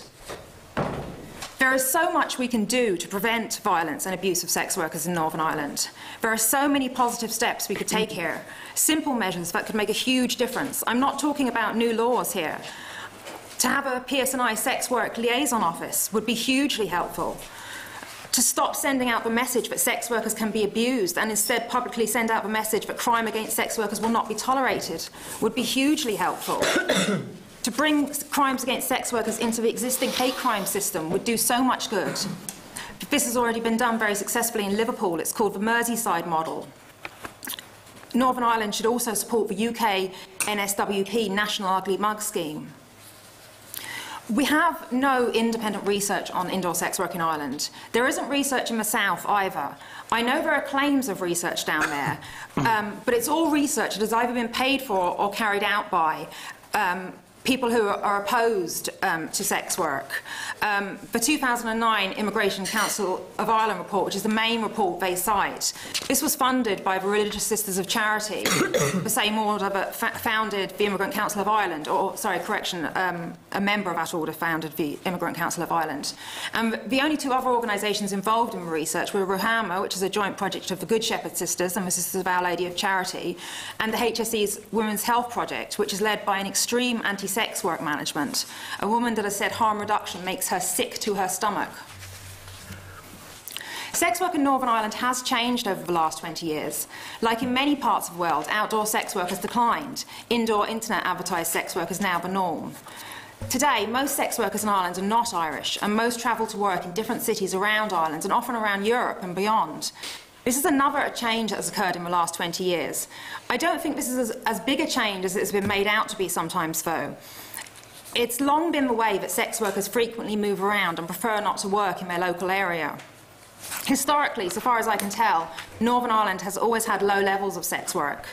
As a consequence, perhaps, there is not a lot of information available about the history of sex work in Northern Ireland. Dublin, however, 100 years ago had the Monto, reportedly the biggest red light district in Europe until it was closed down in the 1920s.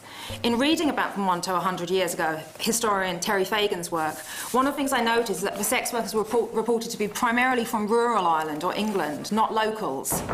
At the same time, newspapers in England were full of stories about the large number of Irish prostitutes in English cities like Liverpool and London. The point I'm trying to make is that this mobility of sex work we see today is not actually a new thing. The opening up of the European borders and the availability of cheap flights, Ryanair, has changed Ireland, and today it's much easier and faster and cheaper to move great distances than it used to be, yes. One thing you do see if you look at the history of prostitution in Northern Ireland is a big spike in the number of prostitution-related convictions that occurred from 1908 to 1914. This was the period of the white slave trade panic. This brings me to trafficking. Trafficking may be a very useful term in many regards, but in the context of sex work in Ireland, I struggle with it. Trafficking is presented as this big new thing, but none of its components are actually new. All of the abuses that can be part of trafficking existed before we ever used the term trafficking. Also, trafficking can mean so many different things. Notably, here under UK law, there is no requirement of force or coercion or deception for sex trafficking to occur. And as a result, a huge range of things related to sex work can now be termed sex trafficking. I think this is greatly understood. I think people imagine the meaning of trafficking is a Palermo Protocol meaning. People don't realise that none of these factors are required under the law here. The debate on trafficking in Northern Ireland is frequently sensationalist. Despite the complexity of trafficking, people so often want to reduce it down to one simple paradigm, modern-day slavery. I think we need to get real. Trafficking could be one sex worker buying her friend who is also a sex worker an airline ticket, or giving her friend who is also a sex worker a lift. That is not evil.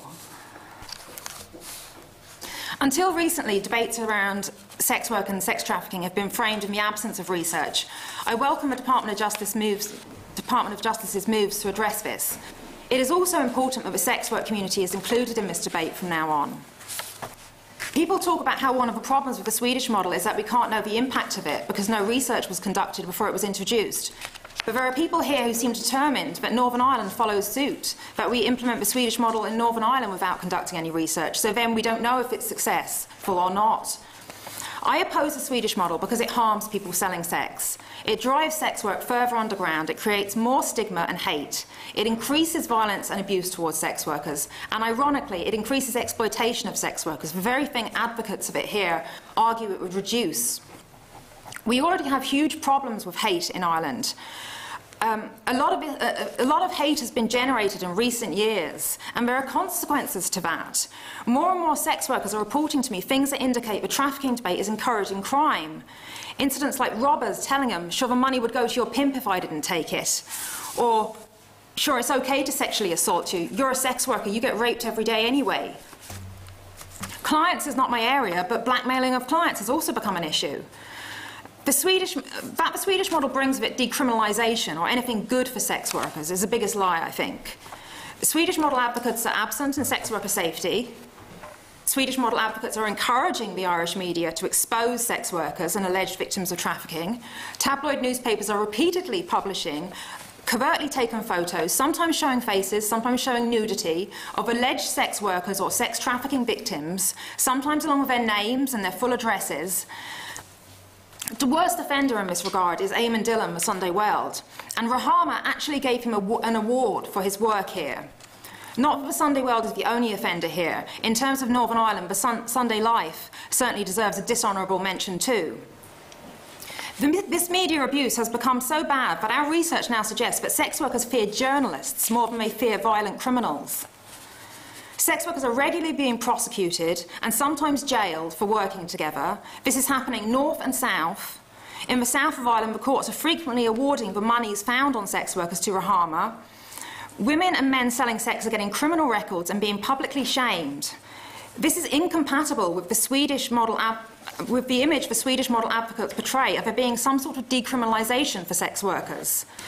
The Swedish model is all bad and no good for sex workers.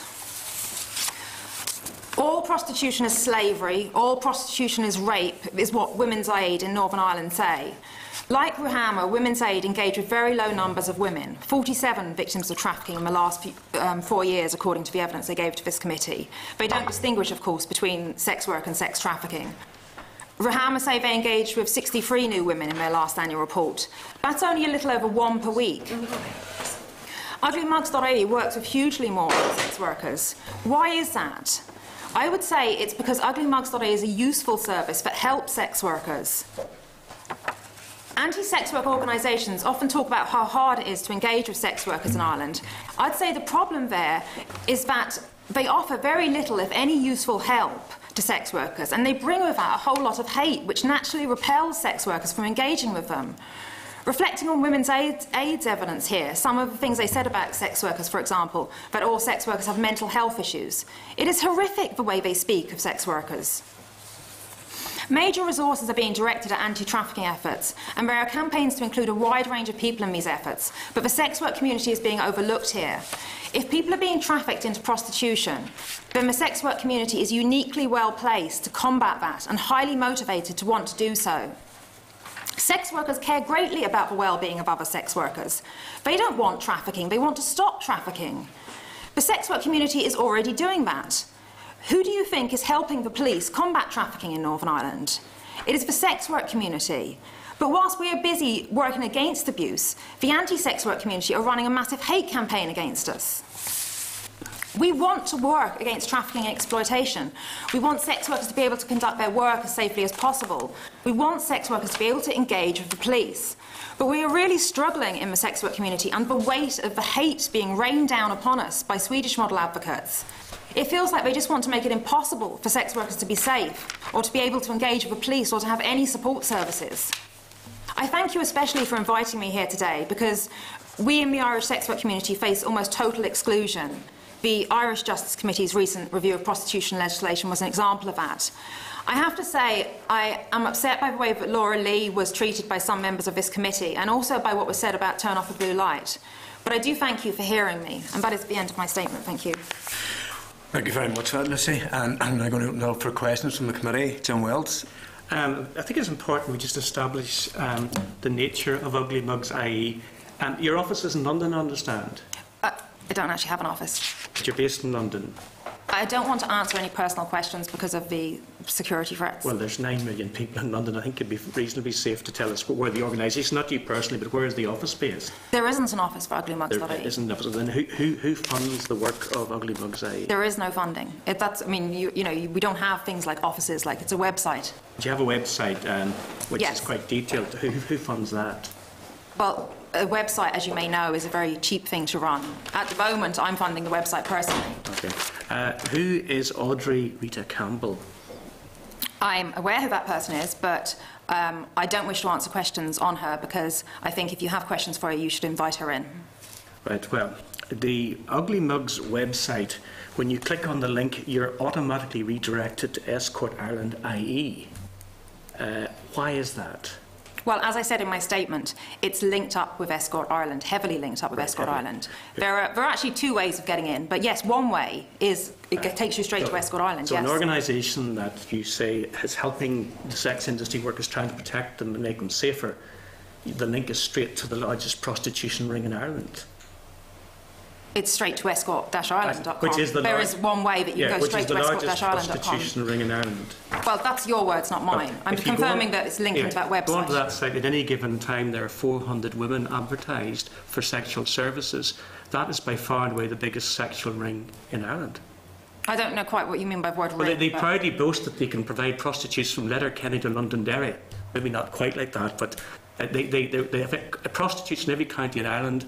And at any given stage there's 400 women available for sexual services. That makes it easily the biggest prostitution ring in Ireland, and yet when one links into your website you're sent directly to that. Yes, right, by one way of logging in. So in other words, yes. You're directly linked to the purveyors of sexual services, no matter where you stand on that issue. I mean, that was actually the second sentence in my thing, you know. So we're actually talking to a group that is a voice and at the public face of a leading prostitution ring. Well, I'm not the voice of that website or the public face of that website, but I acknowledge fully, and I'd be happy to talk to you about why it's linked to that website. You know, now, the only reason I'm asking that, I think it's important that we distinguish the fact that you're not just a group of fellow-minded sex workers who've got together to represent the best interests of your workers. You're a group that's inextricably linked to the largest prostitution ring in the country being the Irish Republic, by the way, Mr. Chairman. So you understand where I'm coming from, and that's important. We establish that fact that you're just not a group of like-minded people who've got concerns about abuse of sex workers. The reason that, and I would say this as well, that we will remain linked to that website so long as it's legally viable to do so. And the reason for that is because we want to reach as many sex workers as possible. And it's the most convenient way for sex workers when they're accessing their advertising and stuff. This is the most convenient way. They just plug in and they get straight to Ugly Mugs, and they see the warnings along with when they're doing their normal things like, paying for their advertising or whatever. It's an excellent way to reach sex workers. I'm also helped out by escort-ireland.com staff, that they help with Ugly Mugs in terms of they are obviously a much larger organisation than me. They have, a number of staff that speak different languages. I don't speak all these languages, so when a sex worker has been attacked and she only speaks Polish, Escort Ireland will help me because they have a Polish speaker. And so they will help me by talking to her and explaining to her the different things we explain to people who have been attacked. And do you know Mr. Mark McCormick? I'm not commenting on other people. If you want to bring them in, bring them in. Well, I'll put it to you, Mark McCormick's the son of Peter McCormick. Both of them jointly run Escort Ireland.ie. That is something that you are saying, and it's certainly not something that I'm saying. Reported in RTE, Irish Independent, Irish Times. I don't think the papers. I've seen this with your statistics about 127. You seem to think everything you read in a newspaper is true. Would you like to send you that link about that? I will. I personally believe that these things are said in media, but I'm saying that you read many things in the media that are not true. But both Mr. Mark McCormick and Mr. Peter McCormick have convictions in the Irish courts for prostitution. As I said, I'm not going to comment on other parties, Until the 12th of August 2013, Audrey Rita Campbell was the sole owner of the domain entitled UglyMugs.ie. Is that the truth? Yes. The Ugly Mugs started out originally as a bolt-on to EI. So. And what is the relationship between Audrey Rita Campbell and Mr. Peter McCormick? I don't know why you're asking me these questions. When I've told you, they're partners. They've been long-term partners living together as man and wife. They're partners. And again, why am I going down this route? Is that if the owner of the domain that runs your site is the partner of the leading organisation of prostitutes in Ireland, it does draw into some doubt the neutrality of what you're telling us. Well, draw your doubt, but I'm not going to be commenting on these individuals. We exchanged emails, you may recall. Yes. Yes, yes. And when I originally put to you Mr. Peter McCormick, you said you'd never heard of him. I'm not going to comment on. When I told you you had, then now this organisation that you're linked to transports 400 women a week around various parts of Ireland. I really don't see the point of this question. I'm not going to answer questions about escort-ireland.com. I'm happy to talk about Ugly Mugs. I'm happy even to talk about sex work generally in Ireland. But I'm not going to answer questions about escort-ireland.com. Let's not refer to the biggest prostitution website and purveyors of prostitution in Ireland. But 400 women in Ireland are transported, as was shown in Prime Time and RTE. That Prime Time was a shocking programme, and I mean shockingly bad. It was very shocking. I found it absolutely ghastly the way those women were treated, and by the Romanian gangmasters. Now, those women are moved around towns in Ireland because men who buy the services of prostitutes demand fresh material every week, which I find absolutely appalling. What's Ugly Mugs doing to stop that awful treatment of sex workers in the Irish Republic? Would you like me to comment on the RTE programme? Or? Yes, certainly, yes. Yeah. Okay. Well, the RTE programme was was basically sensationalised television. I mean, the man who made that RTE programme actually gave evidence to the Southern Irish Justice Committee. And, I was really interested when eventually someone asked him a question about these figures and, where he was getting his numbers from and so forth. And he stated that, for operational reasons, he wasn't going to reveal, how he came to these points. And so what I'm saying is it's not research we can rely on when we can't, you can only understand research if you see how someone came to those figures. There was also huge abuse associated with that programme, and what I mean is that, they violated the privacy of so many sex workers. They violated the privacy of Ugly Mugs. They posed as a sex worker to get into Ugly Mugs, and they sat there, and we actually have a logging system in Ugly Mugs which logs when people have logged in, and sex workers were discussing how bad it was, what RTE was doing to them, because for a long time before the programme it was known that RTE was out looking for people and trying to film them, and they sat reading the distress and the abuse they were causing, and they sat there and read it, I mean, they said, for example, Mr. I'm sorry, I can't remember his name, Paul something, the guy who made the programme, when he gave evidence, he said that, for a course of a year of his research, he couldn't find one person that, could tell him that they, liked sex work or something. I mean, do you not find that rather stunning, considering that, you found one person already, I mean, he's claiming he had this massive team out there for a year and he couldn't find one person. What disturbed me was when I clicked onto UglyMugs.ie and I was transferred to Escort Ireland, I was then asked to rate a series of women according to their sexual performance if I'd bought their services as a prostitute. And when you go into that column, you find hundreds and hundreds of men have rated those women almost like slabs of meat. Rated, I can't, because there's ladies present, go into the gory details of what they said. But each act that they performed was rated on a scale of 1 to 10, and that's linked directly to a site that's meant to be protecting the interests of prostitutes in the island of Ireland. Why is that? As I've explained to you, we're about keeping sex workers safe. Yes. We're going to be everywhere that we can be that sex workers use and sex workers see. And do you think that it helps sex workers that men are invited to go onto a website in order to rate their performance, basically as playthings, slabs of meat that you can abuse as you wish in return for payment?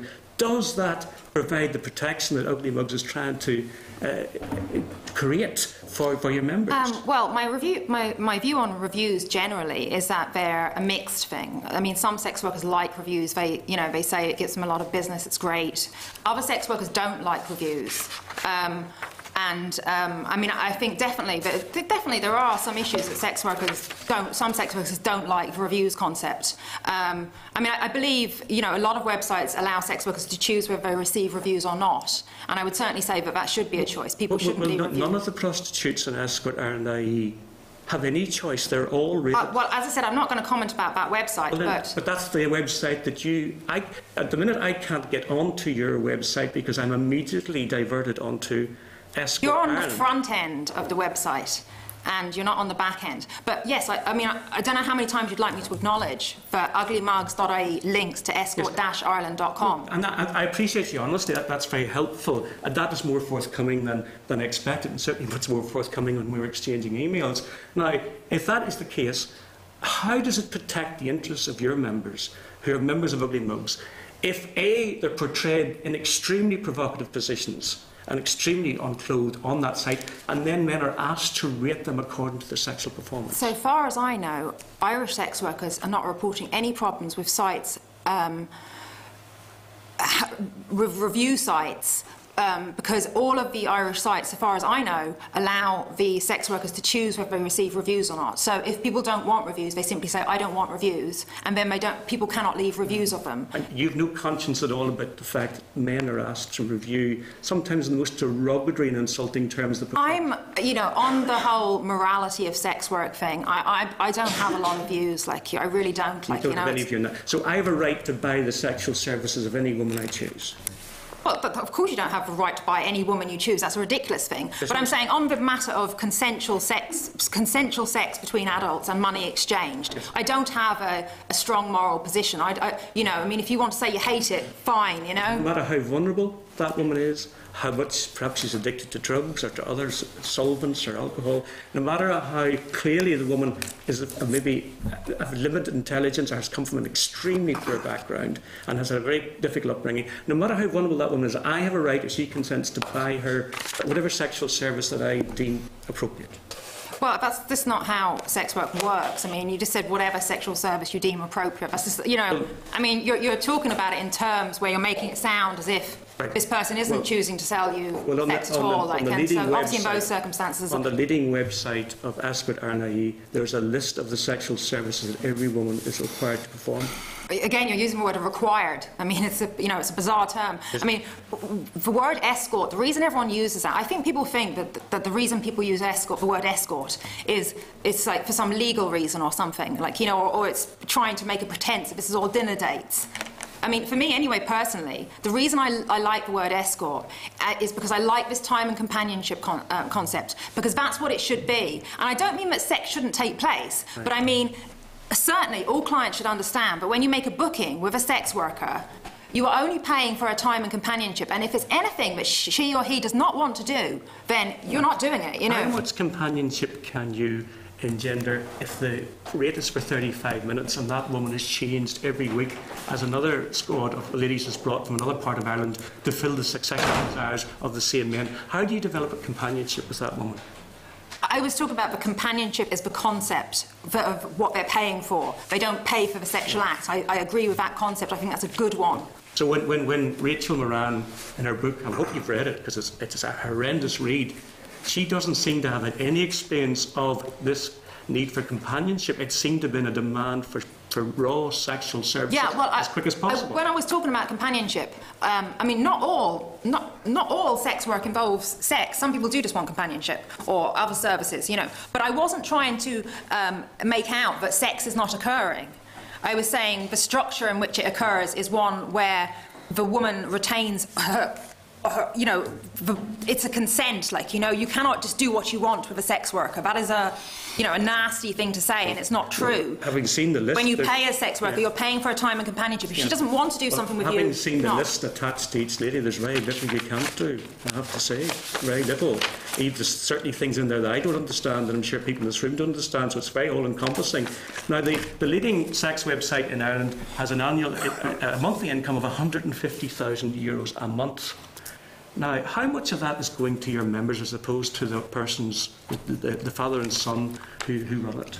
Members? What are you talking about? Members of Ugly Mugs, that is. How much of that's getting down to the actual prostitute as opposed to those who's controlling them? I have absolutely no idea. Well, I mean, should you not, if you're seen as representing the genuine needs of sex workers, should you not be trying to find out how much of the cut of the pie are they getting? You're talking. I mean, I'm trying to. I've said I'm not going to comment about this website, but you're saying a website is making money, and how much of that money is going to the sex workers? I would have thought the answer is none, because it's an advertising website, and sex workers are paying it for advertising. Yes, but they're also setting up meetings with prostitutes, and then that money then comes back to the organ. Right. Well, you would need to, you really need to get that organisation in, and you need to elaborate that. I think I have that organisation in now. Oh, do you? Right. I do. Okay. I do. Yeah. And that's why I'm being particularly difficult. I hope you don't regard me as being rude, but really, I believe what we have is the front person here for the largest escort website in Ireland.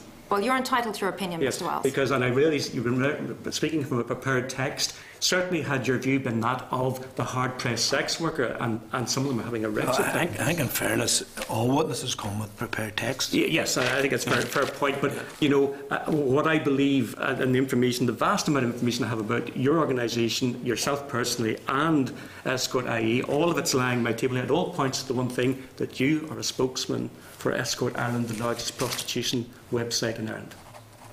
So I put that to you. I'm saying that's not true. But you haven't told us who's paying you, or who's paying for your website. I've told you that the Ugly Mugs website is a very low-cost thing that I'm paying for personally. So who paid for you to fly over to Belfast? I paid for myself. That's it. So all of this you're paying for yourself. You're not being paid for any outside organisation. I, as an individual, do other jobs because my Ugly Mugs work isn't paid. Right. But I'm not paid in relation to this work. You don't have to answer this question, but have you any direct connection with the sex industry? I can't answer that question because I don't really know what you mean by it. I think in fairness to Lucy has said she's here on behalf of Ugly Mugs. She said it 3 or 4 times. So I think you have made your point. Yeah, I'm happy enough, Mr. Chair. Okay. Tom. Chair, thanks. Thanks for the presentation. You have said in your written submission here that a review of the prostitution legislation is required. Northern Ireland should be looking towards Merseyside in the UK. You may have heard the academics before talking about, I think it was Manchester. Yes. Where do you see the differences between what's provided in Merseyside compared to Manchester, or indeed here in Northern Ireland? Well, Merseyside and Manchester are next to each other, and I think they probably have quite a lot in common, though Manchester doesn't have the Merseyside model, so to speak, where sex workers treated as a crimes against sex workers are treated as a hate crime. But, I mean, I can answer very clearly, in the case of Northern Ireland, why I would like that here is because I speak to sex workers every day, and I want sex workers to feel able to go to the police. So when someone's being abused, whether it's whether it's abuse in terms of the type Mr. Wells likes to focus on, exploitation type abuse, or whether it's, they've just been robbed by a criminal gang or whatever it is, I want those people to be able to go to the police and get help. But right now, the vast majority won't, because they fear the consequences for them if they do. If the police had a dedicated liaison office, if we put crimes against sex workers into the hate crime model, a number of things would happen. First of all, there'd be a police liaison officer, which means the sex workers don't have to face going into a police station, walking up to the counter and saying, I'm a sex worker, which is a very intimidating thing to have to do. They would be able to ring an officer who was trained in this and understood it. And, that would make it a lot easier for them to make that move, and contact the police. It would also mean that offences against sex workers would start being recorded, which they're not recorded at the moment, by and large, because they're not being reported. So we would then have statistics, and we would know how often sex workers are being abused and what type of abuse is happening. There would be reviews. At the moment, people just aren't considering sex work safety. It's not on the radar. If we put it in that system, we would give sex workers the ability to start having their safety taken seriously. In your experience and in your work, do you find prostitutes who have been trafficked come into your organisation for help? And if you do, what proportion of the number that do compared to those that, I suppose, in my words, that are prostitutes by choice? Well, about most sex workers identify as independent. That's what they say to me. And I believe them, I'm not saying that's what they say to me. About a third of sex workers in our research have at some point worked for somebody else or had some third-party involvement. And I do know a number of sex workers who could be trafficked under the Northern Irish, they could be technically trafficked. I mean, a lot of sex workers come from countries like Romania, and they do come with an agency sort of thing, Now, they're choosing to come, and they want to come, and some of them are very happy, but they could certainly fall into the definition of trafficked. So under this very wide UK definition, when there's no force requirement, or anything required for the law, then I'd say, there's actually probably quite significant numbers trafficked under that definition. People actually being forced or coerced is rarer. Though I have come in contact with it. It does happen, but it's not as usual. Okay, and do you get requests in your role of prostitutes who are trying to move out of that system and maybe lead a different life? And if so, how many of those people would come from other countries, and how many would be who would look to be integrated into the local society? I mean, I don't think people so much come to me about that, because I focus more on the violence and crime type of thing. But I mean, sex workers certainly talk amongst each other, and sex workers do want to exit. That's a very valid thing. I mean, not everyone's experience of sex work is good. And I know many sex workers who don't want to be in sex work, who they would like to do something else. They would like a better option, and so exiting services are definitely needed, and it would be great if there were exiting services amongst other services. So anyone in sex work who doesn't want to be there, has the opportunity. Sex work is not for everyone. It's a very, I mean, for some people, it is a great job. But for others, it's not. Thank you. Thank you very much, Tom. William? Thanks, Chair, and thank you very much for your evidence today. Can I ask you, in relation to the protection of sex workers, particularly sex workers who are coerced, do you believe that, put the question to those the previous from Queen's who previously gave evidence, I don't know whether you were in the room there or not at the time, but do you believe that is sufficiently robust to protect sex workers that are being coerced? Yes, but I think that, these services I want put in place, the end of the abuse going on, of newspaper exposures of hate, the provision of easy, friendly contact police, I think the lack of those means that people that are being trafficked currently are being failed, So I do think that people being exploited currently are being failed by our systems. But I don't think it's specifically the law, that the law isn't strong enough. I think the problem is that we don't have support services, and we're driving it underground. We're making them afraid to talk, to engage with people. Well, can I ask you, and I'm not trying to trip you up here, but if the law isn't strong enough, do you believe it's, will it be sporadic across the country, depending on the resources and the attitude of the local police service? Well, I would go against the local police service concept in that, with local police, what we see again and again is that sometimes you can get a great response, and other times you get a poor response, and it's that inconsistency. And I would say that we need, it needs to be set up that there is a specific office within the PSNI, for example, which deals with abuse against sex workers, trafficking and so forth, and that I wouldn't suggest that anyone experiencing problems contacts the local police. I would suggest they contact this direct office which deals with it.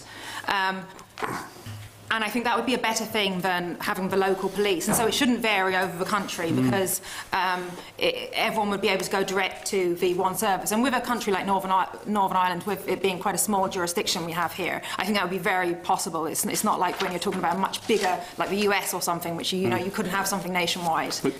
But what we do have is we have a land border with another nation state where the abuse can obviously take place very easily between jurisdictions. Indeed, that's why we were in the Irish Republic, and every political party in the Irish Republic seems to take a view that something has to be done. What we are concerned about is that Northern Ireland will become some sort of soft underbelly in relation to human trafficking and abuse of people in the most basic of their human rights. And I am genuinely concerned about that. Can I ask you, you said that in relation to Mr. Wells that men can't buy sexual services.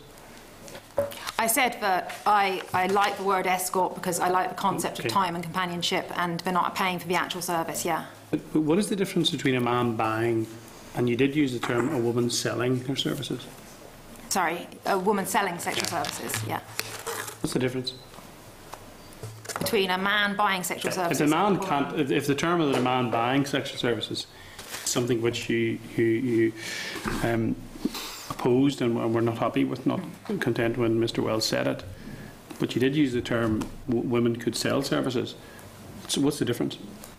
I'm just saying that those women have the choice still, or men. I mean, we're talking in male-women terms, which is a little bit strange because we have a lot of trans women sex workers in Ireland. We have a lot of men too. But if you want to talk in these terms, you know, for this purposes, fine, we'll forget about that. But I'm saying that the person selling the sex should always have the choice, like, you know, that they can choose yes or no, like, you know, that was what I was trying to say. And I appreciate that in your view, some of the people who you have knowledge of or represent or have been spokesperson for will not be of that view. But you see, I make the point again, it is our job as legislators to protect the most vulnerable people. Yeah. And with all due respect, I do not believe that the law that is there to protect those people is doing so. This problem is underground. It won't be driven underground. It is underground.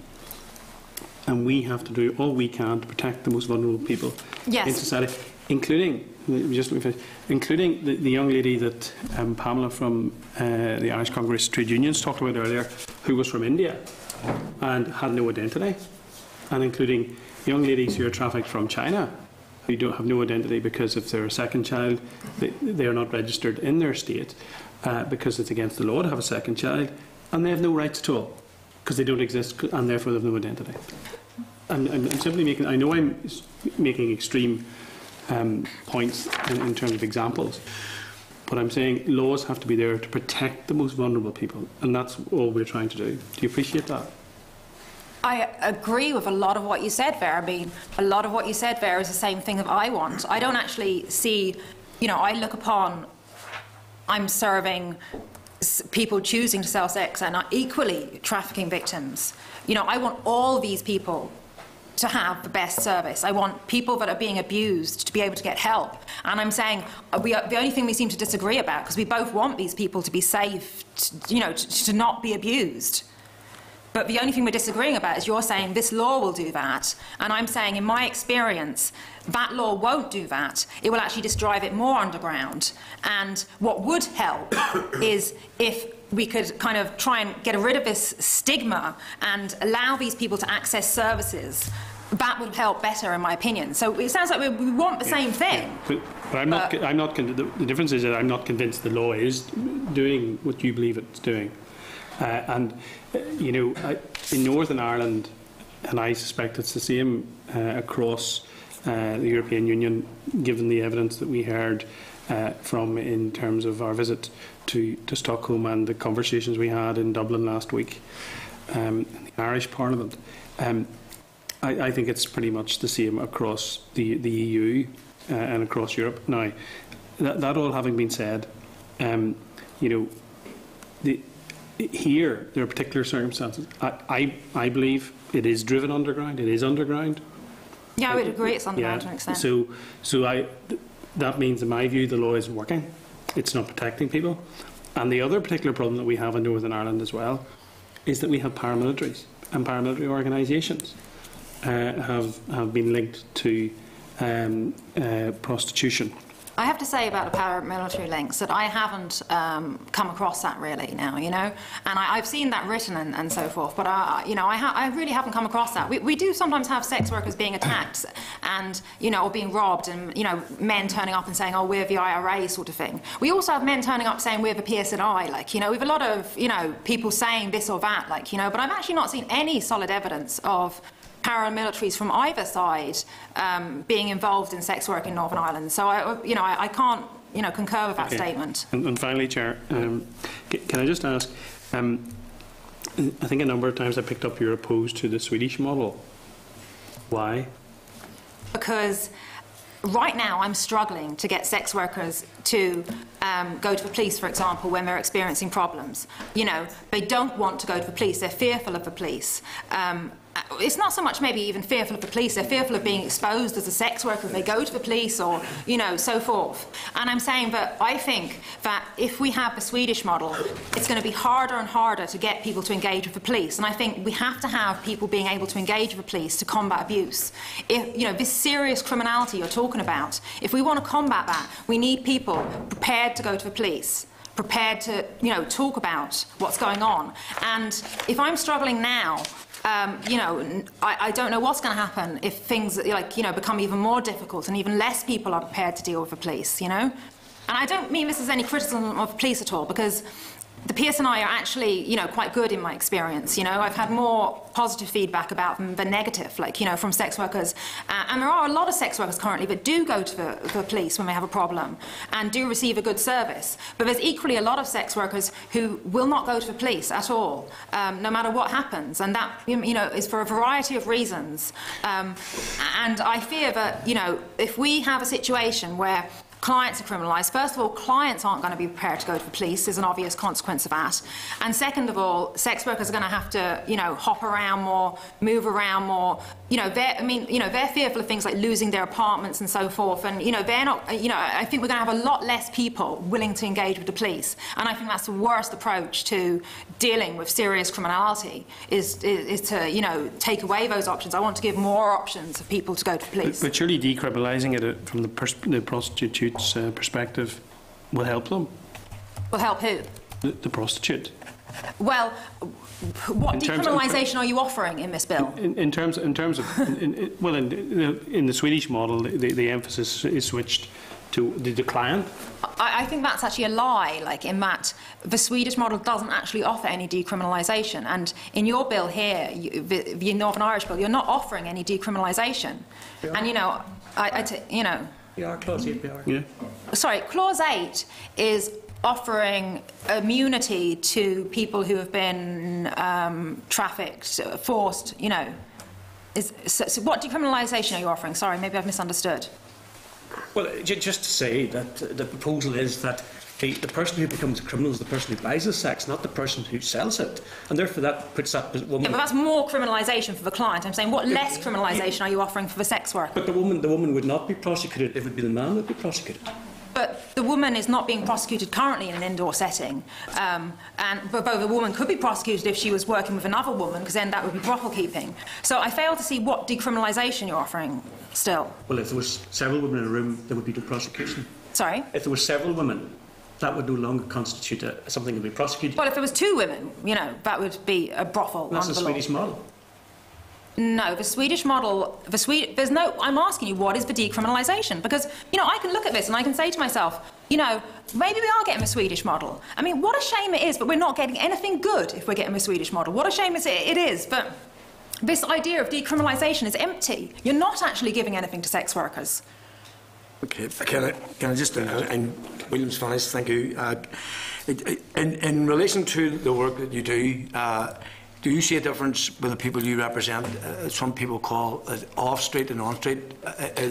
I actually only work with the indoor sex workers. Ugly Mugs is open to anyone, including on outdoor sex workers, but the reality is that we're not having outdoor sex workers registered to use the service. So therefore, I'm only really knowledgeable about the indoor sex worker, and I'm not knowledgeable or of outdoor sex workers, because I don't have the experience. And also, just on the word represent, like, I mean, the sex work community can speak for themselves, individual sex workers can speak for themselves, and I don't see myself as represented to speak on behalf of sex workers. I'm speaking on behalf of Ugly Mugs and the work that I do, but I don't claim to represent the views of every sex worker in the country. Or hopefully, when I say represent, I mean it in a broad term rather than... Yeah. No, I just want to be clear, but I haven't been, you know, voted by... Is there any particular reason why it doesn't include what are called on-street workers? Why UglyMugs.ie doesn't? Yeah. No, I mean, it does include. We would love to include, but I'm saying the reality is we're not getting outdoor sex workers registering and using the service. Yeah. The reality might be that, you know, our service is based very much on, you know, it's a web service, like it's based on, you know, phone numbers, email addresses, things. You know, I'm saying that we're not actually getting, I'm not saying we don't have any outdoor sex workers, but we're not getting a significant number of outdoor sex workers registering to use the service, though they are welcome to do so. But the reality is we don't have the experience. And in your opening statement, I think you mentioned that there was, I think we were relating to the North, 171 incidents reported by Ugly Mugs. What was the follow-up in relation to that in terms of conviction? Would you be? Oh, it would be very low, because very low number report to the police. So you can look at the very low conviction rates in relation to that. Yeah. I mean, there was 14. I think I picked you up right saying there was 14 assaults. Was there convictions in those, or what's the process when you report it to PSNI? Well, first of all, I don't report it to PSNI unless the sex worker wants it reported to PSNI. Well, in these 14 instances, were they reported? Most of the instances are not reported, no. They're not reported. So they're not logged independent? No. The UK National Ugly Mug scheme in the UK, they actually have a direct option to feed intelligence into the police databases. Yeah. So when you make a report with the UK National Ugly Mugs in the UK, this is the only place in the world this is happening, the sex worker ticks a box automatically, and if the sex worker agrees that the information can go to the police, then the information is automatically sent. It goes into a police database which looks at serial and violent offenders from intelligence purpose. It also goes to the North West Regional Hub, which acts as an intelligence hub, and then distributes the intelligence out to officers in the different regions. We don't have that facility. The only way I can report to the police is if I do it on an individual basis, because we don't have a direct link. I mean, we'd be happy to have a direct link, but we don't. Okay. And is there any time where the police and authorities anywhere will contact you and say that's a high number of assaults, we need to do more than just be... Yes, I mean, if, for example, someone does get assaulted and goes to the police, then, the police might contact us and say, do you have any information about this? Because perhaps the offender has targeted multiple sex workers. So yes, there are times when police express concern about the safety of sex workers and, make inquiries because they believe there might be something dangerous going on, yeah. Okay, thank you. And just one final question. In the text supplied to the committee before you came to give your evidence, it says that in relation to clause 6 that we oppose the criminalisation of the pursuit of sex, as we would expect it to drive sex work further underground. On what basis do you make that contention?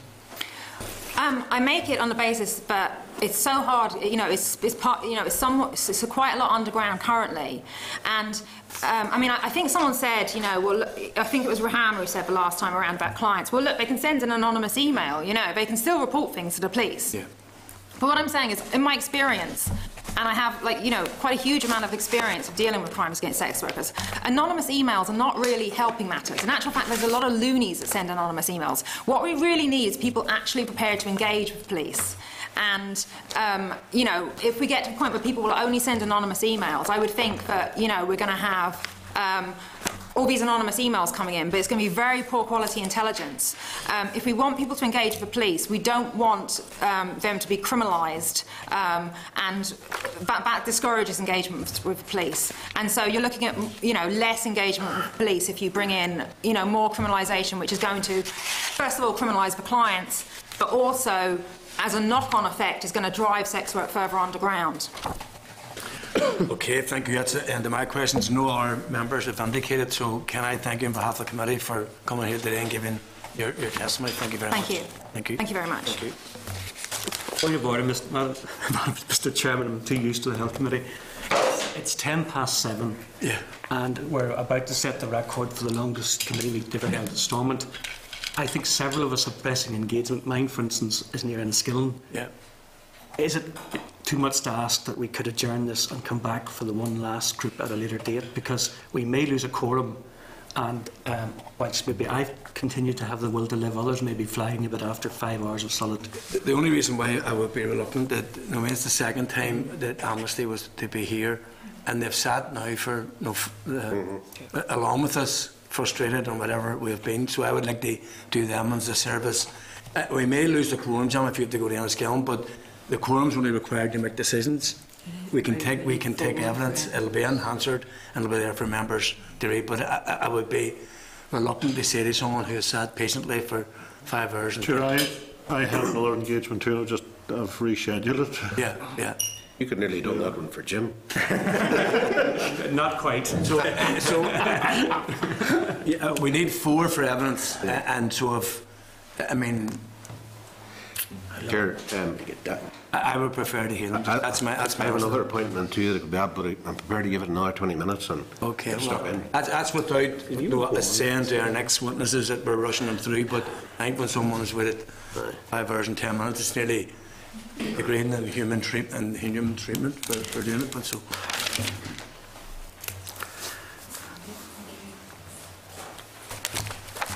Thank you for that. So can I welcome Grania Taggart and Catherine Murphy from Amnesty, and you've seen the formats. It's up to yourself to make opening remarks, and then we'll open it to the members for questions. So whoever's leading on your behalf, go ahead. Thank you, Chair. Can I thank the committee for the opportunity to present our evidence paper this evening to address a very important issue of concern to us all, and that's ensuring that Northern Ireland is a hostile place for traffickers, and that we have robust policies, practice and legislation in place which protects and promotes the rights of victims of trafficking. I'm joined today by my colleague Catherine Murphy from the Law and Policy team of our International Secretariat. And sorry, I've seen on the agenda she was referred to as Amnesty International UK, but our International Secretariat is our global research headquarters. Amnesty International UK is a national section of a global movement of over 3 million supporters, members and activists. We represent more than 250,000 supporters in the UK, and collectively Amnesty International's vision is of a world in which every person enjoys all of the human rights enshrined in the Universal Declaration of Human Rights and other international human rights instruments. Our mission is to undertake research and action focused on preventing and ending grave abuses of these rights. Amnesty International has a wealth of experience working on this issue at local, national and international level. We were one of the leading non-governmental organisations that campaigned for a robust approach to the prevention and combating of human trafficking during negotiations on the text of the Council of Europe Convention on Action Against Trafficking in Human Beings. That's a mouthful, the Human Trafficking Convention for short, and that continues to work to promote states' ratification of and compliance with this convention. I'll now highlight our main comments on this bill, and I will be happy to take any questions from members. On Clause 4, around minimum sentencing, whilst Amnesty International doesn't have a view on the introduction of minimum sentencing, we would ask that members pay particular attention to ensure that this is amended to clearly stipulate that this doesn't apply to children.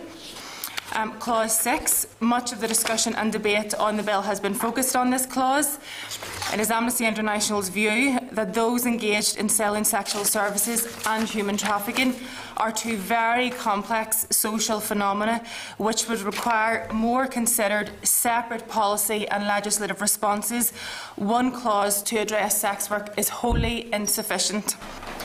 This clause fails to make any further provision for support for those who will be directly affected as a result of this step, nor crucial protection and support for those seeking to exit the selling of sexual services. Further provision and support should be fully informed by a strong evidential base, which would include independent research and consultation with a wide range of stakeholders, including those who sell sexual services. And I'd make reference and welcome the Department of Justice commitment to conduct further research in this area. Our analysis of this clause is that it makes no direct provision to lessen the existing criminal burden on people involved in selling sex in Northern Ireland, many of whom may be vulnerable individuals. It simply seeks to introduce further criminalisation around sex work and provides no explanation of or guarantees against the potential consequences of such a move. There are still other sexual offences in existence which criminalise sex workers. Article 59 of the Sexual Offences Northern Ireland Order 2008 criminalises those who solicit in a public place to offer their services as a sex worker. Article 64 of this 2008 order makes it an offence to manage or assist in the management of a brothel. The introduction of Clause 6, although decriminalising the sex worker for the offences of aiding and abetting, etc., does not recognise that in order to prove the offence of purchase, there is likely to be a requirement for evidence from the sex worker, which may still expose the sex worker, if not subject to force, as having committed other offences such as those I've just outlined. Therefore, we propose that further research be conducted to establish the degree to which legislation, together with administrative, educational, social, cultural or other measures, could serve to reduce the demand that fuels trafficking, including for the purpose of sexual exploitation. On Clause 10, we welcome this clause on support provision for victims. We feel this is where the focus of this legislation should be and where it is strongest in strengthening our response to human trafficking in Northern Ireland. We feel this clause would benefit from clarifying the responsibilities of both the Department of Health, Social Services and Public Safety and the Department of Justice, so that this is clear in statute. We recommend the overarching requirement for support be placed in primary legislation, with a requirement for the Department of Justice and Department of Health to set out the detail by order in secondary legislation. Human trafficking is not a static issue and will change and evolve over time, as too will the needs of victims. Northern Ireland policies, processes and legislation must retain a degree of flexibility and be easily amended to ensure that they can adequately respond to upholding the protection and promotion of the rights of victims. And so I view the secondary legislation will be easier to amend at a later point. Thank you, Chair. I'll leave our opening remarks there and I'm happy to take any questions. Okay. Jim Wells. Anya, who's Douglas Fox? Douglas Fox was a member of Amnesty International, along with 250,000 other people in the UK. I know that you've, as the members, been in contact with our office to query links between Douglas Fox and Amnesty, and I'm happy to put on record that, as a point of clarification, that in 2008, the Newcastle upon Tyne group brought forward an AGM motion on sex workers' rights. The AGM rejected the policy proposals but supported a review of policy and research into the area. Douglas Fox is no longer a member of Amnesty International. And who else is Douglas Fox? Well, I'll look to you to that. I think you know who Douglas Fox is, don't you? Well, I think with your email inquiry and when my colleague had Googled, he came up as an IUSW activist. Douglas Fox runs the largest prostitution ring in the northeast of England. He's had been on the front page of the Northern Echo. Quite proud of this fact. So Douglas Fox was running the largest prostitution ring in the northeast of England. He was a member of Amnesty International, one of your northeast branches, and he proposed the motion at your AGM in Nottingham in 2008. Is that correct? He did not propose the motion. The motion was proposed by the Newcastle upon Tyne group. Right, but he was instrumental in that motion coming before your group. He was a member of that group who brought forward that motion. So you allowed a person who ran the largest prostitution ring in northeast of England to have a major impact into your policy development? I'm happy to ask or to answer the question in terms of how our policy is developed. And on, Douglas Fox, I think it's important to note that he's one of 250,000 people in the UK, and our policy is not influenced by any one individual. And I'll hand over to my colleague from our global research headquarters to give a general outline of how Amnesty International policy is developed. But I would point out that we are an independent organisation, and our policies always come from extensive research that we conduct as an organisation. And I would reiterate and re-emphasise that the AGM motion, which the Newcastle upon Tyne group put forward, was rejected. It was amended. And it was rejected. I have the speech here. I can show it to you. Yeah, I have the text of that here. It was rejected. What passed was committing the organisation to conduct a review into policy and to look at research, further research in that area. I have the text here. And I have the text as well. Anyway. Well, I just wanted to give an overview of how we develop our policies. Our policies are, the purpose of our policies is to move the human rights agenda forward. We look to international law and human rights standards as the basis. And beyond that, if we feel international human rights law is not going as far in terms of the protection of human rights as we think it should, then we look to influence that. So the basis of our policy is on research. We do our research, we develop ideas, Beyond that, it goes through a full democratic process. We're a global democratic organisation. There are varying degrees of decision-making powers, but the policies are developed in line with the membership and our democratic processes. Yes, and you've reached a conclusion which was published in the Daily Mail 2 weeks ago, by the 30th of the 1st, no, 2 weeks ago. And it says, Amnesty calls for legal prostitutions. The charity says laws that ban people buying and selling sex are a breach of human rights. A policy document drawn up by the charity claims that prostitutes, pimps and men who buy sex are simply exercising their autonomy and should be allowed to go free from government interference. This proposal, which also bizarrely compares prostitutes to coal miners and domestic servants, was uncovered by writer Julie Brindle. Is prostitution the same as coal miners and domestic servants? I'd like to comment just on that article raised. We're not going to get into responding to editorial bylines. What I can say is that Amnesty International is reviewing its policy. There's no conclusion, as you have put that. We are reviewing our policy on the buying and selling of sexual services. At present, we neither support nor endorse any specific state response, such as the Swedish model. And in opposing Clause 6 in this bill and highlighting the contradictory evidence, we are simply urging this committee and the Northern Ireland Assembly to undertake deeper and wider reflection on this important human rights issue than is possible in considering a single clause in an anti-trafficking bill. Who's Patrick Corrigan? He's our head of nations and regions. He's also leading light in Amnesty International in the UK level. He's our head of nations and regions, which means, as part of the UK section, he's the head of Northern Ireland, Scotland and Wales. And why was Mr Corrigan not available to speak to us today? Because I lead our work on human trafficking. Right. And why did he deny that he had ever heard of Mr McCormick when Mr Fox when I contacted him? You can't answer for someone's not heard him. Yeah, you've been well briefed in this, Gráinne. You know the answer. You were the email exchange between you and my colleague Patrick Corrigan. You had asked the simple question: was Douglas Fox known to him? He's not. No. He said no initially. He said that a Google search, to be exact, brought up that he was an IUSW activist. He then went and looked through his email history, because you had referenced that you had an email exchange between him and Esmond Burney on this. And in that email that Patrick had forwarded to you, he acknowledged then that there had been an email 5 years ago, but that again was in relation to the Newcastle Pontain Group, which I've referenced. In the drawing up of this policy, and just by the way, what is the status then of this report? Because obviously is an update of your policy. It hasn't. You're saying it hasn't been adopted by the full membership. What is the status of this document that has been revealed in the media?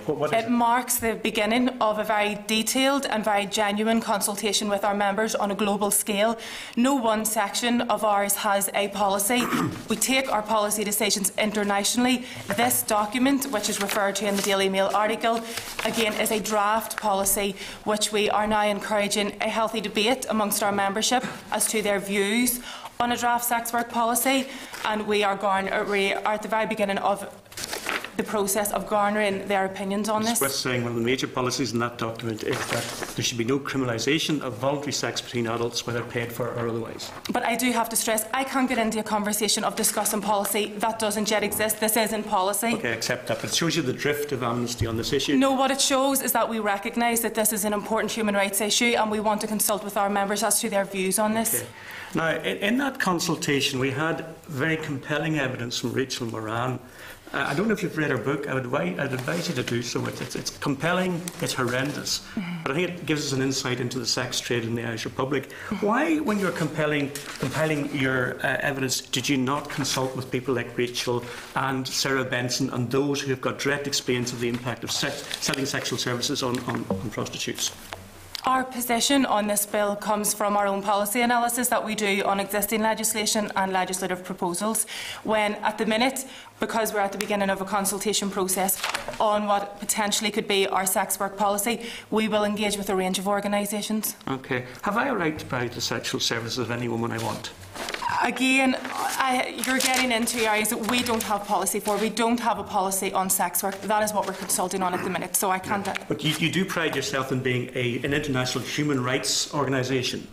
I mean, I think that's well, we don't pride ourselves. We are an international human rights organisation. I think everyone would organisation. accept that's probably the only thing we're going to agree on all afternoon or evening as it's become.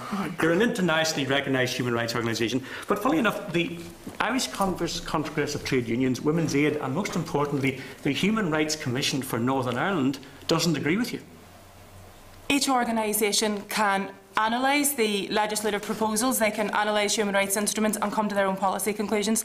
I'm here to speak on how Amnesty has analysed this particular piece of legislation. Those very disparate and with internationally recognised bodies, Amnesty International is going to do a solo run and say they're all wrong.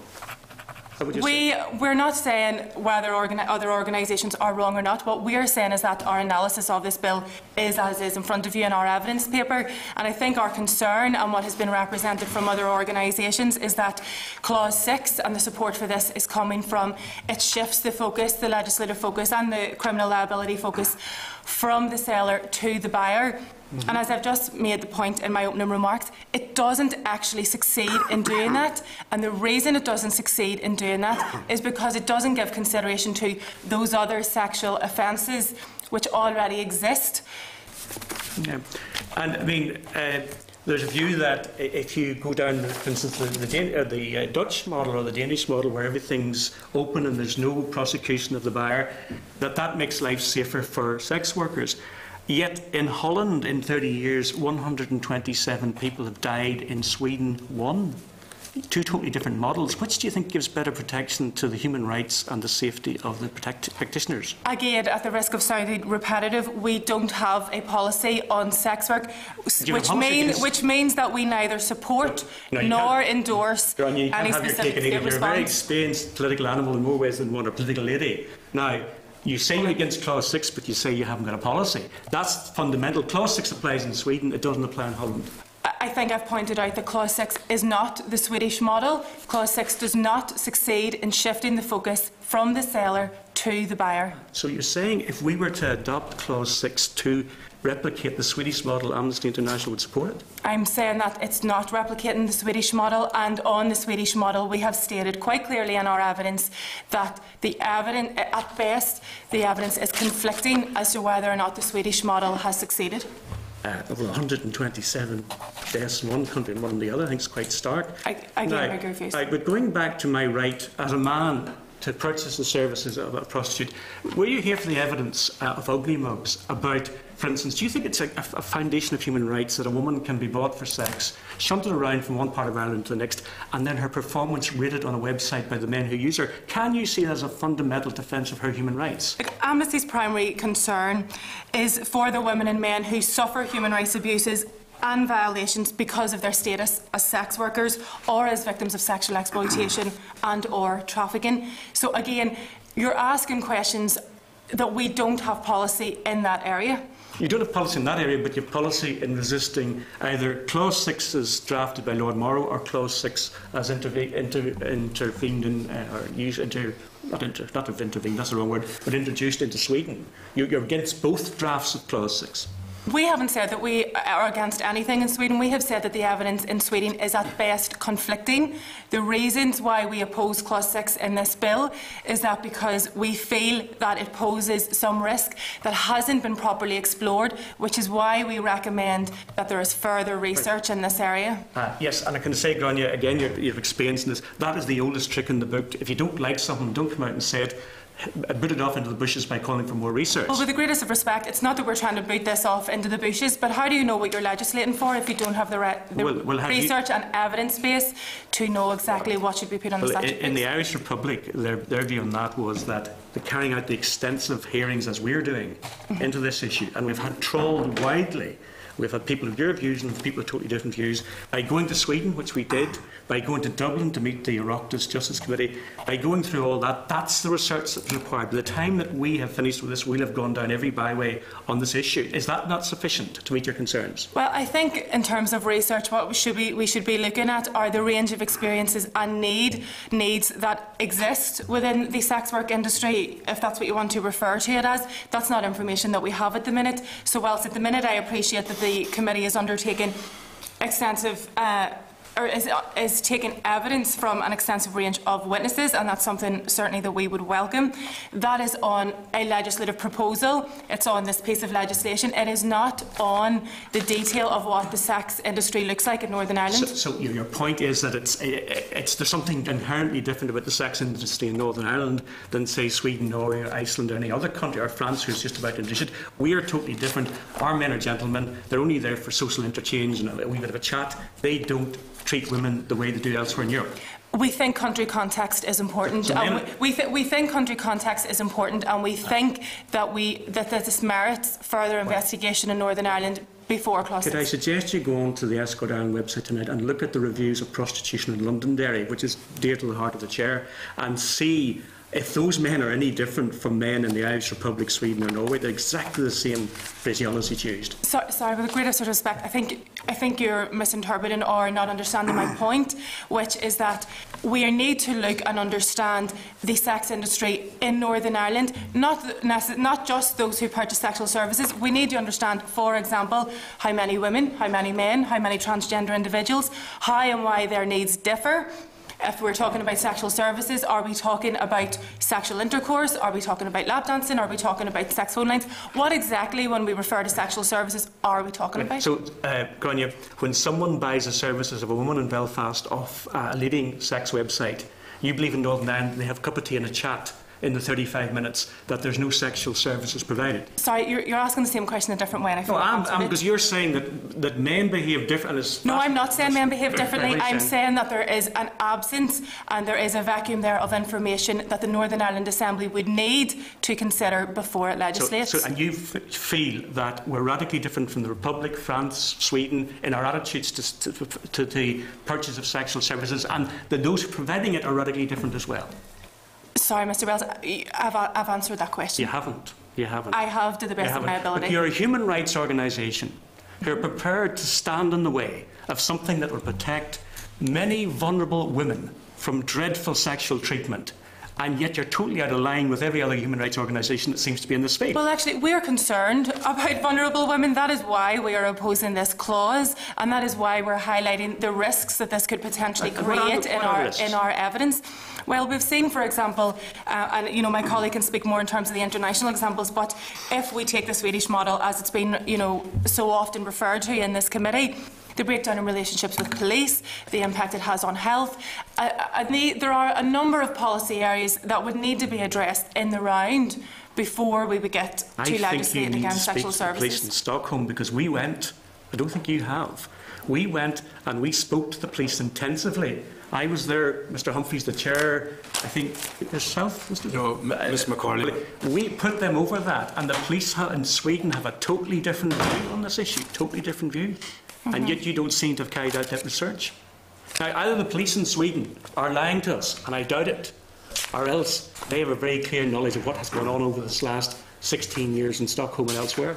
Well, I think the Swedish police themselves have acknowledged the difficulties around the internet and what that presents by way of monitoring both numbers of sex workers and also then those wider issues that would need to be considered in terms of their safety and that. So I'll let my colleague come in terms of those international examples. Well, I think the point that we're trying to make is that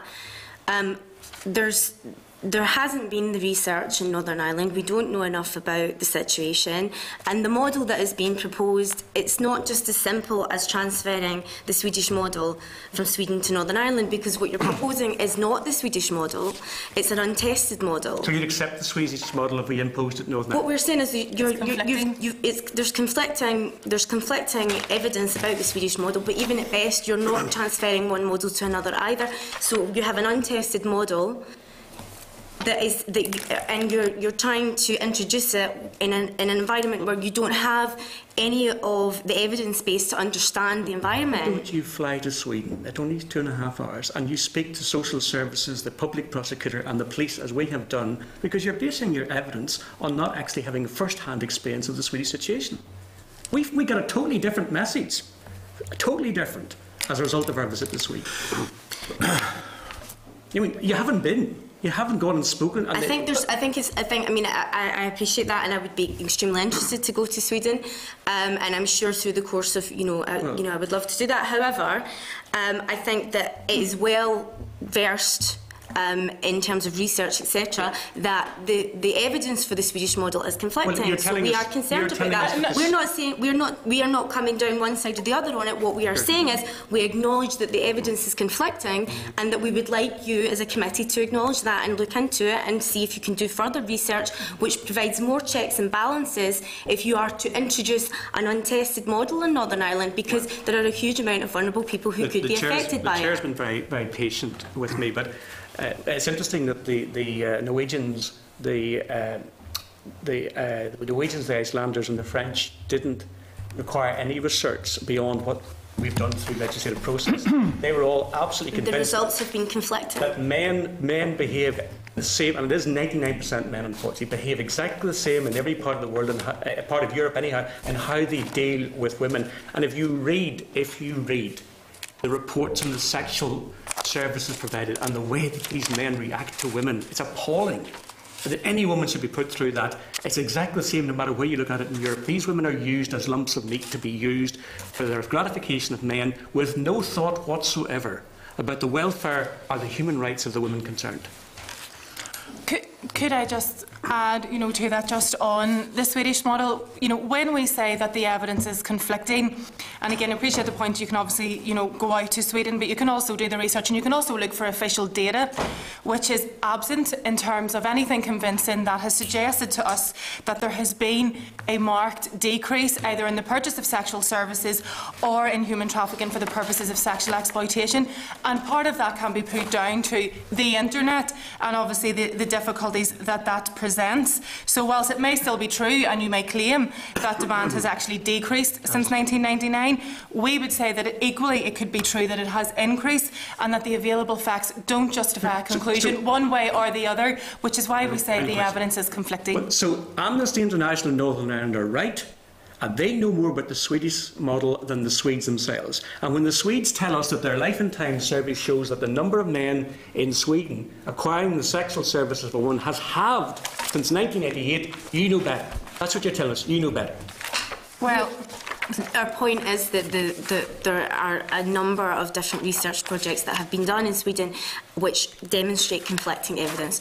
We are not saying that we know better than anyone, but what we are doing is acknowledging that it is not as clear-cut as perhaps you think it is. And our concern as a human rights organisation is that in legislating, you have to take cognizance of all human rights. You cannot legislate in one area and ignore potential consequences in other areas for other individuals. And I would also just add, sorry, just as a final point there, that the Swedish National Council for Crime Prevention, which is the official body that monitors organised crime, has found and has stated in its reports that it has found little or no evidence that the Swedish law criminalising the buying of sex had any significant impact on decreasing trafficking for sexual exploitation. And that is their words, not Amnesty International's. Patsy? Yeah, thanks very much, and thanks for being with us here today. And it does no harm in being better informed, no matter how well informed we think we are at any given stage. An old friend of mine used to say that poor day goes by, you don't learn something, so I hope we will learn something as a result of this. Could I say just on that, we were talking a lot about having to hop on a plane to Sweden. What about some of your colleagues over in Amnesty in Sweden, perhaps their take on it? I know if there was something from them that could help inform me or us, then I'd be glad to hear it. Now, to move on to your recommendations about Clause 6, you say a full needs analysis of the range of people involved in the sex industry and a human rights complaint impact assessment any further. Could you just tell me what you're seeking to obtain there by way of a needs analysis of the range of people involved in the industry and the human rights complaint impact assessment? Are there deficiencies there in terms of an impact assessment, or are there other issues there that...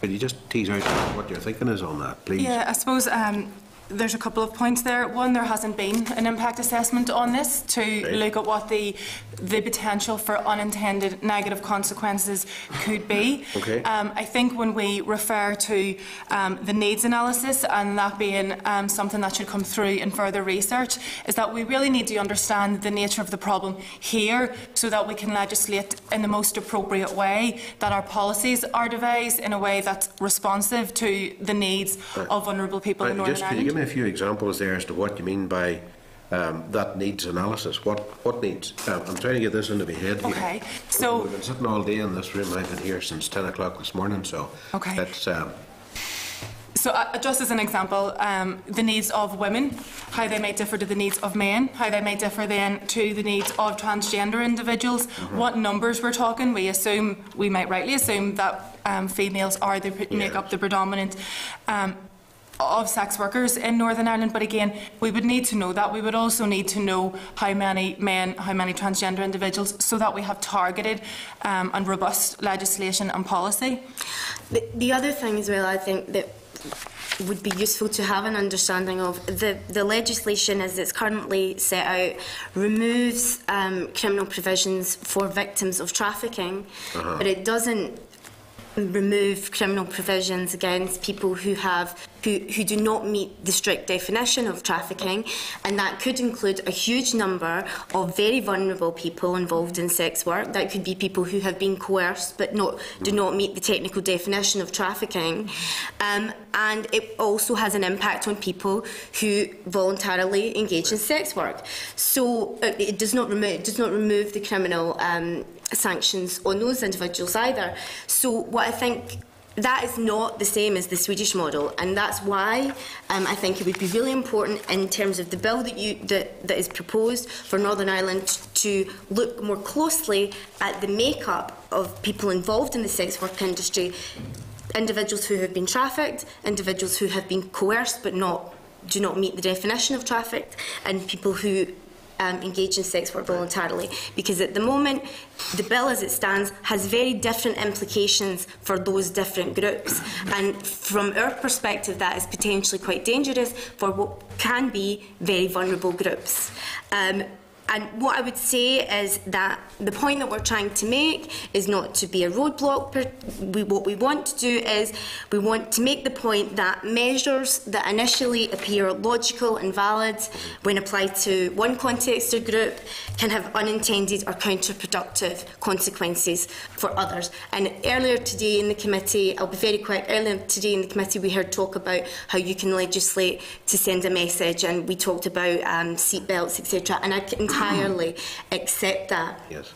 But there are plenty of other examples in legislative terms globally, and I can give you some if you care to hear, where something has appeared very logical and very sensible and seems like a very obvious move to achieve one end. The legislation has been enforced, and then at the other end there is implications for other vulnerable groups, and it leads to other human rights violations. And that's what we would like to really make the point, that we would love to see Northern Ireland Assembly take more action to ensure that that does not happen in this case. Right. Could you briefly provide one example to stop? Okay, I'll give you very quick. So one example is a global example that's a big issue at the moment. There has been a proliferation of bills around the world on the criminalisation of HIV transmission, and the aim of that legislation, a lot of that legislation, is to protect women in relationships, because there's the vulnerability of women in relationships that perhaps can't negotiate condom use, etc. And that was the impetus behind the bill.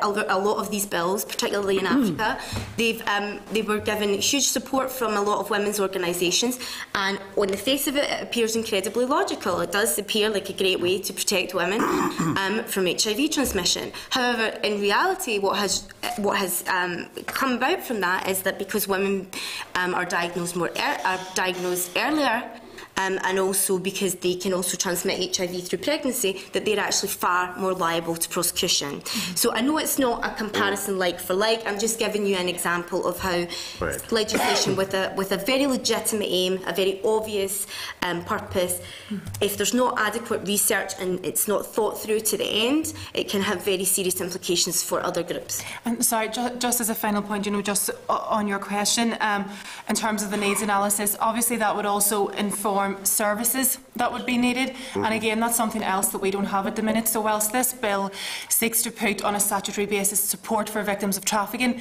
it does not do the same for those who would be directly affected as a result of Clause 6 passing into law. And we simply don't know. We may have some limited information around what services would be needed, but we simply don't have that information at the minute. Yes. And that in itself poses risk. And it also maybe is a question for members to consider that, why are we putting on a it's right that we put on a statutory basis support for victims of trafficking. That's the aspects of the bill we support. But with Clause 6, why also are we not considering support for potentially vulnerable groups? Okay, Chair. Just two brief points. In regard to Clause 10, we're talking there about domino effects or consequentials or whatever you want to refer to them as. Clause 10, you say it's amended to clarify the responsibilities of DHS, SPS and DOJ. Can you just expand a bit further on that for me, please? Yeah, well, the Department of Justice take the lead in the anti-human trafficking response in Northern Ireland. The Department of Health are responsible for child victims of trafficking. The Department of Justice are responsible for adult victims of trafficking. So it would require that cross-departmental approach. That's okay, that's grand. Just then, a final point. Well, I think it's maybe misguided to assume that any organisation can be, its policy direction can be determined by an ex-member long gone. You are determining policy at the moment and conducting a policy review. Do you have a date by which that would be available? I'm just thinking in terms of if it were there for the committee to read, Chair, it could be helpful if that was done before we advance our deliberations to the next stage. There's not, and I genuinely am not being evasive, there is not a set date at the moment for a decision. Yeah. We do have a kind of timeline in mind of this calendar year, but that's highly dependent. I mean, it's a big organisation, there's a lot of people to consult, and we don't have a deadline because we really feel that the debate internally needs to, we think that over the next in the next calendar year.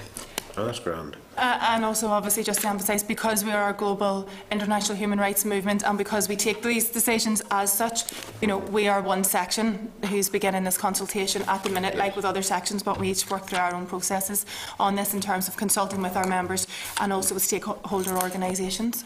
Okay, thanks, Chair. Thank you, Patty. Tom? Chair, thank you, and thanks for the presentation. Folks, I'm just checking my emails in case I've sent some 5 or 6 years ago to yourselves. I need to confess now, but I can't find it. Or received 5 or 6 years ago. Somebody said about the spoken word. Stage, but I'll keep looking. Anyway, thanks for the presentation. It's obvious, there's quite a diversion of views and over the parts of the bill, in particular Clause 6, we're being open here about this. But I did listen to the issues you had with Clause 6 and some of the aspects that you don't believe are workable. But what do you actually believe Clause 6 will do or would do if it were implemented, as opposed to what it wouldn't do? I mean, essentially Clause 6 creates a mixed bag of criminalisation. Despite what has been claimed in terms of this shift in the focus from the seller to the buyer, in real terms it doesn't actually do that, and I refer to the Sexual Offences Order, both Article 59 and Article 64, which refers to offences around brothels and soliciting in a public space. So that is where my colleague referred to this untested model, and when we say that this is not the Swedish model, I mean, something that we have noted, for example, that the Department of Justice have done is say on Article 64A, where a woman has been subject to force, that they want to remove the 6-month statute bar to that offence in recognition that when there has been no convictions, as far as I'm aware, and also that 6-month statute bar creates difficulties, for example, with the PSNI in investigating those offences.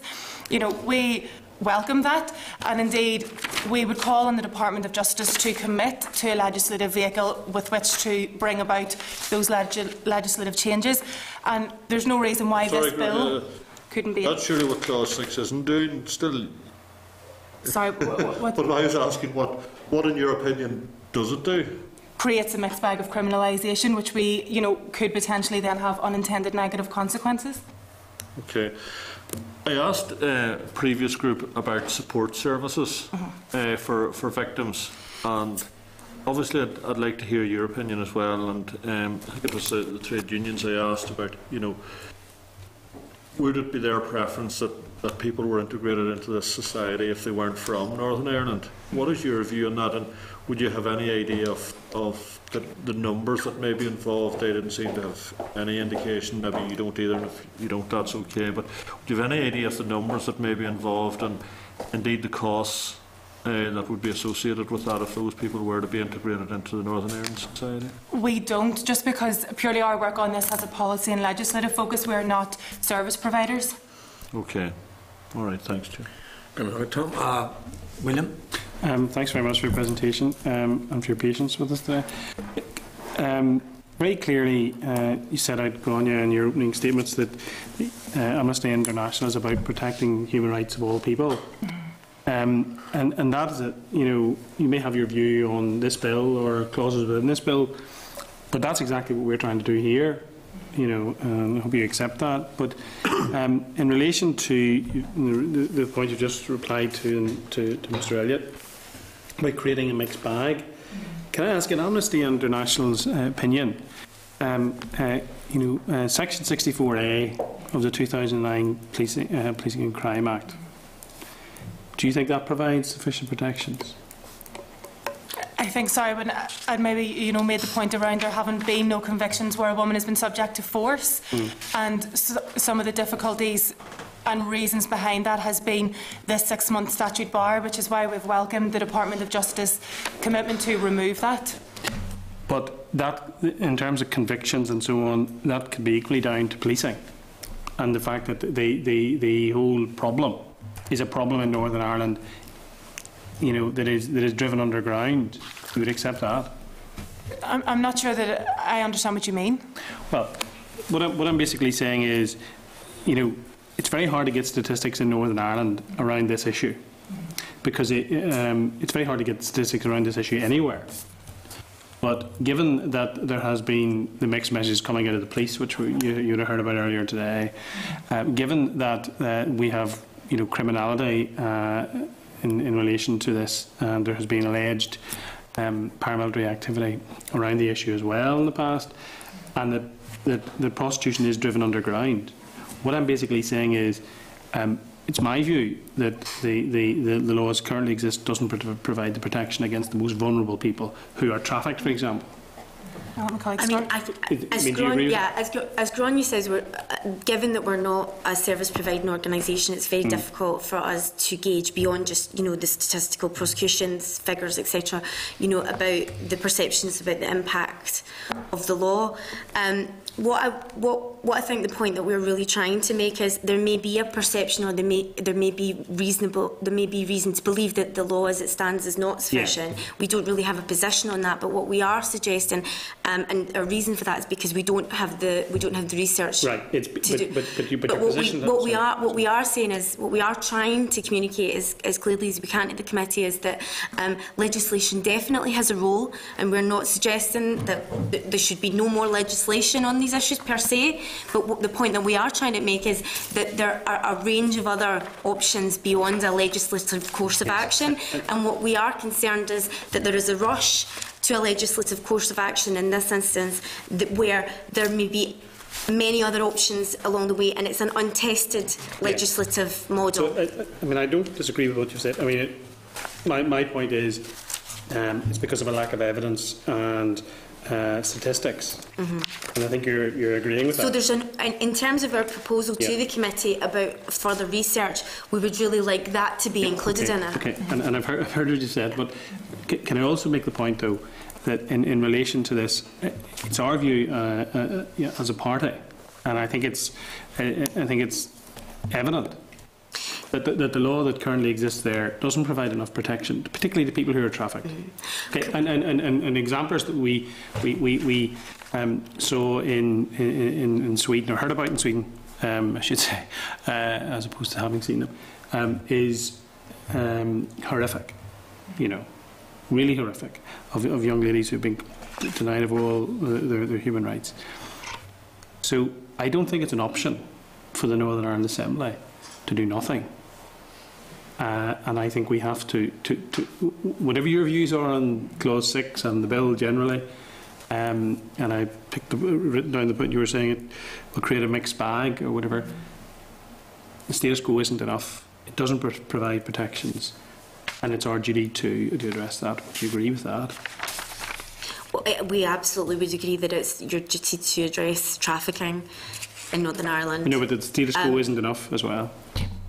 Again, that's getting into, again, different legislative models and approaches, and I feel we've answered that. I haven't, to be fair, I didn't name any other country in there. I'm just saying what we have there as a supposed protection in terms of legislation isn't enough to protect people who are trafficked and the most vulnerable people. And I suppose, as a general comment on that, I think that there is recognition from our Department of Justice, just in terms of the Northern Ireland Assembly and executive response on this, that there perhaps is some inadequacy around that particular offence where the woman's been subject to force, which is likely, which I would assume is the reason why they have committed to removing that 6-month statute bar to that offence to facilitate convictions being brought.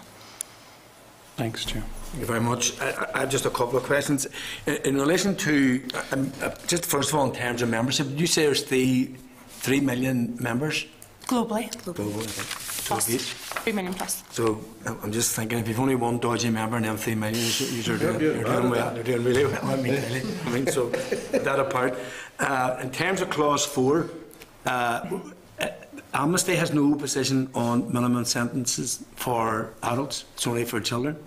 We've no position on minimum sentencing in terms of whether or not that should be introduced. What we have said on Clause 4 is that it isn't explicitly clear at present, and it needs to be, that won't apply to children. So, for example, a minor who could be involved in the trafficking of other individuals, as an example. Yeah, and today, and obviously reading your papers, in broad terms, Clause 6, if you think there's 2 broad headlines for yourselves. One, do you think that they should be separated, human trafficking and sexual exploitation, and legislated separately? Would that be right to interpret it in that way? Yeah, we think they're 2 very complex social phenomena, and I think as far as sex work goes, it's not possible to address that as one clause in an anti-trafficking bill. We think it merits further research and consideration. Okay. And then there would be a concern, and Catherine's outlined that in terms of just the unintended consequence hasn't been thought through. And hasn't been assessed. And how would you assess it? What's the way to assess, what's the process where you come down and say, here's a law you're trying to enact, but here's the downside. How do we come to some determination? And the reason why I say that, because I think that's one of the big challenges when you're bringing in legislation. And I've said this, I think, last week in an evidence session, or maybe it was at the Oireachtas committee, where we had the PSNI in front of us one time where they told us that we were enacting a law that was around crowd control, and they said it was a law they would never use. So then someone asked the question in the committee, well, then why would we bring it in? And again, you were saying, well, what's the point of legislating if the people who are going to investigate are saying we'll never use it? And secondly, in this instance, they protect themselves about doing something which is well intentioned but turns out to have a negative impact. How do we process that? I think in terms of the committee, I'm obviously just coming along today, but I understand that the committee has done extensive consultation, and I think that that's a great start. Through the course of that consultation, you will undoubtedly have identified areas where there are grey areas, there is not a clear answer, there's conflicting evidence, where you're perhaps not getting the level of testimony and evidence from affected groups, etc. So I think the report, you have an opportunity in the report that you put together to identify gaps in knowledge, really crucial gaps in knowledge in Northern Ireland. And then beyond that, moving forward, there's real scope for independent research, etc. You would need to determine that from your findings in your report, but we would see the discussions that you've had around this table and the gaps that have emerged as a good starting point for you to figure out what would be the next steps for Northern Ireland. And just to add to that, as far as I'm aware, I think the Department of Justice have put now out for tender their research in this, so a lot of the evidence and the detail that would be needed would hopefully come from that. Or should come from that. Sorry, and just the final point is in relation to Clause 10, you say you welcome Clause 10. But in reading Clause 10, it's just, for a comment, it's this sort of concept of reasonable grounds to believe someone's a victim. And then the other standard is if there hasn't been a conclusive determination. Is that not a minefield for, who makes that determination? It seems to be putting the onus in terms of assistance on the Department of Justice and the Department of Health.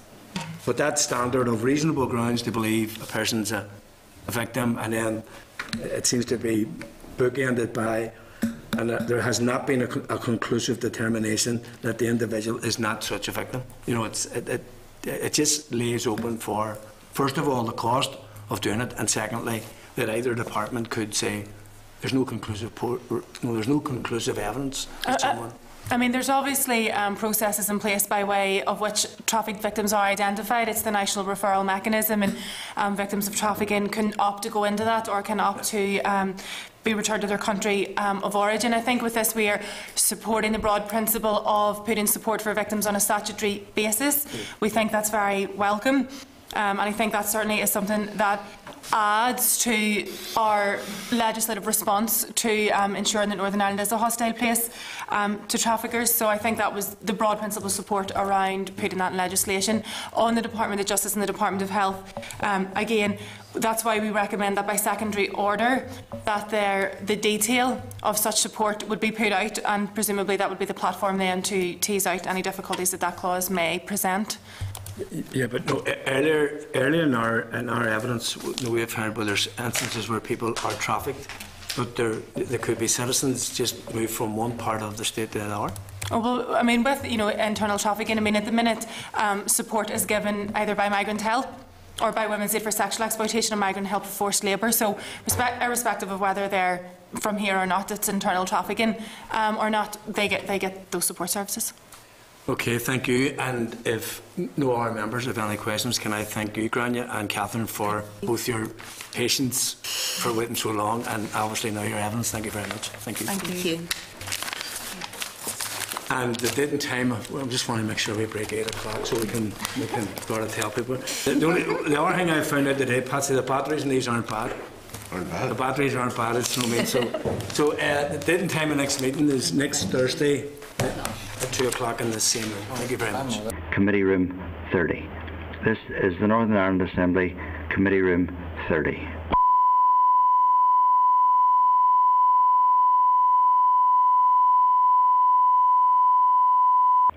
This is the Northern Ireland Assembly, Committee Room 30.